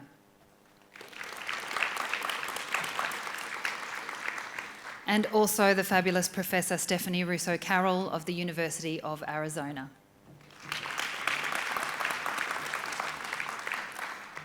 Now that you've sat down, Fee, do you want to jump back up? Hand over to you. Thank you. Thanks, Carla. I want to take a minute or two and give much respect to the team who've made a difference in our worlds. We did a little karaoke last night, but I can confirm that that is not why Ray is losing his voice. He left at an appropriate time. It's an honour for me to share reflections on the conference, especially as a representative of Yadjarawalani. I'll do this briefly before making sure that I express great thanks on your behalf to all involved in gifting us this great gathering. Before joining Yadjarawalani as director, I was many years a member of the community governance group Titutame, alongside Carla and Uncle Tom Karma. My day job at the time was the CEO of the Healing Foundation. I proudly led this not-for-profit Aboriginal and Torres Strait Islander-led national organisation, and we partnered with communities on healing projects. Some former staff are here with us, so hello to you, and I miss you too. There were dozens of healing initiatives operating in complete isolation. so that they could be effective. Isolation from any relationship with the state or settler organisations was considered a factor of their success. They are still doing the heavy lifting of healing across this continent. One of the last projects I was a part of was accessing and sharing information and data on our people's strong contributions to pearling lugger boats. Zara, I don't know if you can draw a lugger boat. Oh, she's off. We captured stories from elders who were captains and crew of these very lucrative luggers. The project was community-led. It came together in a way where offers, requests, skill and strength seeking had occurred quite organically, and the community ways in which important things would normally get done since before time. An exhibition was put together, and in the near future it will travel. So there are a couple of things that I want to make mention of. The sharing of this truth, making it accessible for our families, is critical to healing. Our young people who struggle walking in two worlds, and with so many barriers sometimes to learning their first world, well, they need this truth. They can build their wings from it to soar. During COVID, the Queensland Government asked the Healing Foundation to co-design the country's first ever Queensland healing strategy with as many Murris and Zenadkes peoples as possible. Well, within 3 months anyway. But we had to make the most of that opportunity, and so we heard from about 450 voices who all told us that the 5 pillars of the strategy should be tell the truth, stop the trauma, centre culture, communities decide, and walk alongside. That first one, though, is tell the truth, and that's obviously more than stories of our disadvantage. The voices of elders in particular said, tell the truth of our warriorship, our overcoming, our solidarity, skill, excellence, values, joy, and abundance of love, kinship, and community. We included that in the strategy, and ever since I've been filled with such purpose to speak about things as they really are and to deal with things as they really are for us, my families, my community. Communities have spoken time and time again, and truth is critical for healing. Our young people need these stories, this truth. When it's not there as a data set, there are other convenient narratives, as Jacob stated yesterday. It brought such emotion to me, and I'm sure to many of you, to hear about reunification hubs from Gulawinku. Thank you, Yalu Aboriginal Corporation. What's necessary to allow us to lead in initiatives such as these is the reunifying of us with our resources, monetary and otherwise, repatriate funding sources, revenue streams back to us. And so I echo land back, economies back under our ownership. You might hear of gaps to close, but some must close the other way. If we were measuring achievements in aspects of our rich dynasties, legacies, DNA and bloodlines, such as skill, innovation, invention, genius, love and care for family and for each other, that's where some deficit conversations must be had. And look at us all here, ready to help address it. The truth is that here, and I know across the world, we are the backbone of all industries and the economy, before even having basic citizenship rights. We're overcoming families separated over seas, islands, distances, and time. We lead with protection, collectives, safety, siblinghood, and love. As a result of 6 years at the helm of the Healing Foundation, I stand before you with the solid knowledge that our ways heal, tried and tested across communities and across generations. To the storytellers, the truth tellers, thank you.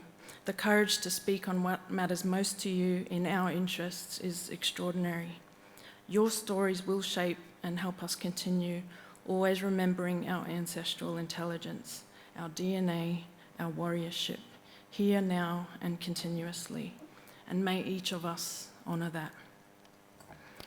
To Mayam Nairi Wingara and the Working Group for GIDSOV 2025, thank you for being so creative and decisive about the type of program you wanted us all to experience here.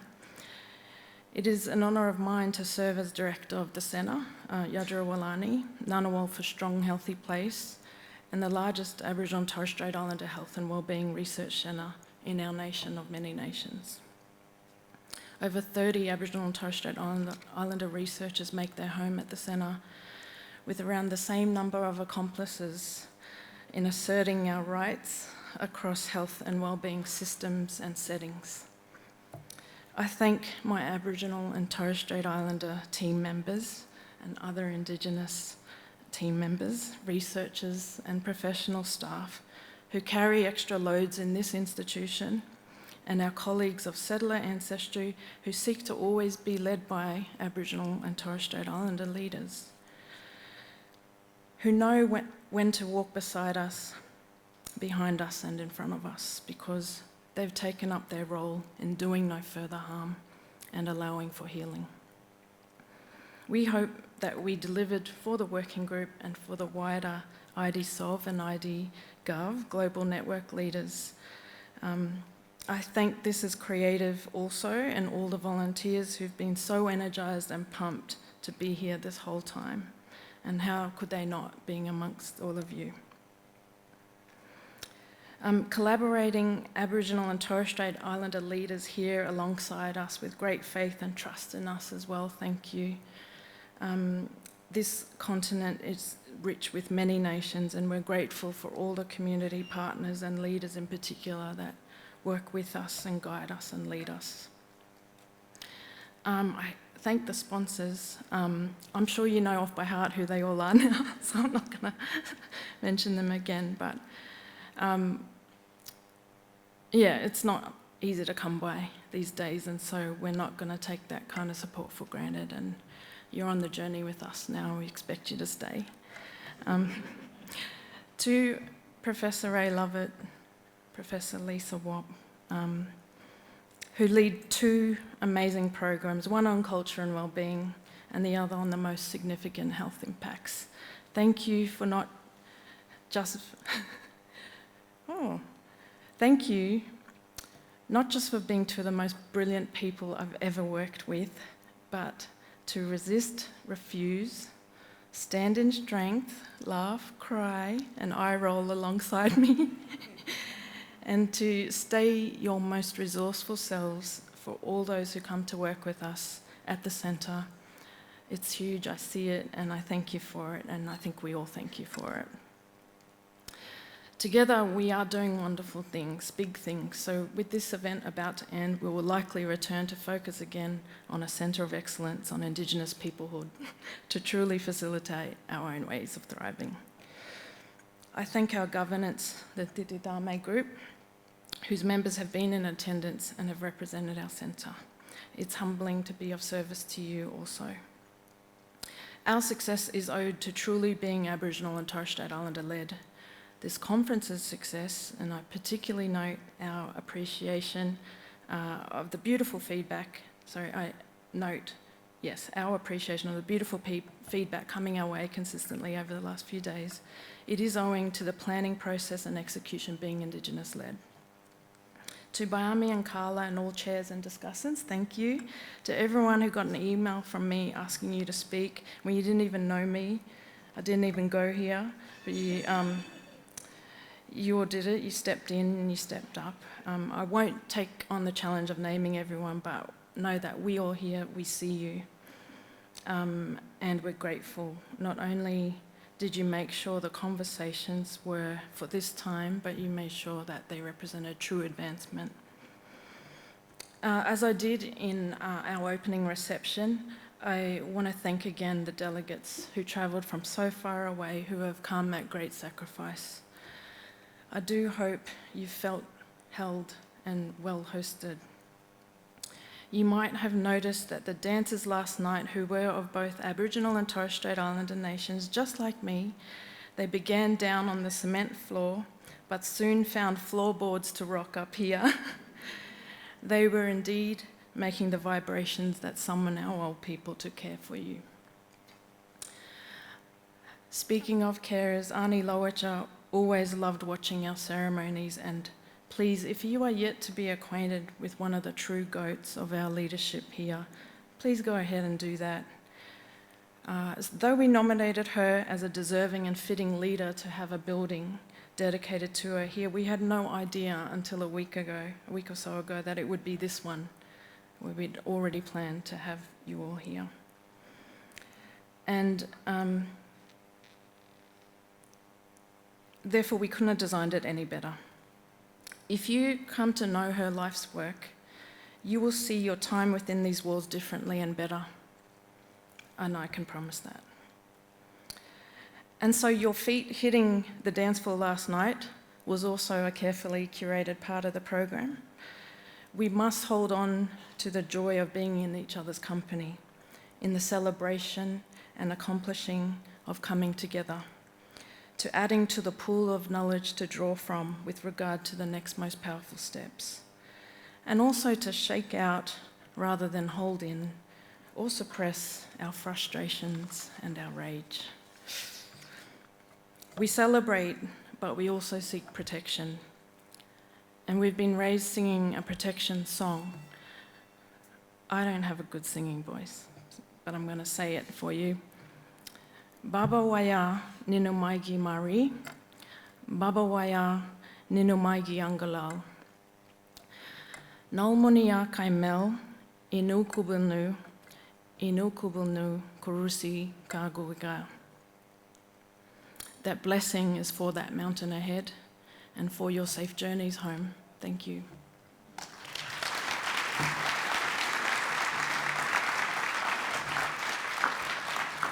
Thank you so much, Fiona, for your always gracious and powerful words. I'd like to invite Maggie Walter up next.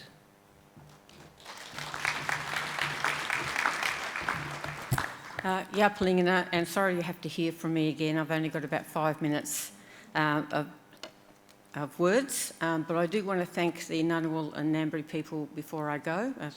And if I have to leave, I have a 4:20 cab, so I might have to leave halfway through. I'm not walking out in Stephanie, honest. Yeah. But I'm always especially grateful to the Ngunnawal and Ngambri because my 4 grandchildren live here in Canberra, and I know you take very good care of them. So, listening to the last 3 days, it's been wonderful, but it's been really clear again and again that we have this central truth that's been emphasised and re-emphasised, that the reclamation and the reparation and the repatriation of our data power is our right. We cannot be given these things. Things that can be given can be taken away. We are not the mendicants here. We are the leaders, we are the innovators, and we're the owners of our data in whatever format that takes. So in Australia, I guess the last 10 years, we would describe our interactions with the state, if we're being generous, as mixed. There's been some positive interactions. So for example, we talked about the work that the NIAA have done with First Peoples to come up with the framework for the governance of Indigenous data. We did the work with the Australian Research Council to come up with the new codes, the field of research codes. I want to also reach out now to the the Victorian Department of Premier and Cabinet, which just 2 weeks ago pushed through an amendment to the Inquiries Act in Victoria to allow First Peoples knowledge collected through the Europe Justice Commission to be protected with Indigenous Data Sovereignty protocols post the end of the Commission once it goes to the Public Records Office of Victoria. And we have the Academy of the Social Sciences, we have the Productivity Commission under ROM and the Cancer Council. So we have lots of good experiences now, and I have to say as we go on, they're becoming more than the bad. But it's not all good by any means, and we have some really negative experiences. And I'm pretty sure I wasn't the only person in the room today that was deeply disappointed with the Australian Bureau of Statistics presentation this morning. Now, it's not up to me here to ABS bash. I'm no intention of doing that. But really, after 10 years, we expect better and we demand better. You know, we've got no time for platitudes, we've got no time for empty statements, we've got no time to be constantly dragged back to the 1990s where consultancy and engagement were considered, you know, peak behaviours. We are all in 2025 now, and we are way, way past that.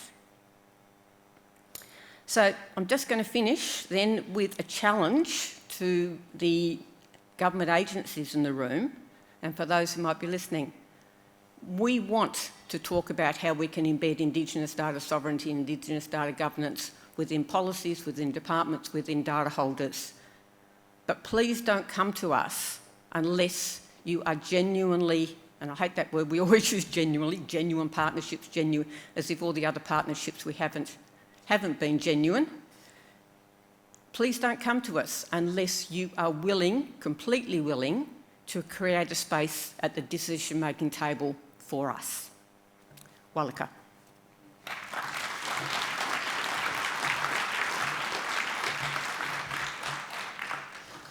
Thank you very much, as always, Maggie, for keeping us on track. And last but definitely not least, we have the wonderful Professor Stephanie Russo-Carroll from the University of Arizona. Please make her welcome.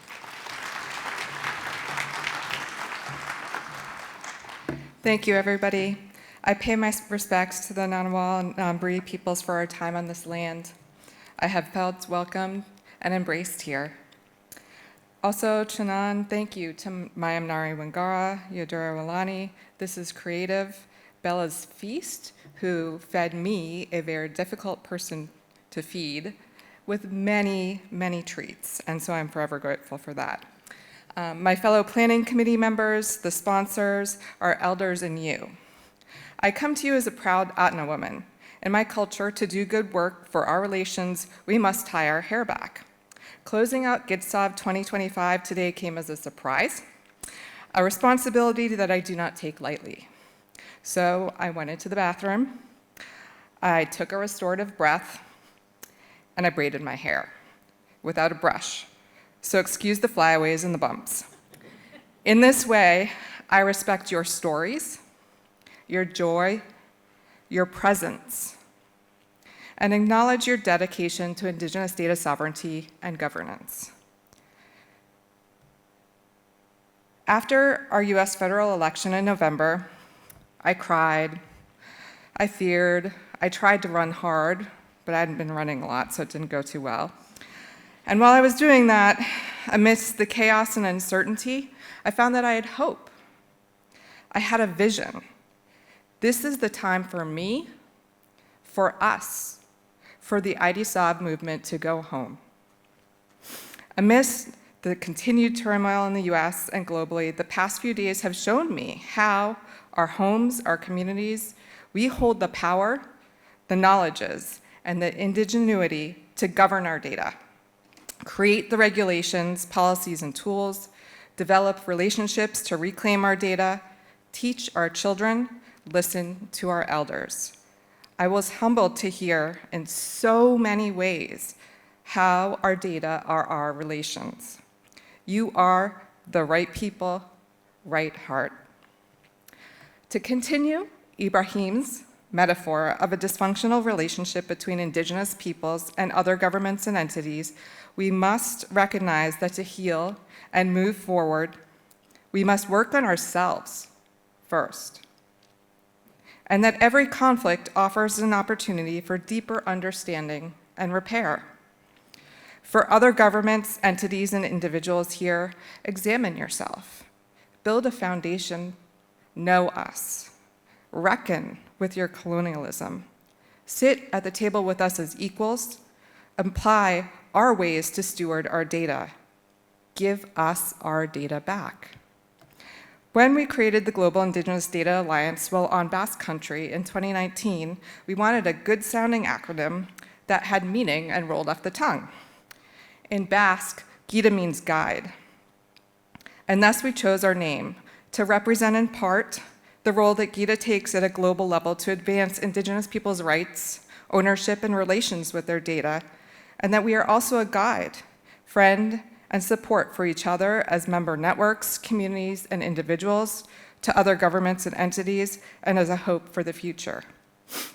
What is next for Gita? I leave you with my mantra for my children. Lead with love, always. The firm love that upholds boundaries and agreements. The love of the wind as it passes through the grass, spreading seeds of the movement across the globe.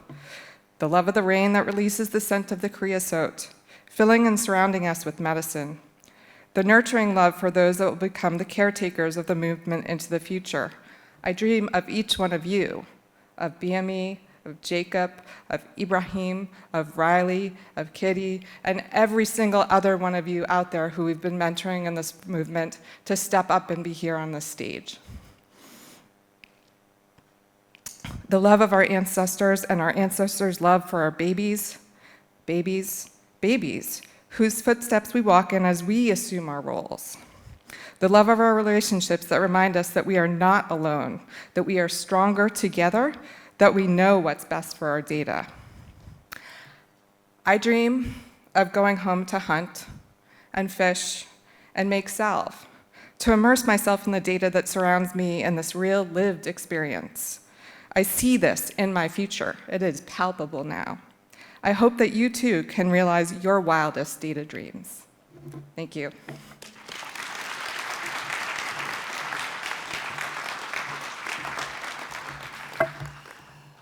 Please join me in once again thanking our final speakers for today, Fee, Maggie, and Stephanie.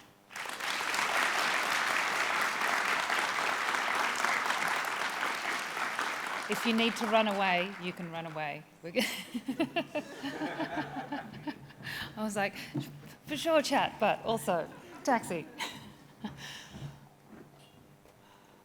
Over the last 3 days, we have seen and heard about how Indigenous peoples from across the globe are taking Indigenous data sovereignty to the next level through Indigenous data governance. Individuals, Indigenous nations, Indigenous communities and their organisations have made great advancements in taking control of their data, of our data, and therefore our decision-making for our futures. We've heard about community designing their own data systems and infrastructure through to building data warriors and working with nation states to embed Indigenous governance of data within those systems too.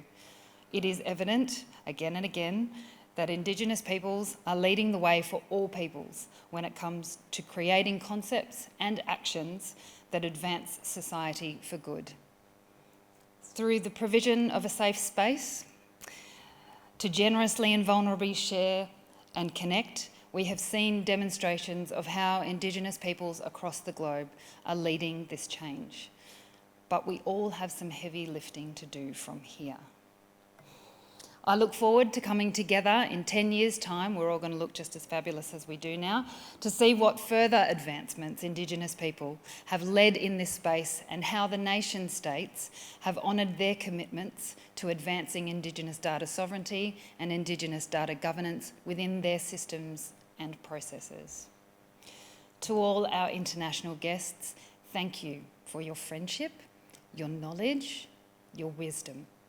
We wish you a safe journey home to country. For all the local mob, we hope you have networked and gained perspectives and will return to your country with a renewed fire in your belly, full heads brimming with ideas, hands outstretched in global collaboration and full hearts. Thank you all for being here and leaving your footprints on Ngunnawal and Ngambri country. Have a safe journey home.